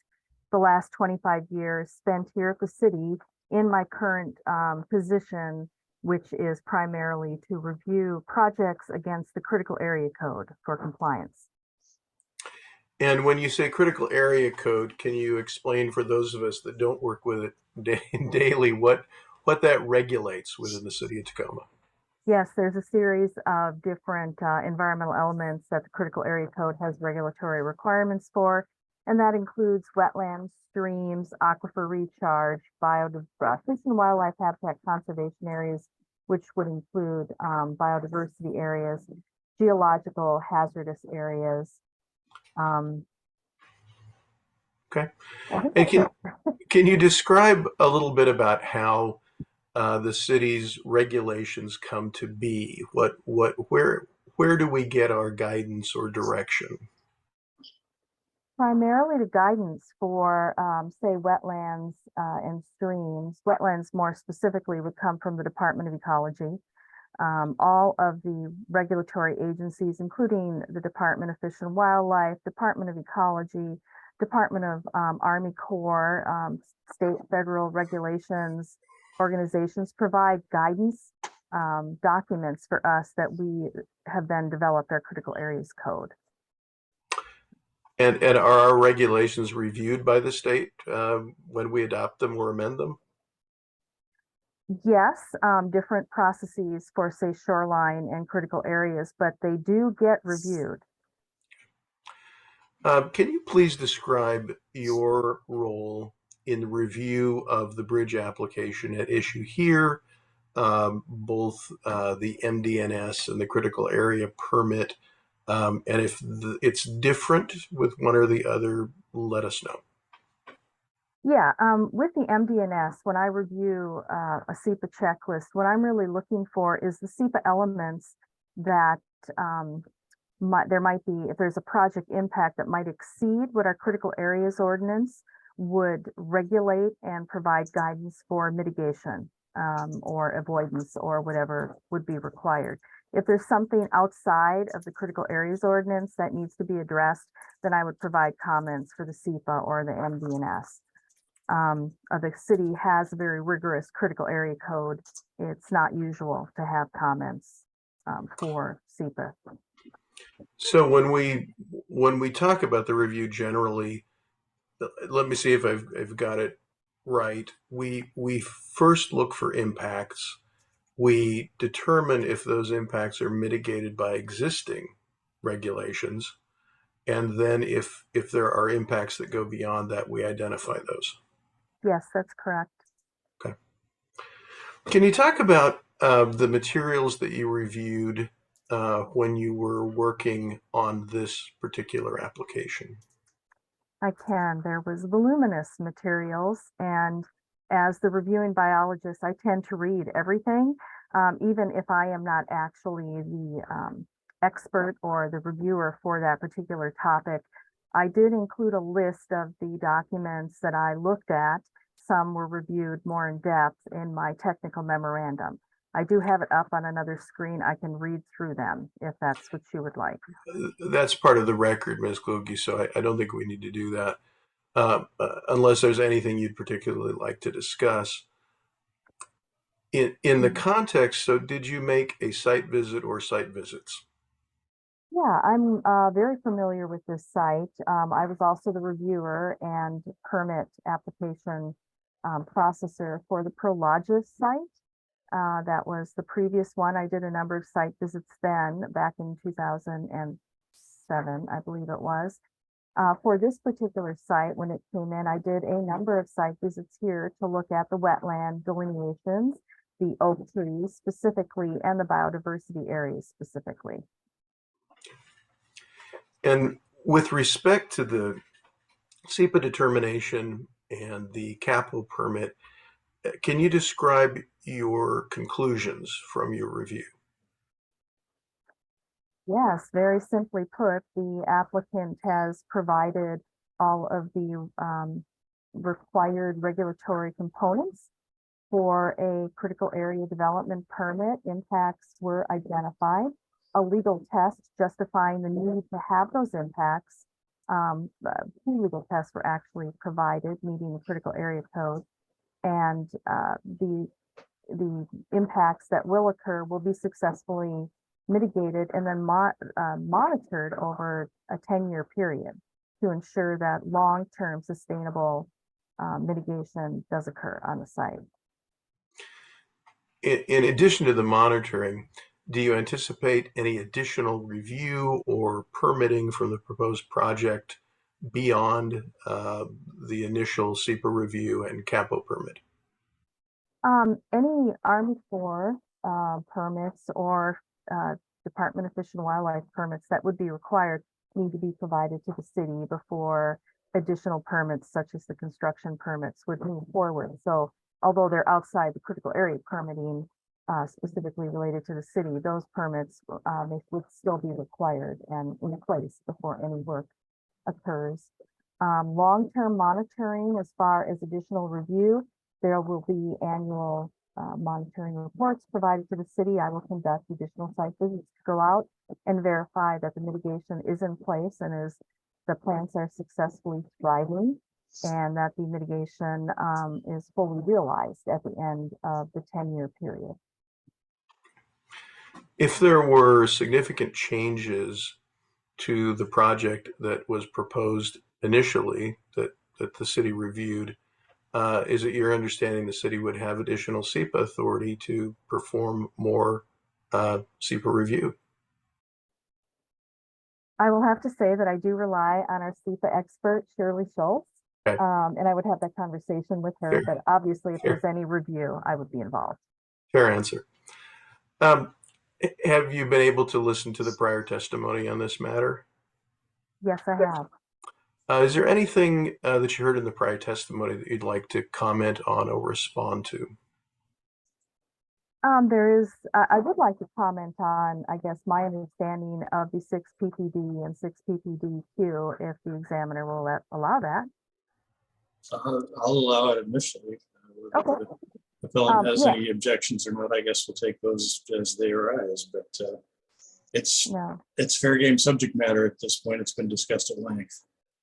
Okay, yeah, I am aware of the issues associated with the 6 PPD and 6 PPDQ, and it is my understanding, as stated in previous testimony, that while the Department of Ecology is undergoing field and laboratory testing regarding specifics that might show up in future surface water management manuals, there isn't anything specific at this time that could be employed as a best available science practice today.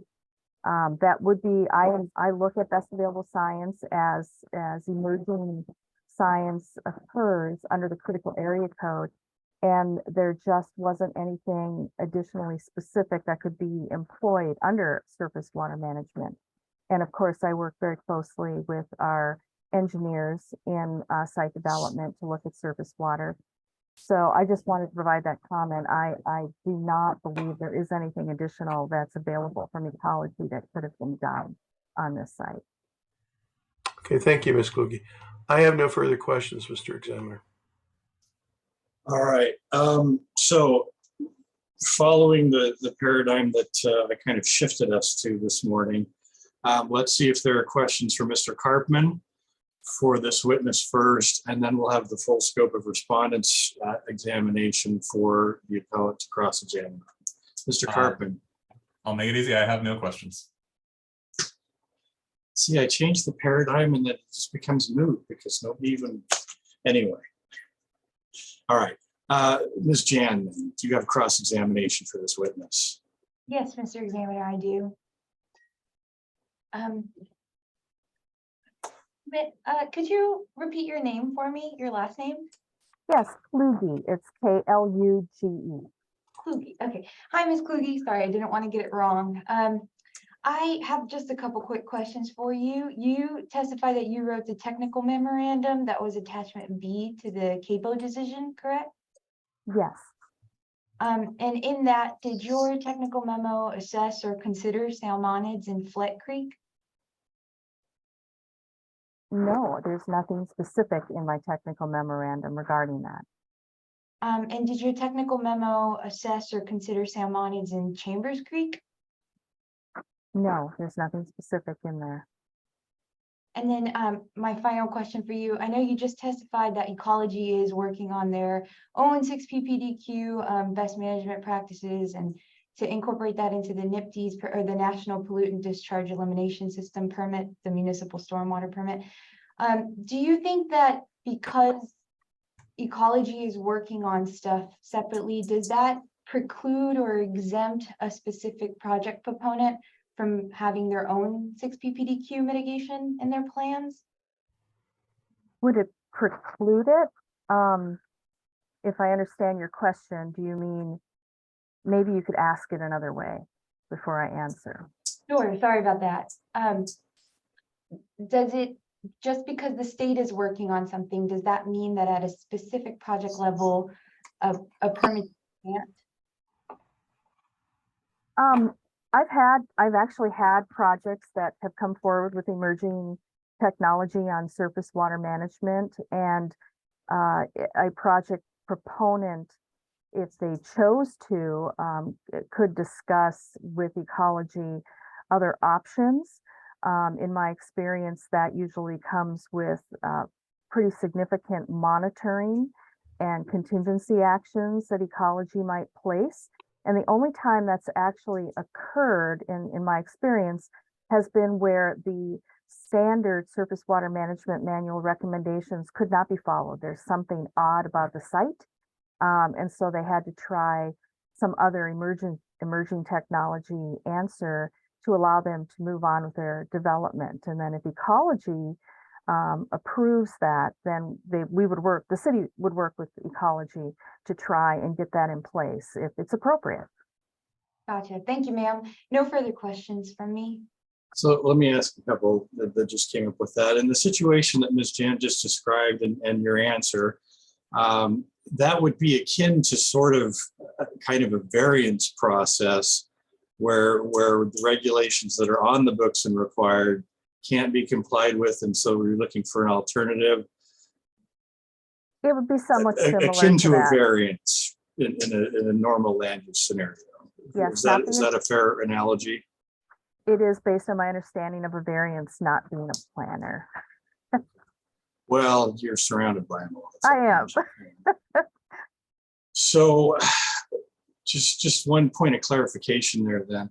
When something is emerging science and it hasn't been codified either into the TMC or into the state regulations yet, is the city in the habit of trying to make things like that are not codified yet requirements? I mean, well, I understood your testimony to be the city just doesn't do that. If it's not there yet, unless there's something being proposed by the applicant. Is that correct? Or did I hear you? If there is information available that's very specific that I could point to, and I'm trying to think of some good examples, I'm thinking of biodiversity areas. If there are papers published that have more specific guidance under best available science, which the critical area code does point to, we could ask that that be reviewed and complied with, again, if appropriate. Maybe the applicant would have to address whether or not that might be something to work into their project. It is a requirement only in that it has to be available and it has to be specific enough to point to. And with where 6 PPDQ is right now, in my understanding, and after talking to my ecology counterpart, that is the regulatory support person for this region, he also did not, he said there's nothing specific right now. It's not specific enough for us to point to and say, you should be using that. That's new best available science, if that clarifies. You've been present for the prior testimony today, right? Yes. I'd have to look back at my notes to tell you for absolute certain which witness it was, but we looked at an ecology publication on PPD, 6 PPD, and it said what I understood it to be, and you can tell me if you think I'm wrong on this, but what I heard the testimony to be was that at present, given the level of knowledge and understanding that we do have, the best management practice for dealing with it is to have stormwater being captured and treated through things like the biopods that are proposed for this project. Do you agree or disagree with that? I agree with that. That is, given today's knowledge, that would be what would be required in the best management practice today, the best available science today. Okay. All right. Ms. Jan, any additional questions based on mine?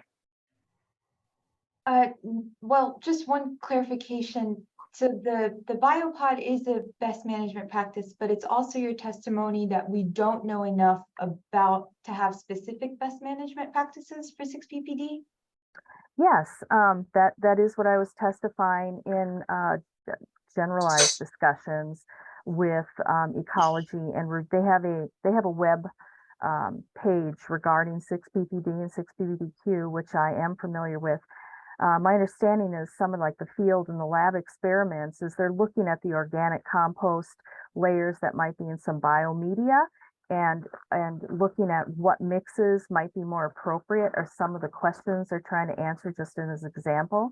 So they don't have the specific, say, type of compost organics mix that you would need to use to say, yes, that's the specific best management practice today.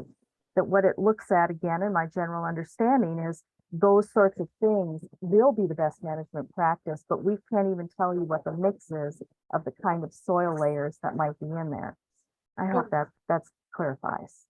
Yes, ma'am, it does. Sorry, I didn't cut you off on that. Clarifying an as yet unclear situation, I suppose. Right. Go ahead, Ms. Chan, sorry. No, sorry, I'm sorry. One final question. The offsite stormwater won't be going through a biopod, correct? I would have to defer to our surface water management engineer to answer that. I do not recall how the access offsite areas are being treated. I just don't. Thank you, ma'am. No further questions. Just one redirect, Mr. Examiner. Please. Ms. Kluge, there were some questions about the scope of your technical memorandum. Can you describe how you determine the proper scope of your technical memorandum? Well, yes, I do look at what is on site, what the impacts will be to the critical areas on site. With regard to downstream areas, our surface water management manual does look at that in general.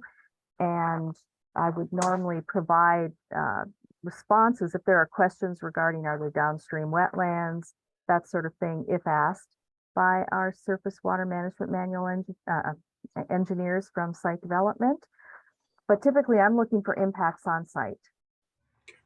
Thank you.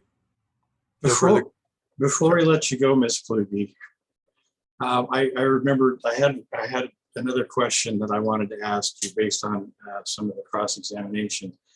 You testified that you didn't consider impacts to salmonids in Flat Creek or in Chambers Creek.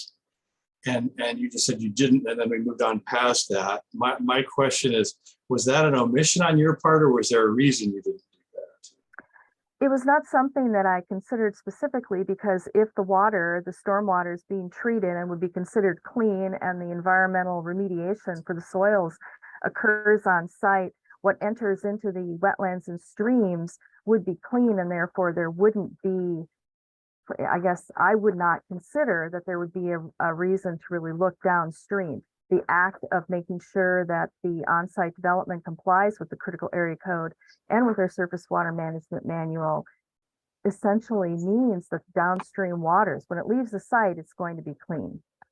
Do you know whether there's any spawning habitat on the site in question? No, there's no spawning habitat on the site. The stream is significantly degraded and full of garbage, and it's not possible. Do you know whether it will be possible if the project is completed? Again, no, I don't believe so, because of the different lengths of piping. Salmonids can move up on some pipes, but I don't believe that they would ever reach that site. There's too many impasses for them to come up there. And the stream itself is considered a seasonal stream. There wouldn't be enough water year-round to support any sort of spawning habitat. One last one, and again, if you know, that's great. If you don't, that's fine too. There's been a fair amount of testimony about the Flat Creek Holding Basin. Do you know if salmon have access into the Flat Creek Holding Basin and spawn in there? I do not. I don't have, I don't recall reading any reports about if they've made it up above that level that was talked about in previous testimony into the actual ponded area. Okay, fair enough. We'll both continue to wonder, I guess. Or maybe you won't wonder. I don't know. We'll after that's. That's all I had then. We finished with this witness, Mr. Victor. The city is, thank you. All right. So let's see, we're at 2:15. What I would like to do is get us to about 2:30 or 2:40 maybe, and then we'll take our afternoon break. Who do we have up next? Mr. Examiner, next we have Jeff Schramm. So we're moving to traffic now. We are. And I don't imagine we'll be done with him by 2:30 or 2:40, but let's see how far we get. And we'll go from there. Maybe if we're really on a roll, we'll go all the way till 2:50 and break from 2:50 to 3 o'clock. See how my legs do it, I guess. Let's see. Mr. Schramm, would you raise your right hand on the screen, please? Do you swear and affirm the testimony you're about to give as part of this hearing today will be the truth, the whole truth, and nothing but the truth under penalty of perjury? I do. Ms. Kaler, you may inquire. Thank you. Good afternoon, Mr. Schramm. I'm going to show you stipulated exhibit B2. Can you tell me what this is? Yes, this is my resume. All right. I'm going to take that down and I'm going to ask you to briefly summarize your qualifications. Okay. Can I quickly do a sound check? I just want to make sure you can hear me okay. Okay, good. You never know with these settings. So I just want to make sure everyone can hear me. Yes, I'm a principal, traffic engineer, and part owner of our company, Transportation Engineering Northwest. We generally refer to ourselves as 10W, and I'll probably do that as part of my testimony. I've been a traffic engineer for 28 years, almost 29, and 22 of those with my company, 10W. I've conducted hundreds of traffic studies, predominantly in Washington State. and including dozens of traffic studies for a variety of different land use types, small, big, in many jurisdictions, and particularly in Tacoma and Pierce County. And I'm here to represent the work that we did on this particular project. Thank you. Can you describe what your role was on this project? Yes. As the project principal, I oversaw the entirety of the traffic analysis. I was a part of the quality control of our work, as well as took part in communication with the city as it related to scoping our work, ensuring that our work met the city standards, as well as responding to city comments along the way when our work was completed. I overall represented the totality of our work, and also would note that I testified in the 2 street vacation hearings that were part of this project a few months ago as well. All right. And what did you do in preparation for your testimony today? Yeah. Specifically in preparation, I reviewed all the work that we conducted for the study. I helped prepare some of the exhibits that we'll be using today. I reviewed what I believe is all of the appeal documents related to any comments or appellant's information related to traffic and transportation, and was present for what I understood to be any and all testimony from appellants or their witnesses related to traffic and transportation. Thank you. So in general, can you tell us what a traffic impact assessment is and whether there are city requirements or standard practices that apply? Yes. In our profession, we often use these terms interchangeably: traffic study, TIA, traffic impact analysis. That's the common term for TIA. And a TIA, or a traffic study, has elements that initially identify a scoping process where once we understand what the project is and what's being proposed, we work directly with a particular agency, in this case, the city of Tacoma, to establish a scope of work to make sure that what we're evaluating meets their standards. We did that in this project. As part of our work and as part of a traffic study, we also evaluate access, where vehicles, trucks, pedestrians, bicyclists are going to access the site. We evaluate future traffic conditions in the area, knowing approximately when the build out of a project occurs. We want to make sure we understand what is anticipated to be a baseline traffic condition in the future when the project opens. That typically includes some growth in background traffic and accounting for future city plans that might include roadway or intersection or pedestrian non-motorized improvements. The bulk of our analysis includes evaluating the traffic impacts of the project. That includes understanding the trip generation characteristics, how many vehicles, trucks, et cetera, will be generated by the project, where those come from and go to, and what the impacts they have on the transportation system. And finally, we evaluate and determine whether those impacts are going to be significant, meaning how do they compare and relate to the city's level service standards or their standards for development review. And when a project has an impact that we determine to be significant, whether it's to do the vehicular traffic generated or trucks or pedestrian or non-motorized impacts, we identify measures to mitigate those impacts to bring them in compliance with standards. All right. So I would like to now discuss the TIA that you did for this project. I'm going to go ahead and pull that up on the screen, and we can scroll through it, or you can refer to it as would be helpful. Please just let me know if you want me to scroll through. But can you start, I guess, from the beginning with the project description that you initially started with? Sure. probably good to scroll And I'll through. scroll to the right page. There we go. Yeah. We'll just start with the proposal. I think at this point in the process, everyone knows what we're talking about here, but it's we evaluated a 156 acre site previously owned by BNSF, and evaluated the impacts of just under 2.5 million square feet of new building area for industrial park use. 2.475 is the number we rounded to, although the different buildings, when you total them, I think are plus or minus that number. And let's see here.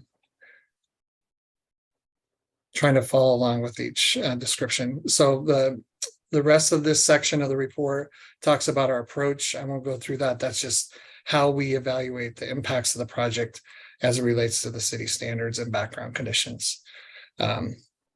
Next, we consider access points. As part of the project description, there are 4 primary access points. When I say access, for vehicles and trucks at the north end of the site. And this is where it might make sense to scroll to Thank you, this slide. Mr. Schramm. I'm just gonna first note for the record, I might have missed this, that what we've just been talking about is stipulated Exhibit C7, just for the record, the traffic study.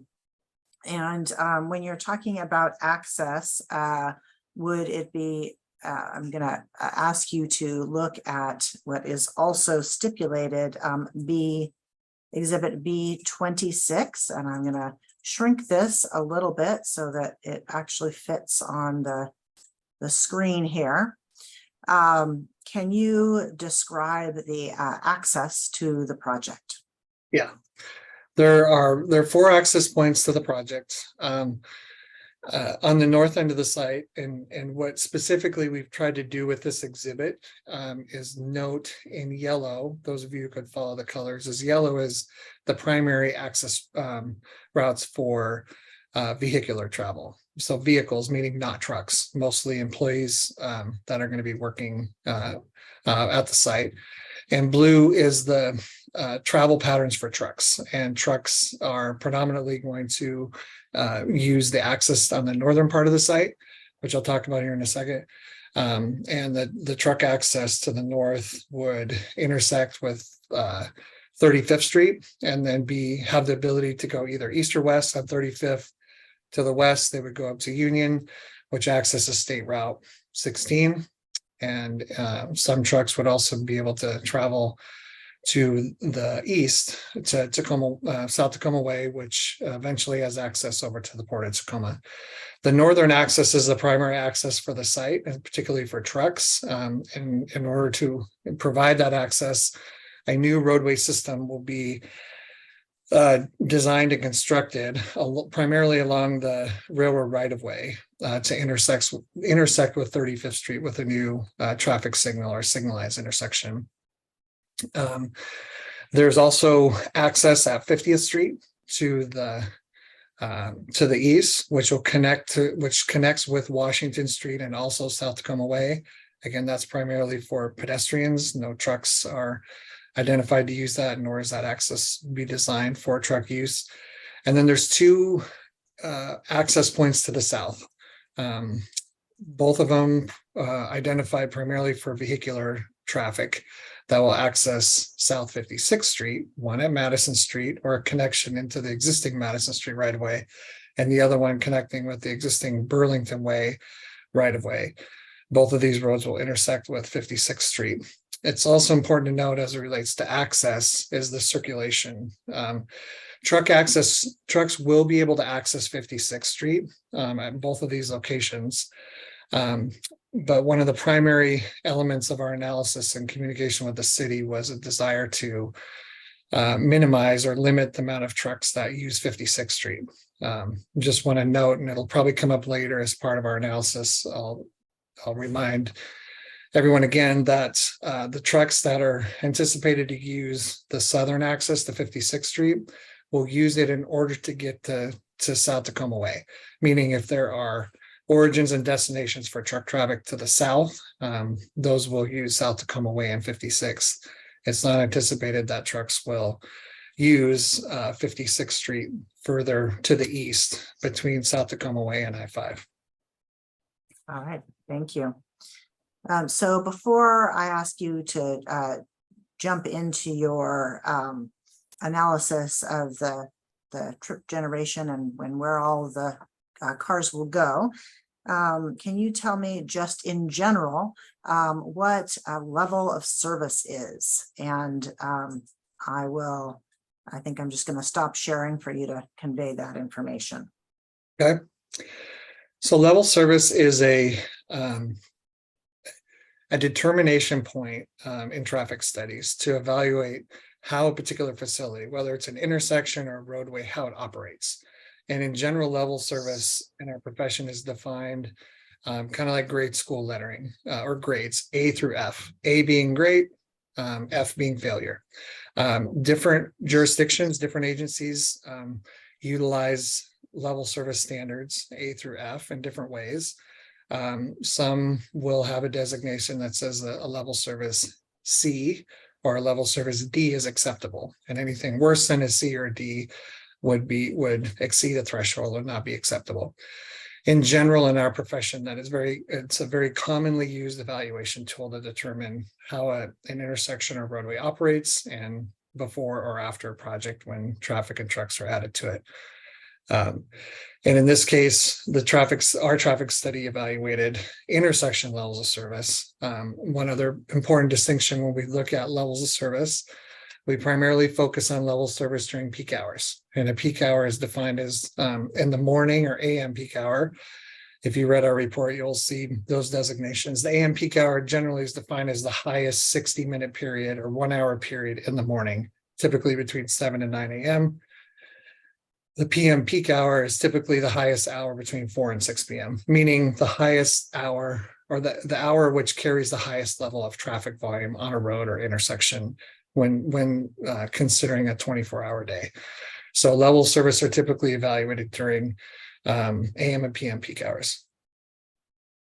All right, thank you. And I'm going to share my screen again and ask you, we are looking at here Exhibit B25. Can you tell us what the City of Tacoma's LOS standard is? Yes. So I mentioned when I generally referred to level service that typically we evaluate intersections of roadway level service A through F. Many, I would even say most jurisdictions in Washington State identify level service standards during peak hours at a level of A through F. The City of Tacoma and their level service policy is different. They do not have a specific criteria or threshold that says any particular intersection or roadway cannot or have a threshold of level service D or E, for example. Instead, the city looks at or identifies their level service based on a more generic or holistic approach that evaluates a variety of, or basically all the different transportation modes, pedestrians, bicyclists, vehicles, transit, trucks, etc. Specifically, and you'll point out the page that you have up on the screen here. Yes, and right now, for the record, we are looking at Exhibit B25, and it's the second page of B25 that we're looking at. Yep. I want to use a word here because it comes right out of the city standards. The city uses a hierarchy goal, and I won't get into this a lot, but within the rest of their standards, they identify a hierarchy, meaning a primary importance of pedestrians and non-motorized facilities first, then freight and goods, and transit, and then vehicular traffic last. When it comes to level service standards, the city applies a standard of a system completeness. And what might be easiest is for me to just read the upper section 3.4 in the level service standards, which defines how they evaluate level service. The city will build the transportation system as defined in the TMP. The TMP is the city's transportation master plan at a rate equal or ahead of the pace of development during the planning horizon, and will also address existing deficiencies. This system completeness there's that term.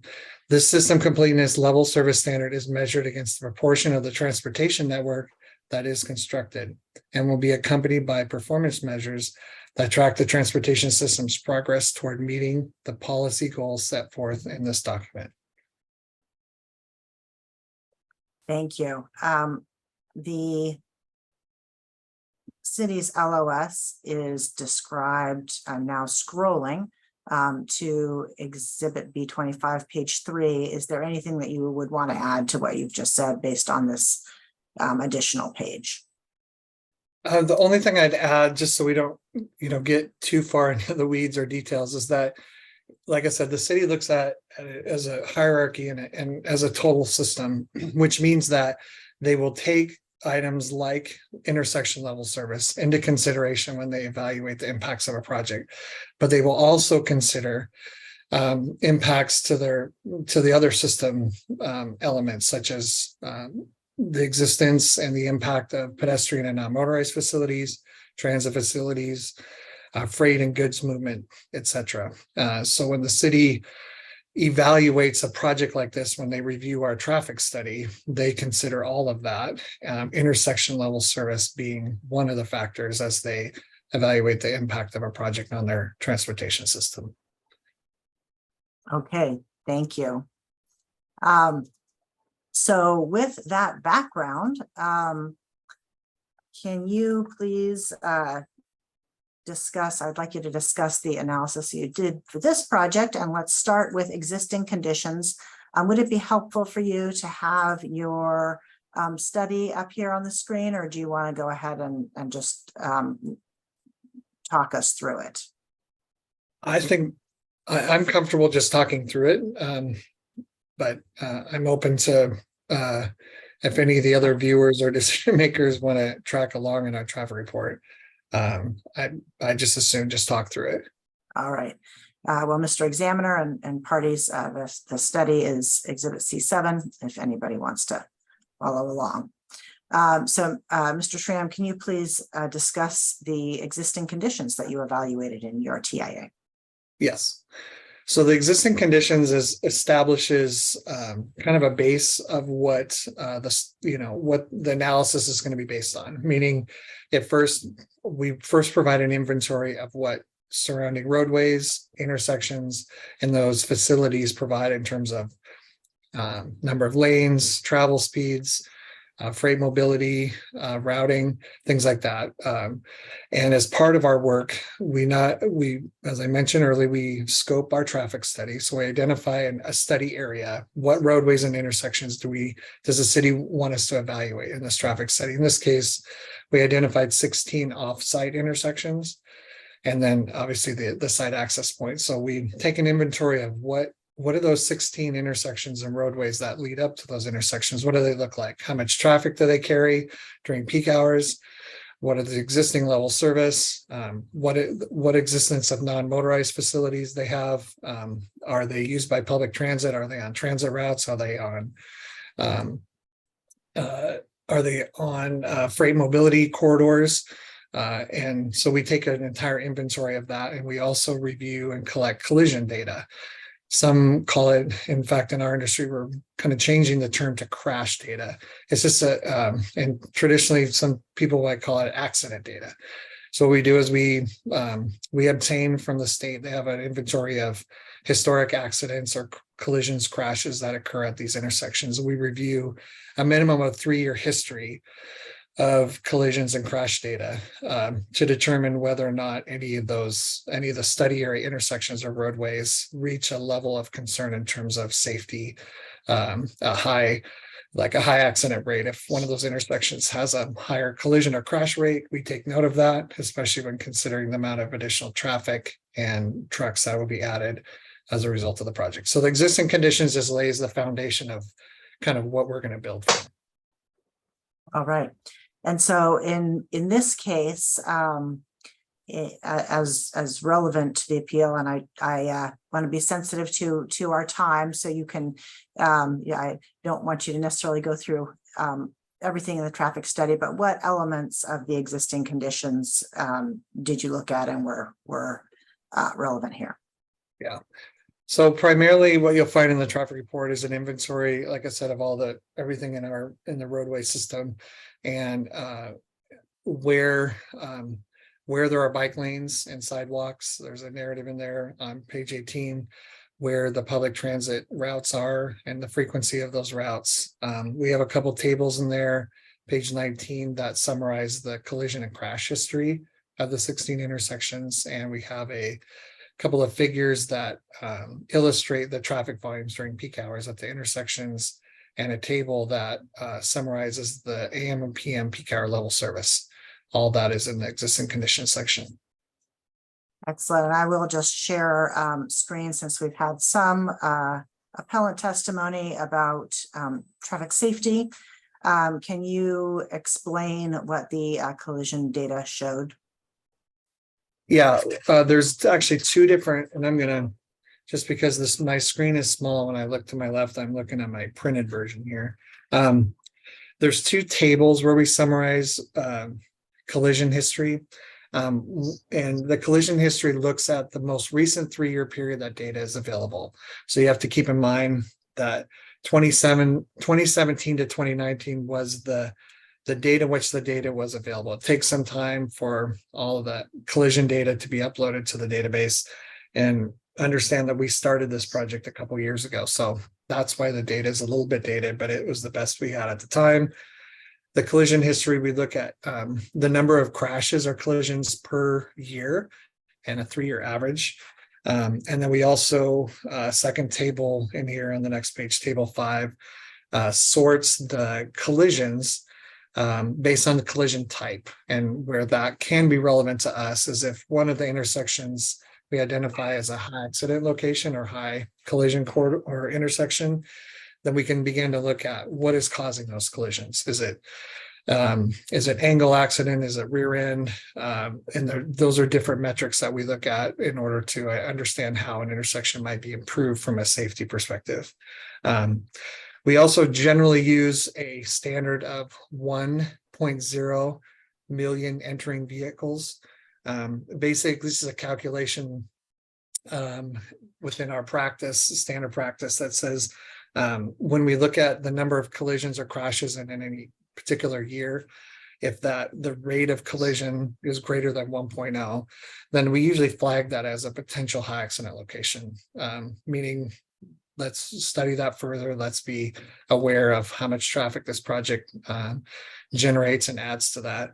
Truck maneuvering, presence of non-motorized facilities, things like that, bike lanes. In this case, of all 16 city intersections that we evaluated, none of them had a accident rate above the 1.0. We'll just call it a threshold that we use to establish an existing condition.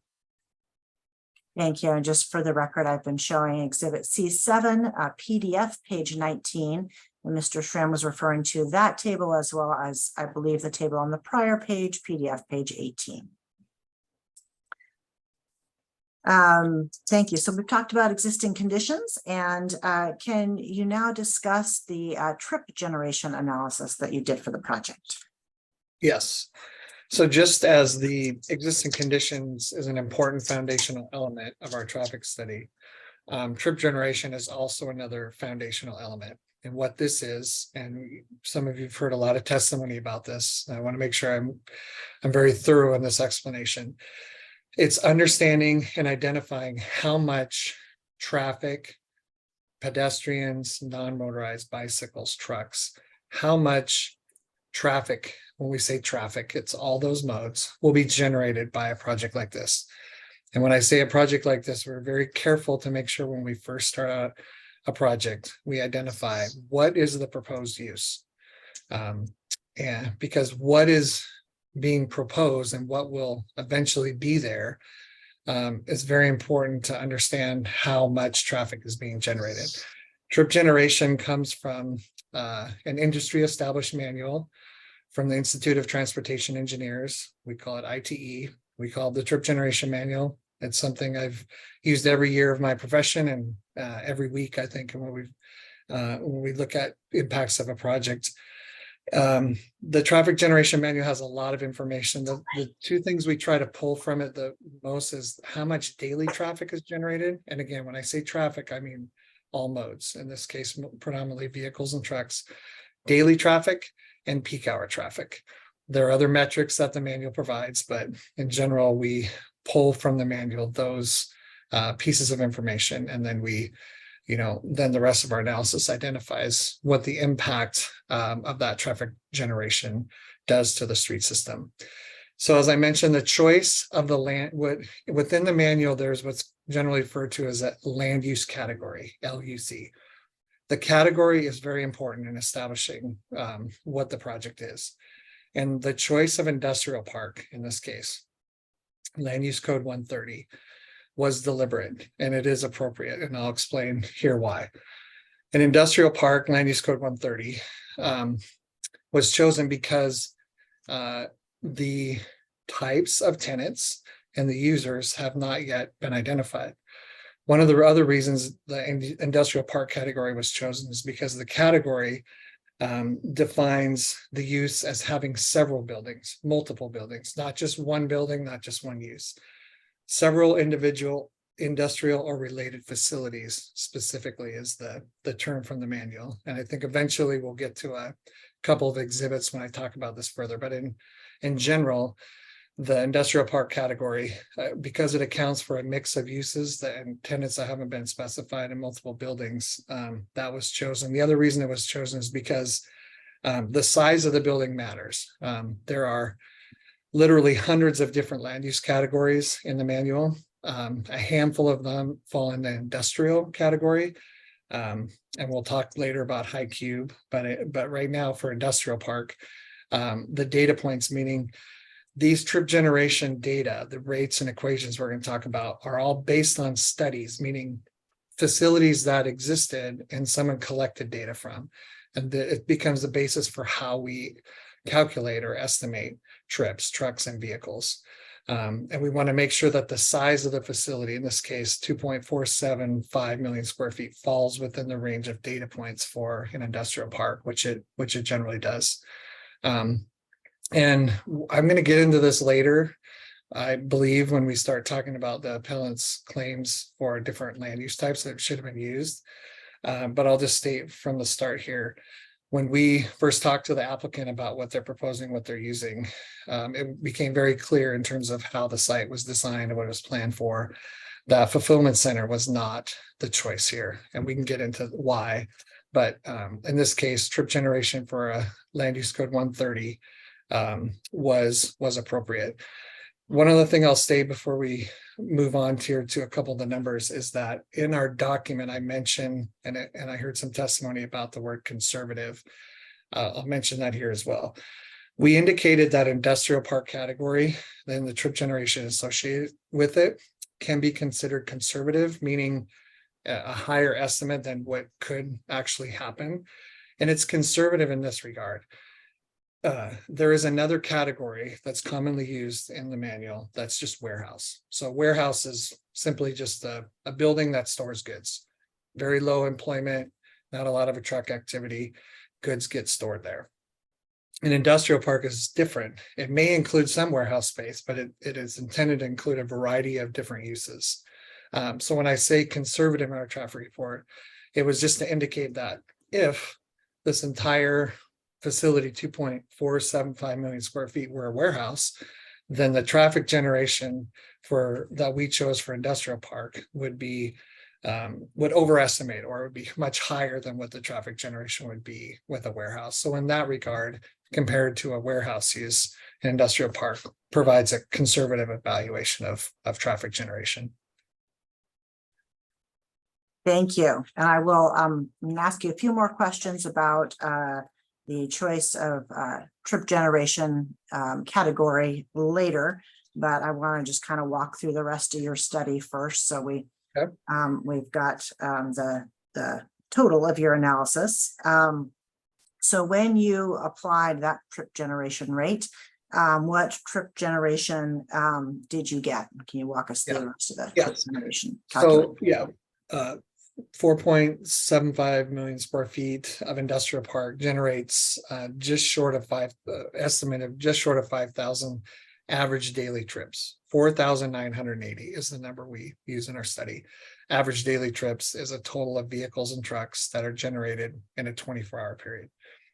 I mentioned earlier that we evaluate impacts during AM and PM peak hours. So of that 4,980 trips, 842 are expected to be generated during the AM peak hour, and 842, same number during the PM peak hour. Not common that this happens, but in this case, it has the same trip rate. So that during the peak hours, that's about 17% of the total. So during the highest morning and the highest afternoon hour, an industrial park generates about 34%, if you add those together, of the total traffic generation. The traffic generation also, the 4,980 trips, like I said, are total of vehicles and trucks. The truck trips were estimated to be 1,411. And again, these are all come right out of rates and equations and data from the manual for industrial park. 1,411 trucks per day is about 28% of the total. So it's about a 72-28 split of vehicles to trucks that are generated. The truck generation during the AM and PM peak hours is 99 trips, so about 100 trips. Again, that's about 12% of the total peak hour traffic generation. So truck traffic during peak hours is proportionally less than compared to vehicles during peak hours than it is throughout the day. Not uncommon for an industrial use, as truck activity can vary throughout the day as trucks come and go, whereas the employment population in an industrial park typically has a morning arrival and afternoon exit. So there's a higher proportion of vehicular activity during peak hours compared to trucks. With that pause there, it is 2:50. So I'm going to suggest that we grab that pause and hold on to it here for 10 minutes worth of afternoon break. And we'll come back and continue our applicant's direct examination, Mr. Schramm. So stand up, stretch, do whatever. Voice that tells us that one. Thank you.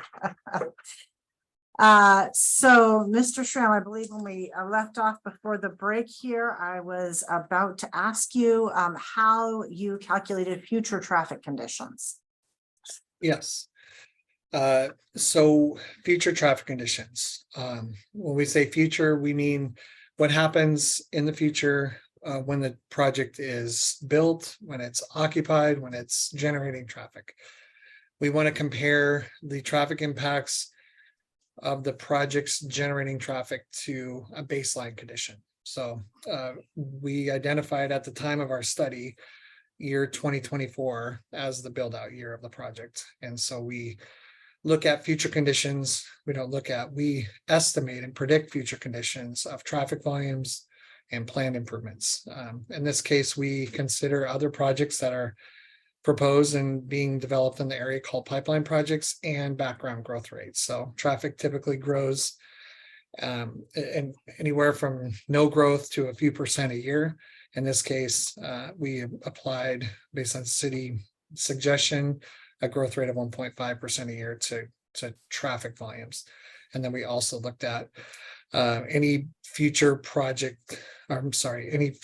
city plans for road and infrastructure improvements in the area. This is a standard practice as we look at it with project condition. Thank you. And based on that, how did you determine project impacts? Yeah. So we focused, as I mentioned, when we look at what a project impacts, we have to always compare it back to what is the city standard. And we talked a little bit ago about what the standards are, and in particular, what our traffic analysis focused on was trucks and vehicles, in particular during AM and PM peak hours. We also considered, pedestrians and bicyclists and transit use in those facilities in the area as well. And so what we do is once we establish a baseline, which is the growth and background traffic, then we take the traffic generation, which we talked about earlier, and we distribute it based on existing travel patterns, existing traffic volumes in the area. Where are the trucks going and coming from? Where are their primary routes? What is the city's freight routes? That's where the trucks are going to come and go. And then what about vehicles? Then we distribute the vehicles onto the roadway system. We then estimate all that future traffic generation, and we evaluate level service at the access points and the study intersections. And as part of that analysis, then we reevaluate levels of service during the weekday AM and PM peak hours. And then determine which intersections might reach a level of higher congestion that we need to consider as a potential significant impact. All right, and so for this project, can you describe the results of your analysis? Yes. So with the intersection level service being our focus, which is the increase in vehicle traffic as well as truck traffic, we looked at the 16 study intersection level service and determined that of the 16 intersections, 2 of them during peak hours would reach a level of E or F. And again, the city does not have a threshold that E or F is significant, but when it comes to identifying impacts, it is still a key element for us to determine if there's an intersection that's congested. You know, E typically means near capacity or congestion, and F is exceeding it. There were 2 intersections of the 16 that we identified in terms of level service issue. One of them being the Washington and 50th intersection, which is kind of a secondary access point just to the east. And the other one was the Madison intersection on 56th Street. Again, as I mentioned before, Madison is an intersection that will carry some vehicle traffic and truck traffic from the project. And we determined that that intersection would reach a point of failure in the future with the project. What our traffic study did as a result of that is we proposed that the city consider monitoring that intersection, meaning monitoring it for future traffic volumes. Because before we propose an intersection modification, such as a signal or a roundabout or some sort of improvement, we need to make sure that an intersection meets signal warrants, meaning has to meet a certain level of criteria to warrant a signal. After further evaluation and discussion with the city, we determined, and this is consistent with one of the conditions in the MDNS, is that the intersection of 56th and Madison would become signalized, meaning the project would provide a new signalized intersection, which would provide an improved level of service and improved level of safety for vehicles and trucks to enter and exit the site on the south. Thank you. You mentioned earlier that the various access points for the project. Did you do any analysis of impacts at those access points? Yes. We evaluated all 4. I just mentioned one of them at 56 and Madison. That will be a new signalized intersection. I should also note that the intersection will not only be signalized, and I think everyone in general understands what that means, traffic light, but also be upgraded to city standards, which requires pedestrian push buttons, upgrades for sidewalks, connectivity to make sure that non-motorized ADA compliant handicap users are able to use the intersection. So a full signalized intersection not only mitigates the traffic and truck impacts, but also the non-motorized elements as well. That's on the south. The other southern access point at Burlington and 56, we evaluated it. It already is signalized. It already operates at a reasonable level service. So no additional measures there to mitigate project impacts. That intersection is just fine.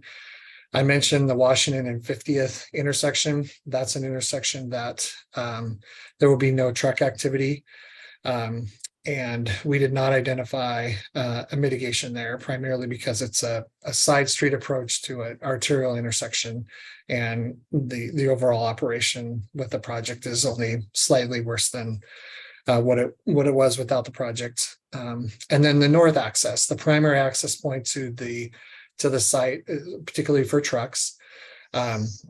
Not only will a new road exist there, but that intersection will also be signalized. And again, considering the impact of vehicles, trucks, non-motorized transit, that new signalized intersection will help provide safe and effective access for vehicles and trucks. But the city also has a long-term plan on their transportation non-motorized system, their bike plan, to have bicycle lanes on 35th. So the intersection will be upgraded and signalized not just for vehicles, but it will also accommodate and provide widening and facilities for a bike lane. In fact, it's getting a little bit ahead of ourselves, but the entire segment of 35th from Union to South Tacoma Way will actually have new bike lanes on both sides as a mitigation measure for the project. Right. So you've described your analysis for the year 2024. Did you also look at traffic impacts for the future beyond 2024?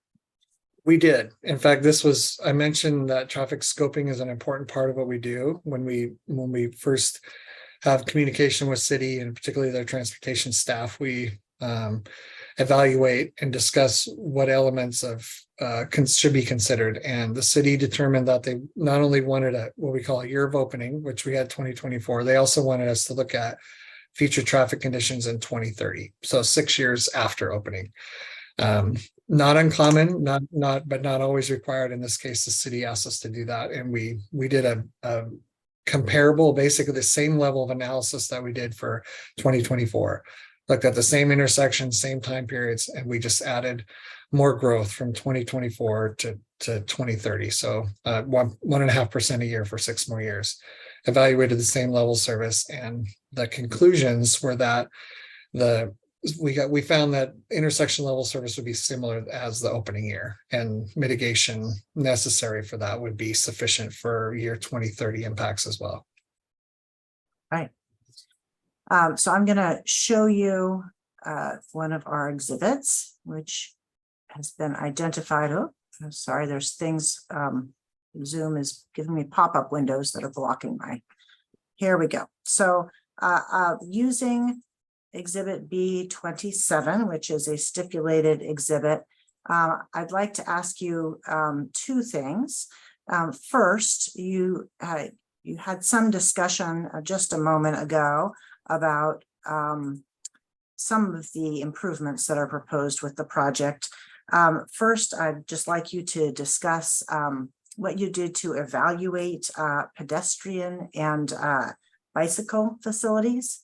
And if this exhibit would be helpful for that. And I will then ask you another question about this exhibit that's more general beyond pedestrian and bike. But for now, can you just focus on the pedestrian and bike facilities?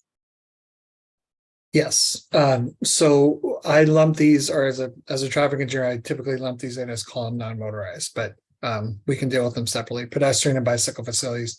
As I mentioned at the beginning, as part of our existing condition, we want to make sure that we have a really good inventory of where there are sidewalks, where there are missing sidewalks, especially in the vicinity of the site. Anytime a project like this designs and constructs a new road, it has to be built to the city standard, which includes pedestrians, which includes sidewalks for pedestrians, curb gutter, sidewalk, and oftentimes street lighting. Whether bicycle facilities are required depends on if a particular road or segment that we're evaluating has a future plan, where the city has a plan for a bicycle corridor. So in terms of evaluating the impact of the project on pedestrian and bike facilities, we looked at where sidewalk segments did not exist and where bicycle facilities or bicycle lanes did not exist as well, particularly related to the edges of our project or the project frontages.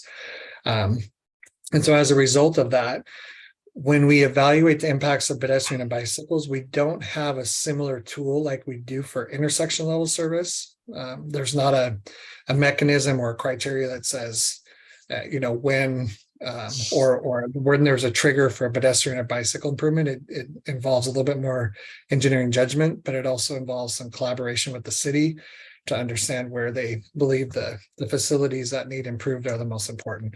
So the elements of mitigation or the elements of sidewalk improvements and bicycle facilities were identified in coordination with the city, some of which are included on this graphic, and I'm happy to go through those now, or I can present what the whole exhibit is first, if that would be helpful. Sure, why don't you go ahead and discuss the whole exhibit, including non-motorized improvements, and apologies if my layperson terminology here perhaps not quite accurate, but we'll say non-motorized improvements, including pedestrian and bike facilities, and you can describe them all. Could you please explain what is shown here on exhibit B27? Yes. So we created this exhibit really in anticipation of this of this hearing. This exhibit or a graphic like it was not included in our traffic report. It is our way of trying to help illustrate. Sometimes a picture is more helpful to understand where and what improvements are being identified. The intent of this exhibit is to capture all of the various transportation related mitigation that's found in the city's MD&S. Almost all of which, in fact, I think all of which were proposed or recommended as part of our traffic study, with a few minor exceptions. One of them I mentioned was the 56th and Madison intersection, which we and the TIA described as to be monitored and eventually ended up as a requirement for signalization. But what we try to do with this exhibit is to illustrate all those various improvements. And if you can see the details and wanted to follow along, in the bottom right corner of each colored square or colored box is a small parentheses like 5A, the green one on the top, 5A. That corresponds with the associated MD&S condition or requirement for transportation. The other thing we try to do with this exhibit is to color code it so we could identify those items in blue are roadway improvements, meaning primarily for vehicles and cars and trucks. The yellow elements that are both drawn and described in the box are the non-motorized improvements that either relate to sidewalk, pedestrian facilities, and bicycle facilities, some case both. The two green dots and boxes represent intersection improvements. So we designated those different because those actually account for a variety of different vehicles, beds, bikes, and trucks. And they're intersection related, not roadway related. And then the last designation and legend, the red boxes and notes, are for mitigation measures that are associated with truck impacts. So I'm going to go through each of them quickly, but just suffice to say that it's just a representation graphically of everything that's included in the MD&S. And what I would highlight is that the blue and red stripe, the long one kind of through the site to the north, is basically the new access road to the north, which will be built and designed and built to city standards for vehicle, truck traffic, and sidewalk improvements. I also mentioned on the north access in the green box is a new signalized intersection that will serve as the northern side access. Staying on the north side of the graphic. And again, I'm looking to my left because I have a printed version and the screen's really small for me. Along 35th Street, the project would build new bicycle lanes on both sides, all the way from the signalized intersection at Union to the signalized intersection at South Tacoma Way. And those bicycle lane improvements would also exist through the new signalized intersection. One thing that's not noted on this graphic, I realized, is, and it is one of the mitigation measures, is that there will be a requirement for signal connectivity. That just means there's currently a traffic signalized intersection at Union and at Tacoma Way on 35th. And then with the new signal of the new access point, we want, in the city's requirement, we want to make sure those signals can talk to each other. And signal interconnection is just so that there's good communication and progression of traffic through that corridor. That's also a requirement. The two red boxes on the north are intersection improvements. And the reason they're red for trucks is because the primary movement of trucks is going to be north, either to Union or to South Tacoma Way. Both of those intersections have limitations on how much or the turning maneuvering of large trucks. Without getting into too much detail, an industrial site like this is going to generate a whole variety of different truck types and sizes, but we want to make sure that those intersections are designed to accommodate larger trucks. And what we found is that both intersections have some limitations in terms of the turning maneuvers for the large trucks. So what's been identified is some modification to some of the corners, meaning just basically reconstructing the corners, which is not a small is not a small piece of work. It's actually fairly significant because when you move all the infrastructure on a corner, you have utility impacts, possibly trees, signal poles, cabinets, all that has to be moved and modified. You revise the sidewalk to bring it up to standards, and we also have to accommodate bicycle lanes. So the improvement at both of those intersections to better accommodate trucks is a pretty significant element in order to accommodate trucks, but to make sure that pedestrians and bicycle safety and those facilities are accommodated. Further south, you'll notice a couple blue boxes that have on 48th Street as well as on Madison, some road modifications, but also some road connectivity. 48th through the south, the east-west through the south part of the site will be connected so that there's a continuous roadway through the site from 35th to 56th, including new sidewalk. And then there's a couple smaller pieces, hard to see, but they're in the yellow boxes, of new sidewalk segments that are not there today, that the project will build on 50th and on Burlington Way to connect so that there's a better continuous non-motorized sidewalk facility for both of those. I mentioned on the bottom on 56th Street, a new signalized intersection at Madison. And then the last one with the red dashed line along the bottom is a limitation on trucks, which we can talk about now or later. But one of the elements of mitigation that the city asked for is to ensure that trucks that are generated by this site, by this industrial park, would not use 56th Street between Tacoma Way and I-5. So that becomes a worthy of being provided on this graphic because it is a mitigation measure for the project. Thank you. I'm gonna stop sharing. Can I slip in a quick question on that last point there with the mitigation measure on the trying to divert or prevent, prohibit trucks from using 56 as the access way, as opposed to coming in off 38th on the new north access road. That's going to be accomplished through signage. Did I read that and remember that right from the pre-hearing submissions?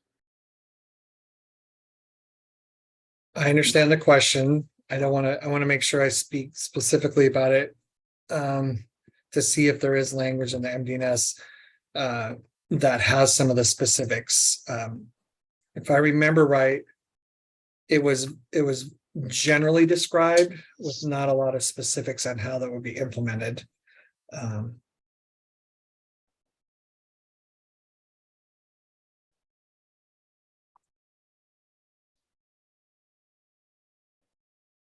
I'll just follow up with a question, Mr. Schramm, while you're looking for that.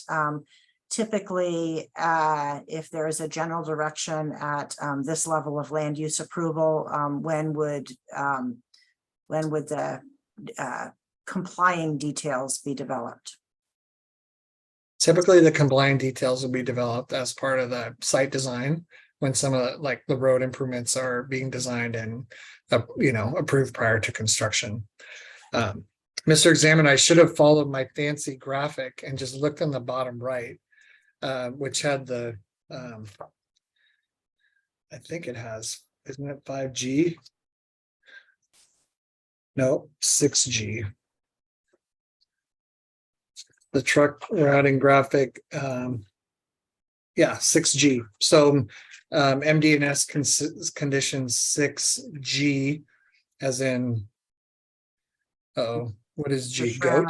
Schramm, G goat. I think I do have the MDNS up here, and I will go ahead and share so that we can all see that. Yeah. And I just also for people following along, the MDNS, I believe, is exhibit C1. Is that It right? is exhibit Yep. C1, and we are currently on PDF page 17. Okay, I'll just read it. The site, all driveways and all new private and public roads proposed as part of the project shall be designed to direct truck traffic to and from the north access road connection at South 35th Street and away from the southern public street connection at South 56th Street and South 50th Street. So that in isolation sort of leaves me wondering still, which is why I asked about the signage. I thought I remembered reading that somewhere, but I may have just imputed that from reading G and thinking, what are you going to do? So to my, go ahead. Oh, no, please go ahead and answer. To my knowledge, Mr. Examiner, the specifics of how that would be implemented are still to be determined. What I am willing to give you is, in my experience, some of the elements that are typical in that. One of them absolutely is signage. Not only signage within the project site that the applicant controls, but also consideration that the city may choose to sign. To my knowledge, there's not current signage that restricts trucks or restricts why would there trucks be? or discourages them. Well, that's a question for the city in terms of how they want to implement this. There are also elements within the site that can be, identified, such as driveway, design features that limit or restrict or make it more difficult for trucks to turn to and from the south. But one of the things that we found to be most helpful to implement is just communication. When the property owner, developer, property manager of these different buildings, facilities have tenants, to communicate as part of their tenant leases to not use or not travel to and from the south on 56th Street. We found that those to be helpful, along with signage and some site design features as well. Okay. Thanks, you, Ms. Taylor. Thank you. Mr. Schramm, I'll just follow up a little bit on the examiner's question. I'm going to show you again exhibit B25, which was previously admitted. And Mr. Examiner, I believe this exhibit may have been admitted before we turned on the recording. So if that was true, I just wanted to note for the record. I could be misremembering. If not, because it was just when we came back from the break. And I think there may have been a little delay in turning on the recording. At any rate, I just wanted to note for the record that it was admitted for the purposes that Mr. Schramm is discussing it for.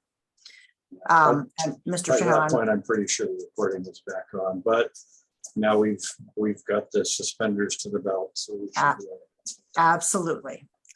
Pardon my scrolling here while I'm sharing, but Mr. Schramm, I am showing you PDF page 6 of this exhibit. And you'll see at the top, it's entitled Freight Priority Network. And I just want to focus in, I'm going to zoom in a little bit on the site so everybody can see that. So when you were considering how trucks would move around, does this inform your opinion about the routes that trucks will take? Absolutely, it does. And this was a key element in how we identified the truck routing for the project as well. What you can see from this exhibit and this map is that it's identified, well, the coloring's hard to read, but the difference between primary streets and heavy haul network. And the heavy haul network roads exist primarily in the port area, as you can see, but the roadways that are still identified for a primary street, and again, this is under the freight mobility or freight priority network, do identify South Tacoma Way and Union Avenue as primary streets for truck activity. South 56th Street is not identified as a primary street for freight, which in this case, freight in general means trucks.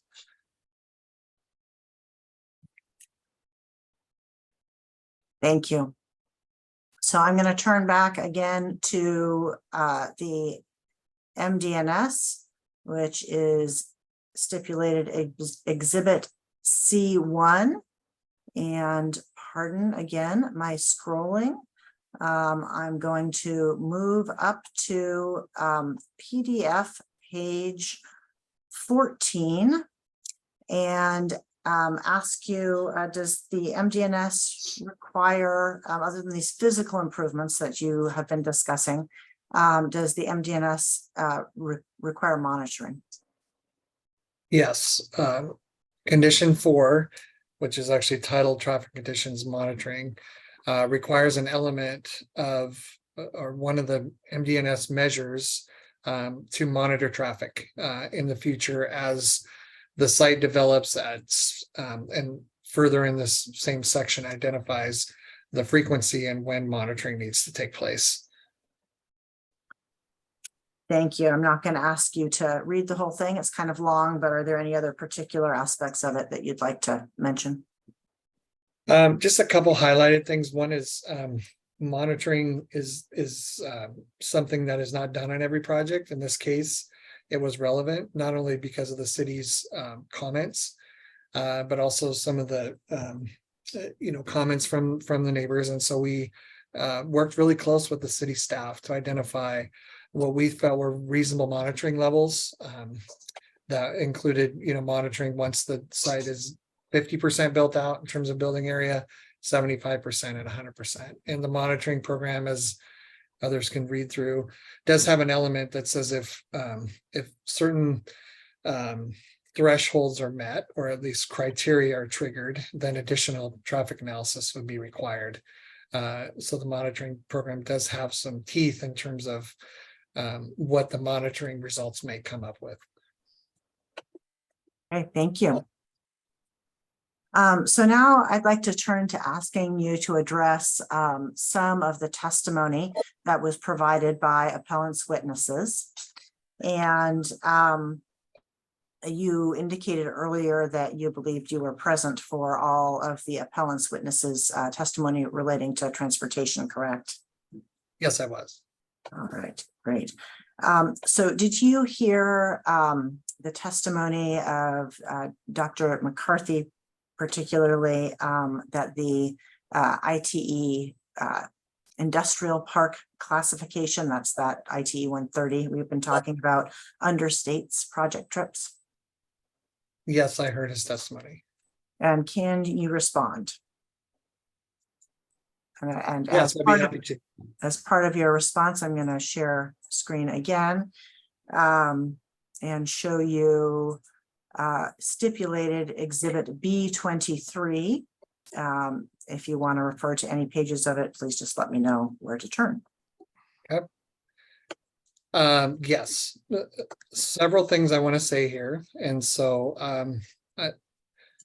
I try to fit them all in, but feel free to interrupt me if along the way there's anything more specific that I might be going over too quick. But this really is a critical element, I admit, on the project, especially from the appellant's perspective in terms of what should or shouldn't have been done. As I mentioned earlier in my testimony with regard to traffic analysis, I've been doing this nearly 30 years, and choosing the right category is important.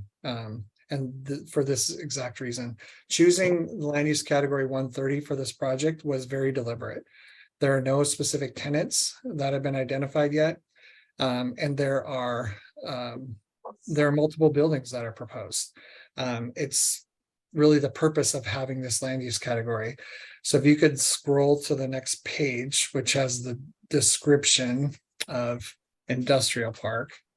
So we're looking at page 2 of Exhibit B23. Correct. I'll just read the first couple lines. An industrial park contains several individual industrial or related facilities. It is characterized by a mix of manufacturing, service, and warehouse facilities with a wide variation in the proportion and each type of use from one location to another. Many industrial parks contain highly diversified facilities. And there's a little bit more information there, but that essentially captures the category of an industrial park. Maybe one quick checkpoint here, just to provide some context. I mentioned before, the IT manual is literally, there are hundreds of different land use categories that are carefully chosen to make sure that when a project goes in or is it proposed and we want to evaluate the impacts, that we capture as best we can what we believe to be the appropriate category for traffic generation and evaluation of impacts. As with many and most manuals, it's updated from time to time, right? Every 5 to 10 years, this manual, like many, gets updated. There's new information, there's new science, there's new data points to incorporate, and nothing different in this trip generation manual. A couple of the more recent versions of it have added some different land use categories that represent high cube categories, which is, again, helpful because the manual needs to be updated to represent what actually exists and what's being developed and what's being identified. And those land use categories were considered. We definitely considered them as part of our review before we evaluated the traffic impacts of this project. And after considering them, given that this is an industrial park, it's a mix of buildings, it has shared roadways, it has facilities that will be in coordination with each other, and there's no tenants identified. The industrial park category was the right one to look at. The other thing that's important when we choose a land use category, and I also mentioned this briefly earlier, was the size of the development. And I think in a minute here, we're going to get into some specific exhibits I'd like to pull up, but just to start out with, just because a description of a project is similar to maybe what's being proposed, it doesn't always mean that that land use category is the best one to choose. For example, we want to make sure that the data points, meaning the data that was collected that is representative of the traffic generation, there's enough data points, meaning there's enough studies to be able to get a good representation of the traffic generation characteristics, but also the size of the facility. We want to make sure that what's being proposed is within, generally within the data points that are being collected. So it is representative of what has been established as the data points. Again, for all of these reasons, including the size of the development, industrial park was chosen, and it was chosen deliberately to represent what's being proposed for this project. Couple other points I want to make. The site plan and buildings, when we look at this site and we look at the buildings as proposed and how it's laid out, in particular in response to the appellant's claims that this should be a fulfillment center sort, which is one of the categories within the high cube category. In my opinion, this the entire 2.47 million square feet with multiple buildings is not designed, and it's not I want to say it can't be, but it's just not a fulfillment sort facility. I've conducted hundreds of traffic studies and with a variety of different industrial classifications. The fact that this site has multiple buildings, fulfillment sort, when you look at some of the details and how it's represented in the trip generation manual, describes a fulfillment center sort as a single building. There's not a single 2.475 million square foot building here. There are multiple buildings, and a fulfillment center sort, if it were to be that, would require significantly more parking. a fulfillment center sort essentially is like an Amazon facility where you have multiple shifts, hundreds of people that are working alongside with robots to move, to gather product and put it in trucks and distribute it out. And there would need to be a significant increase in parking for that. And this site plan is not designed for that, nor are the buildings designed for that. My understanding is that the building heights here proposed are roughly in the 40-foot height category. In my experience, fulfillment center sorts have significantly higher building heights. And that's because these facilities in a single building are built on a base structure with multiple levels of mezzanine for the robots or the equipment to be able to pull products. The most recent fulfillment center sort facility that I was involved in, a traffic study in Arlington, which is currently constructed, is a single building on a site, has significantly more parking. And I believe the height of the building is 80 feet or more. That's not what's being proposed here. That's not what the site plan portrays. And this, in my conversations with the applicant, that's not what is being proposed. And so the idea that this site were to be a fulfillment center sort is just, it's not appropriate. And it would misrepresent the traffic generating characteristics that an industrial park would represent. And I'd like to go, if I could, to a new exhibit. Has exhibit B24 been identified? Do I need to pause because we still have exhibit B23 that hasn't been? Nope. So first, Mr. Schramm, following up on your testimony about the physical characteristics of a fulfillment center, is it your understanding, there have been a lot of different categories discussed in appellant's testimony, but another one that popped out is cold storage. Is it your understanding that this project as a whole is proposed as cold storage? When I review the building types and the what's proposed, the number of parking stalls, the dock doors, how the building is designed, in my experience, the site is not designed for a cold storage building. My understanding, again, having almost 30 years of experience, cold storage buildings have a much different building structure, foundation of the building, the roof structure in terms of what it needs to support. I don't want to suggest that I'm the expert in these types of buildings, but based on my experience, cold storage buildings would be different than what's being proposed here. And so I don't see at least the entire facility being a cold storage. It's possible that a portion of a building or one of the buildings could be cold storage, but in terms of the entire thing being a cold storage facility, that's not consistent with my experience. Okay. And so now I would like to turn to exhibit B24. I'm going to go to the first page of B24 and ask you to describe what this is and tell us, again, this exhibit, tell us how it supports your opinion that the land use code 130 was the correct one to choose here. Yes. What this exhibit is it's a handful of pages that I selected directly from the manual. The manual literally is thousands of pages. And so trying to be careful to just select the pages that are appropriate to represent the analysis that we did, but also to be able to compare to the other high cube categories, which I'd like to talk about here in a second. So this exhibit has several pages from that, of which I'm happy to describe some of them. The first couple pages in this exhibit also have some pages that describe how and sort of the criteria that you use to estimate and calculate trip generation when you are applying different data points for different land use types. So it's a variety of pages from the IT trip generation manual. Okay, thank you.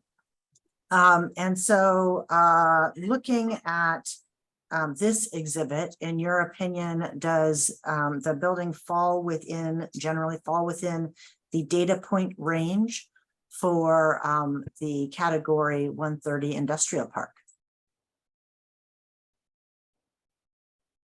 Yes. And I'll And to go help ahead. illustrate that, I'd like to turn to, I think it's page 9 of this exhibit. I'm going to move to PDF page 9, and hopefully I'm getting the correct page there for you. Yes. Okay. Let's go one more page to page 10. Okay.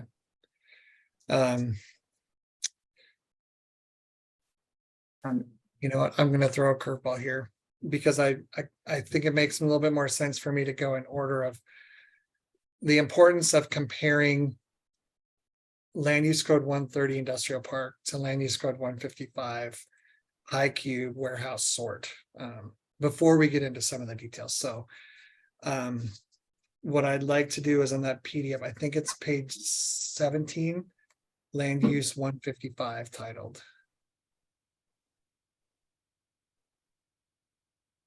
No, just a moment while I deal with my technical ability to move around a document. Everyone, I'm sharing this document. If it is too small and you cannot see it, if you'd like me to zoom in or scroll around, Mr. Schramm, Mr. Examiner, please let me know. It's okay for me. Okay. All right. Let's go one more page before that. Okay. So in order for me to introduce this and to be consistent and comparable to prior testimony from Mr. McCarthy, I mentioned that there are 4, actually 5 newer land use categories that represent what's called high cube. Okay.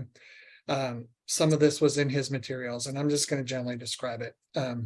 There are 4 new land use codes, 154, 155, 156, and 157. But 155, which is the one we're going to talk about, is called High Cube Fulfillment Center Warehouse, has 2 subcategories. One is non-sort and one is sort. And Mr. McCarthy did a pretty good job of describing the difference. A non-sort facility is a facility like a furnishing store where it's larger boxes. It's not the smaller Amazon sites, larger materials that are mechanized and kind of bringing product to the different trucks for delivery. The fulfillment center sort is the one we're going to talk about. It's the one that he and the appellants indicated was the one that could or should have been used for evaluation. And I'm going to describe why I disagree. First of all, the high cube fulfillment center sort, before we get too much into the details, and Ms. Gaylor, if you, it might help in this case to zoom in on the first paragraph on this page. And this first page is basically just a description. So you can go into the manual and you can read the descriptions of all the different high cube categories. There's a transload, short-term storage is 154. Fulfillment center 155 is what we're talking about, and 156 is parcel hub, like a UPS FedEx facility, and 157 is cold storage. 155, as you can see on the, I want to make note of, I don't need to read the whole thing, but the last sentence on the top paragraph says a high cube warehouse can be freestanding or located in an industrial park. And the reason I want to highlight that is because I want to represent that it doesn't need to be, it's either an industrial park or it's a high cube facility. It can be both. High cube facilities can exist, and they do exist within industrial parks. And it's important to point that out in the IT trip generation manual description, because I think that was somewhat misrepresented by Mr. McCarthy. So with that being my opening statement about this, the a couple comparisons that are going to be worthy of note as to why and which ones are most appropriate to utilize for this. And Ms. Scaler, we're going to jump around to a couple different pages. I'm going to go back to page 10 of this exhibit, which industrial park 130 is the top, right? Again, I don't want to get too, oh, looks like you went. Sorry, I'm jumping around too much. There you go. All right.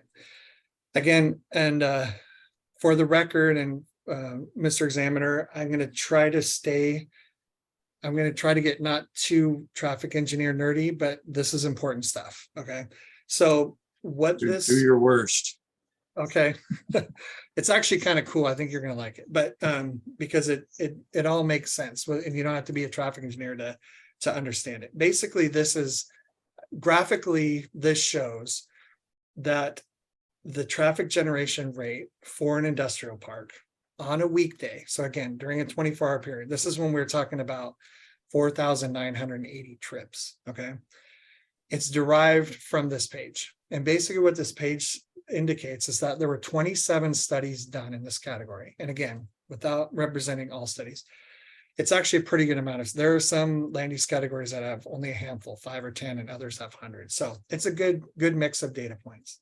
And what you can see here is the data points range from 0 to about 2.4 to 2.5 million square feet. Now, does that mean a facility that's 2.47 million square feet shouldn't be represented here because the data points go to that? And I'm here to say no. This is a data point set that I believe that 2.475 falls generally within these data points. And the reason that's important is because in the IT manual here and the methodology would suggest that when you have more than, wouldn't suggest, it actually requires, the criteria requires that when you have more than 20 studies, means that it's really a solid set of data. We want to understand what the traffic generation characteristics are by using the regression equation. It's also called the fitted curve equation. The difference is it's the curve line on the graph that goes right in front of the car, whereas the dash line is the rate. And what the IT manual will indicate, or does indicate, is when you go through all the criteria, it says when there's 20 or more studies, you use the regression equation to determine the trip generation. And the reason for that is it's more logical. The larger the facility, the lower the rate of traffic that's generated. This is not unique to an industrial park. There are many land use categories that have this. Residential, like large residential projects, or even office projects. The larger the facility, the lowering of the rate per square foot of trip generation. And so when you use the equation and you calculate 4.75 million square feet of an industrial park using this equation, you get 4,980 daily trips, which is the appropriate way to determine, or to estimate anyway, the trip generation for an industrial park. In comparison, Scaler, if we could go to page, I think it's 17, which is going to be the companion page for the high cube fulfillment center sort. Yeah. Okay. Now, as a comparison, because this is what the appellants are saying should have been used. Well, there's a couple things here that are concerning. Again, this is based on data that's been collected. This shows only 2 studies that have been identified or collected in order to establish traffic generation rate. There's not enough data points, not enough studies to develop a regression equation. So the rate, which is that short dash line there, is based on 2 data points. Okay. When you calculate 4.75 million square feet times this rate, you get a bigger number, almost, I think, a little over 15,000 vehicle trips. Well, the IT trip generation manual will say, whenever you have fewer than 5 studies, it uses a term that says caution should be used. Doesn't mean that this data isn't helpful or it's garbage or anything like that. It just means that we have to be careful as traffic engineers not to just use it blindly, right? These 2 data points exist, this with a traffic generation number, but we want to be careful that we're not represented that every single high cube fulfillment center has this rate of traffic generation. In fact, the data I can testify to is that comes from a study where one of the data points was actually collected during December, which is the highest month for an Amazon fulfillment center facility. Again, we as traffic engineers like to use as much data to represent not a worst case, but representation of what a facility will generate, not on the highest month, but on on a typical time period. So given the fact that when we compare the data points and the application of those data points, notwithstanding my testimony about the site plan and the buildings being representative more of an industrial park than a fulfillment center, using this rate for a high cube fulfillment center warehouse at for all 2.475 million square feet is not what I believe, in my professional opinion, this site is going to generate for traffic. One other point that I'll make before we move on is that also within these pages, and I'm happy to go through them if we need to, is truck generation rates. Okay, same thing, data points that have been identified to estimate the generation of trucks and heavier vehicles. The same trip generation manuals is used for that. Which we estimated that the industrial park at 2.475 million square feet would generate 1,411 trucks. These data points come right from the IT manual, and for these reasons, not just site design, but application of the manual, industrial park is the appropriate category to use when identifying traffic generation for this facility. Thank you, Mr. Schramm.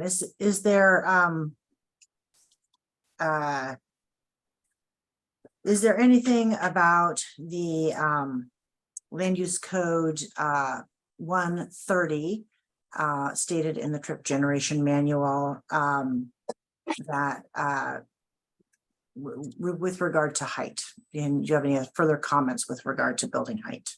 Yes, thank you. In the description of high cube, so each of the 5 categories within the high cube, I'll start with this. Within the high cube category, the 4 newer categories distinguish that high cube buildings have a ceiling height of 24 feet or more, which is fine. I'm sure that that's correct because this was all based on data from existing facilities. The industrial park category does not describe or provide a building height in the description, or a building height limitation, or a building height description.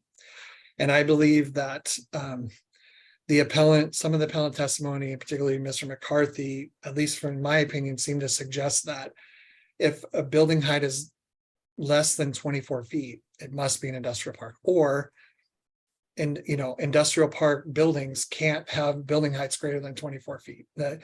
I definitely would disagree with that, and I wouldn't draw that same conclusion. It just means that the latest data coming out for facilities that are known to be high cube have 24-foot or higher building heights. And in fact, as my testimony was before, some of them, like fulfillment centers, have significant higher building heights. Thank you. And did you hear Dr. McCarthy's testimony when he was speaking of building heights and some other physical building characteristics? Did you hear his testimony that he was basing that on a 2016 study out of Southern California? Yes, I heard that testimony. And are you familiar with that study? Yes, I am.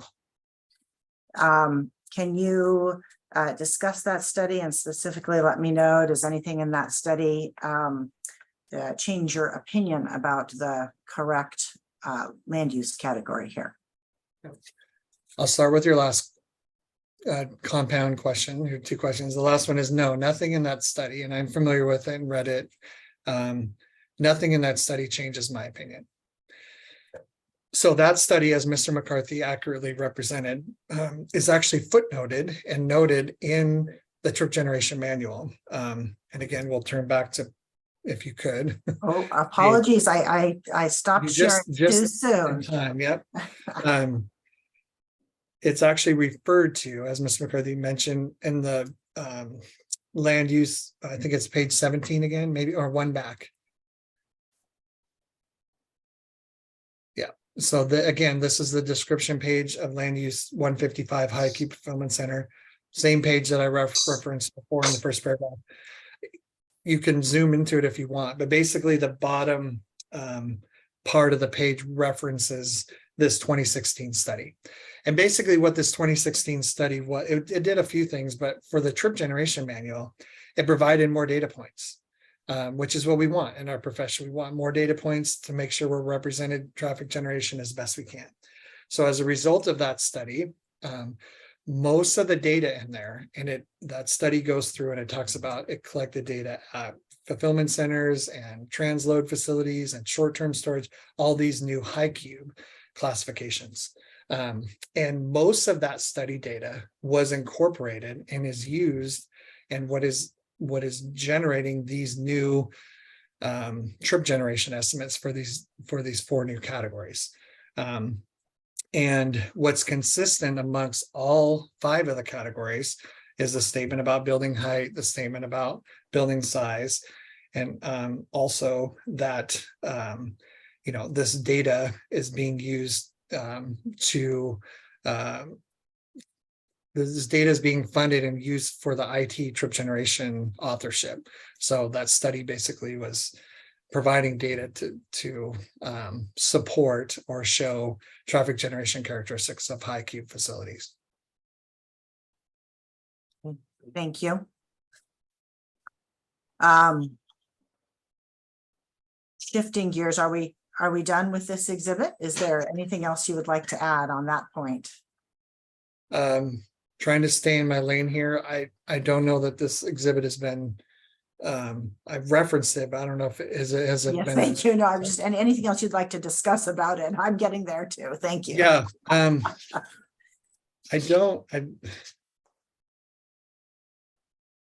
Since I took it down prematurely last time, I'm just asking before I stop sharing again. No, I think maybe what I would say is kind of follow the procedures of others who have testified before me. There are pages within this exhibit that I did not specifically testify to. And what I included for the sake of comparison were some of the pages just for High Cube Fulfillment Center that had the total traffic generation numbers and truck generation, just so they're properly referenced. And I also included some pages for High Cube cold storage, land use code 157.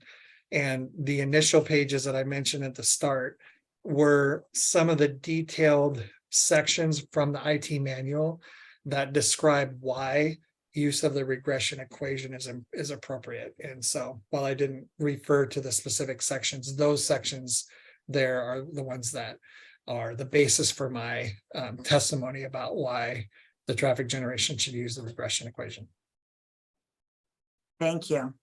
And Mr. Zimmer, I'd like to offer B24. No objection. All right, B24 is admitted.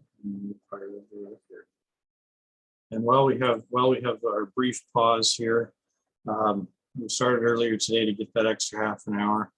I am going to just point out that we probably are going to conclude things at 4:30.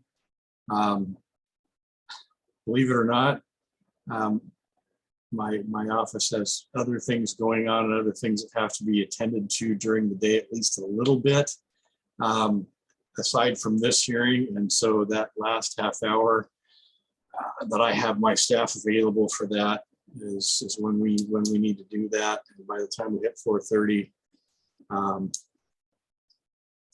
my current condition is such that I'm kind of fading anyway. So just so you know that we are probably going to cut off at 4:30. We'll talk about housekeeping stuff just prior to that. And I should also point out for everyone who's listening, the first 2 days of the hearing, we had Tacoma Municipal Building Room 138 available for people who didn't have Zoom facilities to attend. We had nobody show up in that room for the first 2 days, just period. And so we discontinued that as of today, which probably means at least one person showed up there today. But that's not available anymore because it wasn't being used. So we kind of turned that back to the city to use for something else. And I do have one other housekeeping item that we'll need to talk about at the end here at 4:30, but that's when we're looking to go to and then stop today. So continuing on with direct examination, Mr. Chairman. Thank you. We'll, Mr. Schramm, wrap up here our discussion of the land use category shortly and move on to other topics. But I did want to ask you just finally whether you have experience with other projects that utilized the land use category 130 that were comparable to this project. Yes, I have used this numerous times. The IT land use category 130 is something that we use and consider for any and all industrial projects that we're evaluating. A few that I can think of that are recent. We have a multi-building project in the city of Federal Way that has a candidate that we used industrial park category for. We heard testimony earlier about the Knutson project. That was a project that I was involved with. That one also used industrial park. Earlier versions of it used a different mix, but there was a scenario and a time where we used industrial park for that particular project. Recently, we did an EIS for a mixed use project in Snoqualmie where there was office and a mix of uses and multiple industrial buildings. Several projects were done in Edgewood and Mount Si, and I think even one in Douglas County recently where we've used the industrial park category. So we use it often.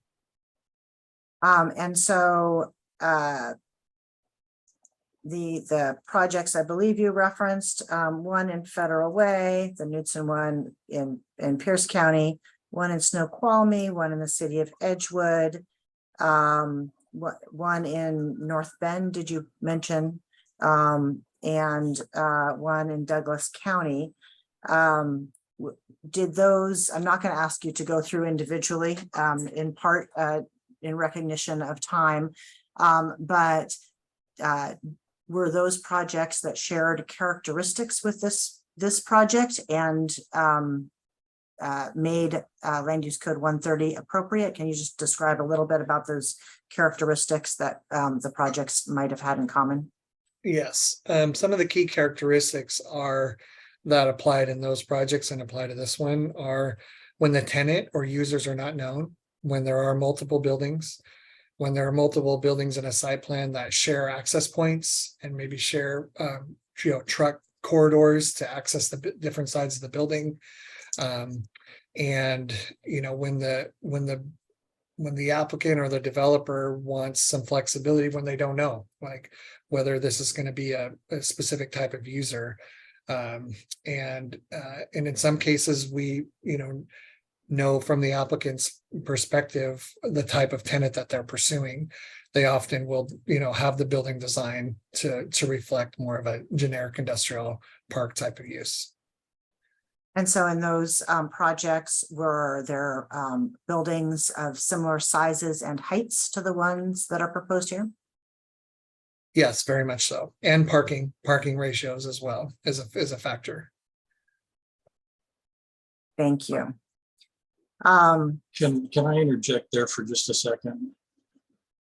And I'm going to ask a couple of questions, and this will take care of one of my housekeeping items, perhaps. And if you don't know the answer, that's fine. And I guess we'll address whether there's anybody who's still on a witness list that could address that, or whether that needs to be added, or whether the parties just don't want to answer it for me. We'll deal with that too. Do you know if any of these other projects you just talked about that were characterized as an industrial park ever ended up having a high cube type use in them instead? I understand the question. The specific handful of projects that I mentioned, to my knowledge, many of them have not been constructed yet or under construction. So I do not know whether a high cube type of user was or is in any of those particular projects that I mentioned. And so my other question, I've been wondering this since probably day one of this hearing. If I had to place bets on it, my guess, Mr. Schramm, is you probably don't know the answer, but I'm going to ask because I've been wondering about it, and I'll make reference to hearing examiner rule of procedure 1.01. Which one is it? F, which gives the hearing examiner the authority to question witnesses, which I've been making full use of and I'm doing right now, and to request additional information. And this may fall into that category because my understanding is that Bridge Industrial, which the particular LLC applicant here is, I would call an affiliate of rather than a subsidiary necessarily. But the bridge constructs and operates or leases out perhaps a lot of different industrial facilities like this around the country, and I think it has even a couple over in the Kent Valley. Do you know if Bridge has facilities that are operating now as HiQ?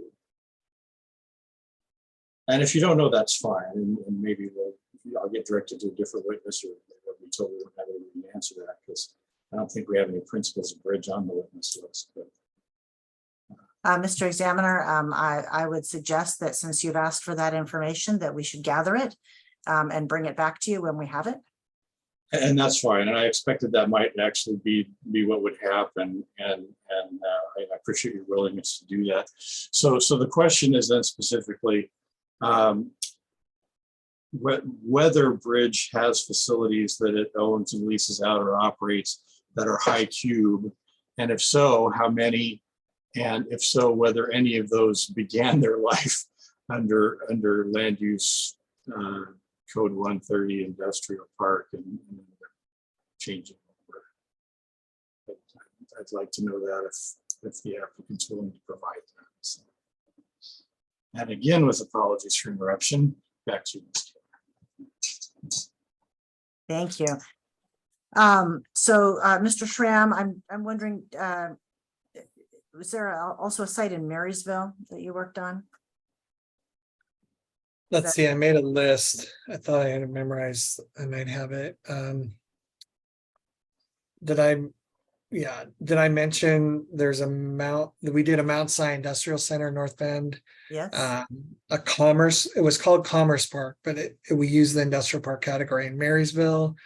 And then we also did a project in Lakewood where we evaluated industrial park as well as a mix of high cube and warehouse. So we've, and then I mentioned a industrial park in Douglas County, I believe. You did. So I think I'm counting a total of 8 projects that you've worked on in the general Puget Sound region that have utilized that land use category 130. And it was, am I remembering your testimony accurately that all of those had similar characteristics to this project? Yes, they had similar characteristics. And for all of those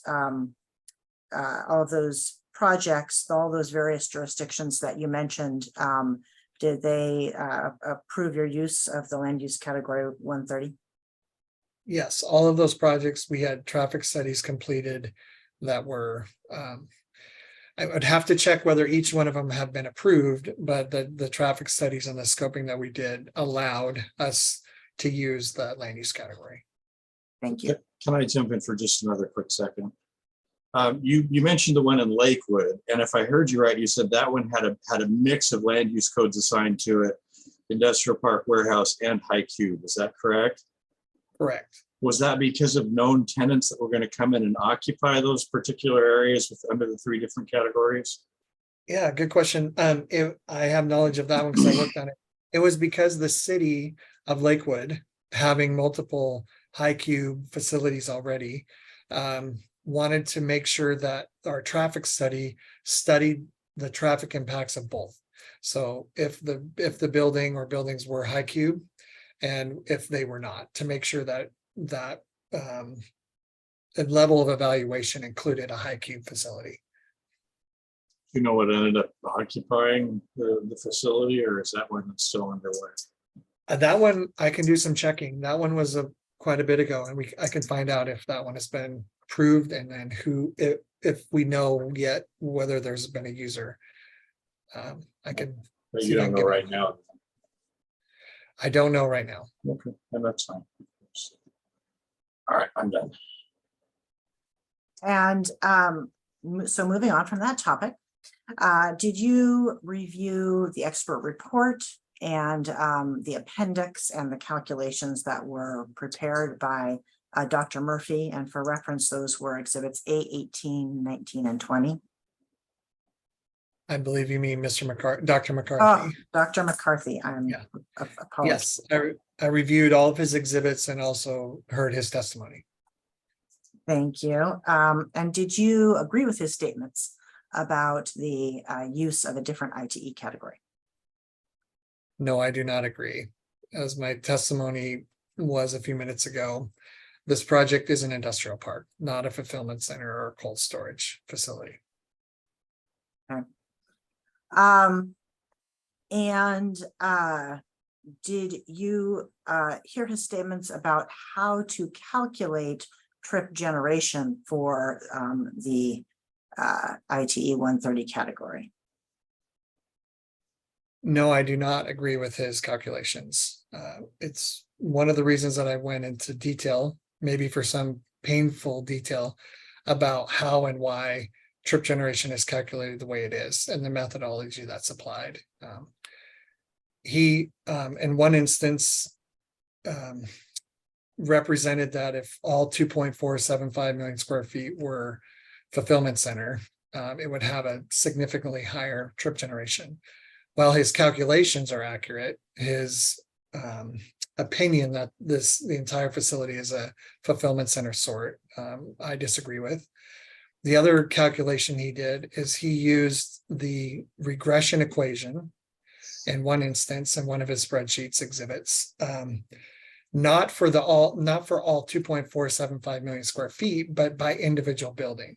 And again, that's the wrong methodology to use. When we look at an industrial park and we look at a series of buildings, we take the total and apply the regression equation, not individual buildings. And so that misrepresented the traffic generation, in my opinion, and how the IT trip generation manual suggests and actually requires it to be determined.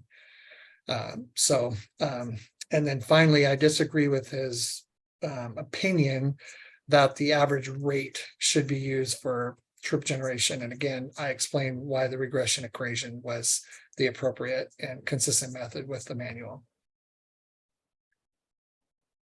Thank you. Moving on, did you hear the testimony of Dr. D'Souza and review her exhibit, her spreadsheet, which is exhibit A47, just for the record? Yes, I reviewed her exhibit and heard her testimony. Okay. And I can show it to refresh your memory if necessary, but do you recall that her calculations used both a average and a low and a high trip generation rate? Yeah, I remember that in her spreadsheet. If you want any more detail, I might need to see it. Sure, let me just share screen. And what I'm referring to, just to be clear, is her calculations were based in part on lowest hourly and highest hourly. Under the ITE manual, does one look at both lowest and highest hourly, or does one look at that next column, the average hourly? The IT methodology for truck generation is the average. Thank you. Did you hear Dr. McCarthy's testimony about a settlement agreement relating to the Knudsen project? Yes, I heard his testimony. Are you familiar with that project? Yes, I am. And in what way? I manage the traffic analysis, and our company performed the traffic analysis for the project several years ago as part of the project that was reviewed by both the city of Puyallup and Pierce County. Okay. And are the levels of service the same in Puyallup and Tacoma? No, they are not. The city of Puyallup does what I would call a more traditional, or certainly different than Tacoma, where they establish level service standards based on the grading scale A to F, and an intersection that operates at level service D, as in dog, is acceptable. An intersection that exceeds level service D is not acceptable. That is their threshold. The city of Tacoma does not have that same level service standard or criteria. And why is that important with regard to the settlement agreement that Dr. McCarthy referenced? Yeah. So it's important because one of the purposes of the settlement agreement was to establish a trip cap. And that trip cap was there to ensure that the traffic analysis that was conducted was based on a certain amount of traffic generation. And so that level of traffic generation and the associated mitigations were established. And in order for, one of the purposes of the settlement agreement is to ensure that the traffic generation was not greater. Typically, the higher the traffic generation, the more likelihood or certainly opportunity that intersection levels of service may be exceeded. So one of the purposes I can say for the trip cap was to ensure that the level service analysis would meet the city standard. And in here in the city of Tacoma, is that same concern present with regard to whether the project will meet the level of service? That is not the same. And so based on your analysis, do you believe there'll be significant adverse traffic impacts caused by the project? No, there will not. Okay. I'd like to reserve calling Mr. Schramm back to answer your questions, Mr. Examiner. But for today, those are all of the questions that I have for him. Okay, I'm not sure we necessarily need to call Mr. Schramm back to answer those. If he doesn't know now, the only reason he's going to know if you call him back is because he's going to be provided with some new information. Is that correct?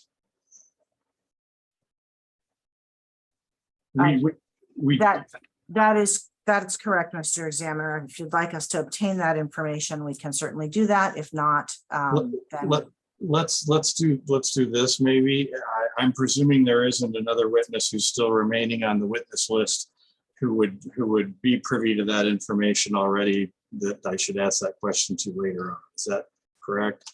That is correct. So I guess what I would propose is that maybe we get that information by way of a sworn declaration or affidavit from somebody in the Bridge family who would know, and I'd be happy to take it that way. All right, thank you. All right. So does that conclude direct examination of Mr. Schramm? That does. Okay. I am guessing that appellant's cross-examination, Mr. Schramm, is going to go more than 9 minutes. It is. Did you want to ask the city first to get the full scope out there? Sure, why not? That was my idea, so I'm going to stick with it. Mr. Examiner, I have no questions for this witness. And the city's sticking true with where its approach too, so that's okay. So I am going to propose that we look to just break it off here today and we pick it up with cross-examination with Mr. Schramm tomorrow. By way of housekeeping, I will ask if the parties are wanting the audio files from today again this evening. Yes, please, for appellants. Okay, so we'll do that. And the audio files, just the audio files, we can get those to you in fairly short order. I will tell you yesterday, converting the Zoom files and getting those uploaded to the city server to where a link could have been provided wasn't done until I think around 7:10 p.m. So if you don't want those, that's good, because I actually can't do the link sending to you. I have to have one of my staff do that, and I don't want them staying on until 7 p.m. if I don't have to. I think you'll probably send a link to those this morning at some point so that you have those in addition, but if we don't have to do that, that would be great. I will also note that tomorrow we're in day 4, which was originally our overflow day. So we're overflowing, and it looks to me like we may fill that day and need some more. So again, I think we need to be looking at that. If there are witnesses who aren't available in the days to come for whatever reason, that we maybe try to get those on tomorrow, and you confer amongst yourselves to be able to address whether that's the case or not, and then let me know in the morning. I will note that from my own estimation of where we're at with things at this point, that it looks like we may need the better part of a 5th day to get through with everything. And as I mentioned yesterday, next week is not necessarily a free and easy one for me. My Monday, unless I skip them, is pretty well filled with meetings. There's one I can't skip because it's a pre-hearing conference for something else. That's in the afternoon, and most of the rest of my meetings are in the morning. On Tuesday, I'm presenting at a CLE, which creates problems for trying to work this in. And Thursday, which is our primary hearing day, I have hearings scheduled at this point. So the only full day I have next week is Friday.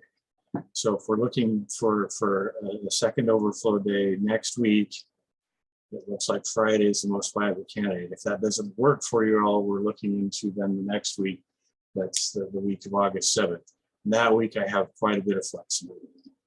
So just again, knowing that that's how the availability shakes out. We need to be prepared to address that if we're not able to conclude tomorrow. Are there items that the parties need addressed, procedural question or otherwise, before we conclude today? Anything from the appellants? Nothing from the appellants. All right, thank you, Ms. Cooper. Anything from the applicants? Just a follow-up to your scheduling discussion, Mr. Examiner. I do have 2 key witnesses who have unavailability. One starting the 3rd and one starting the 7th of August. And I think we'll see by the end of tomorrow where we get.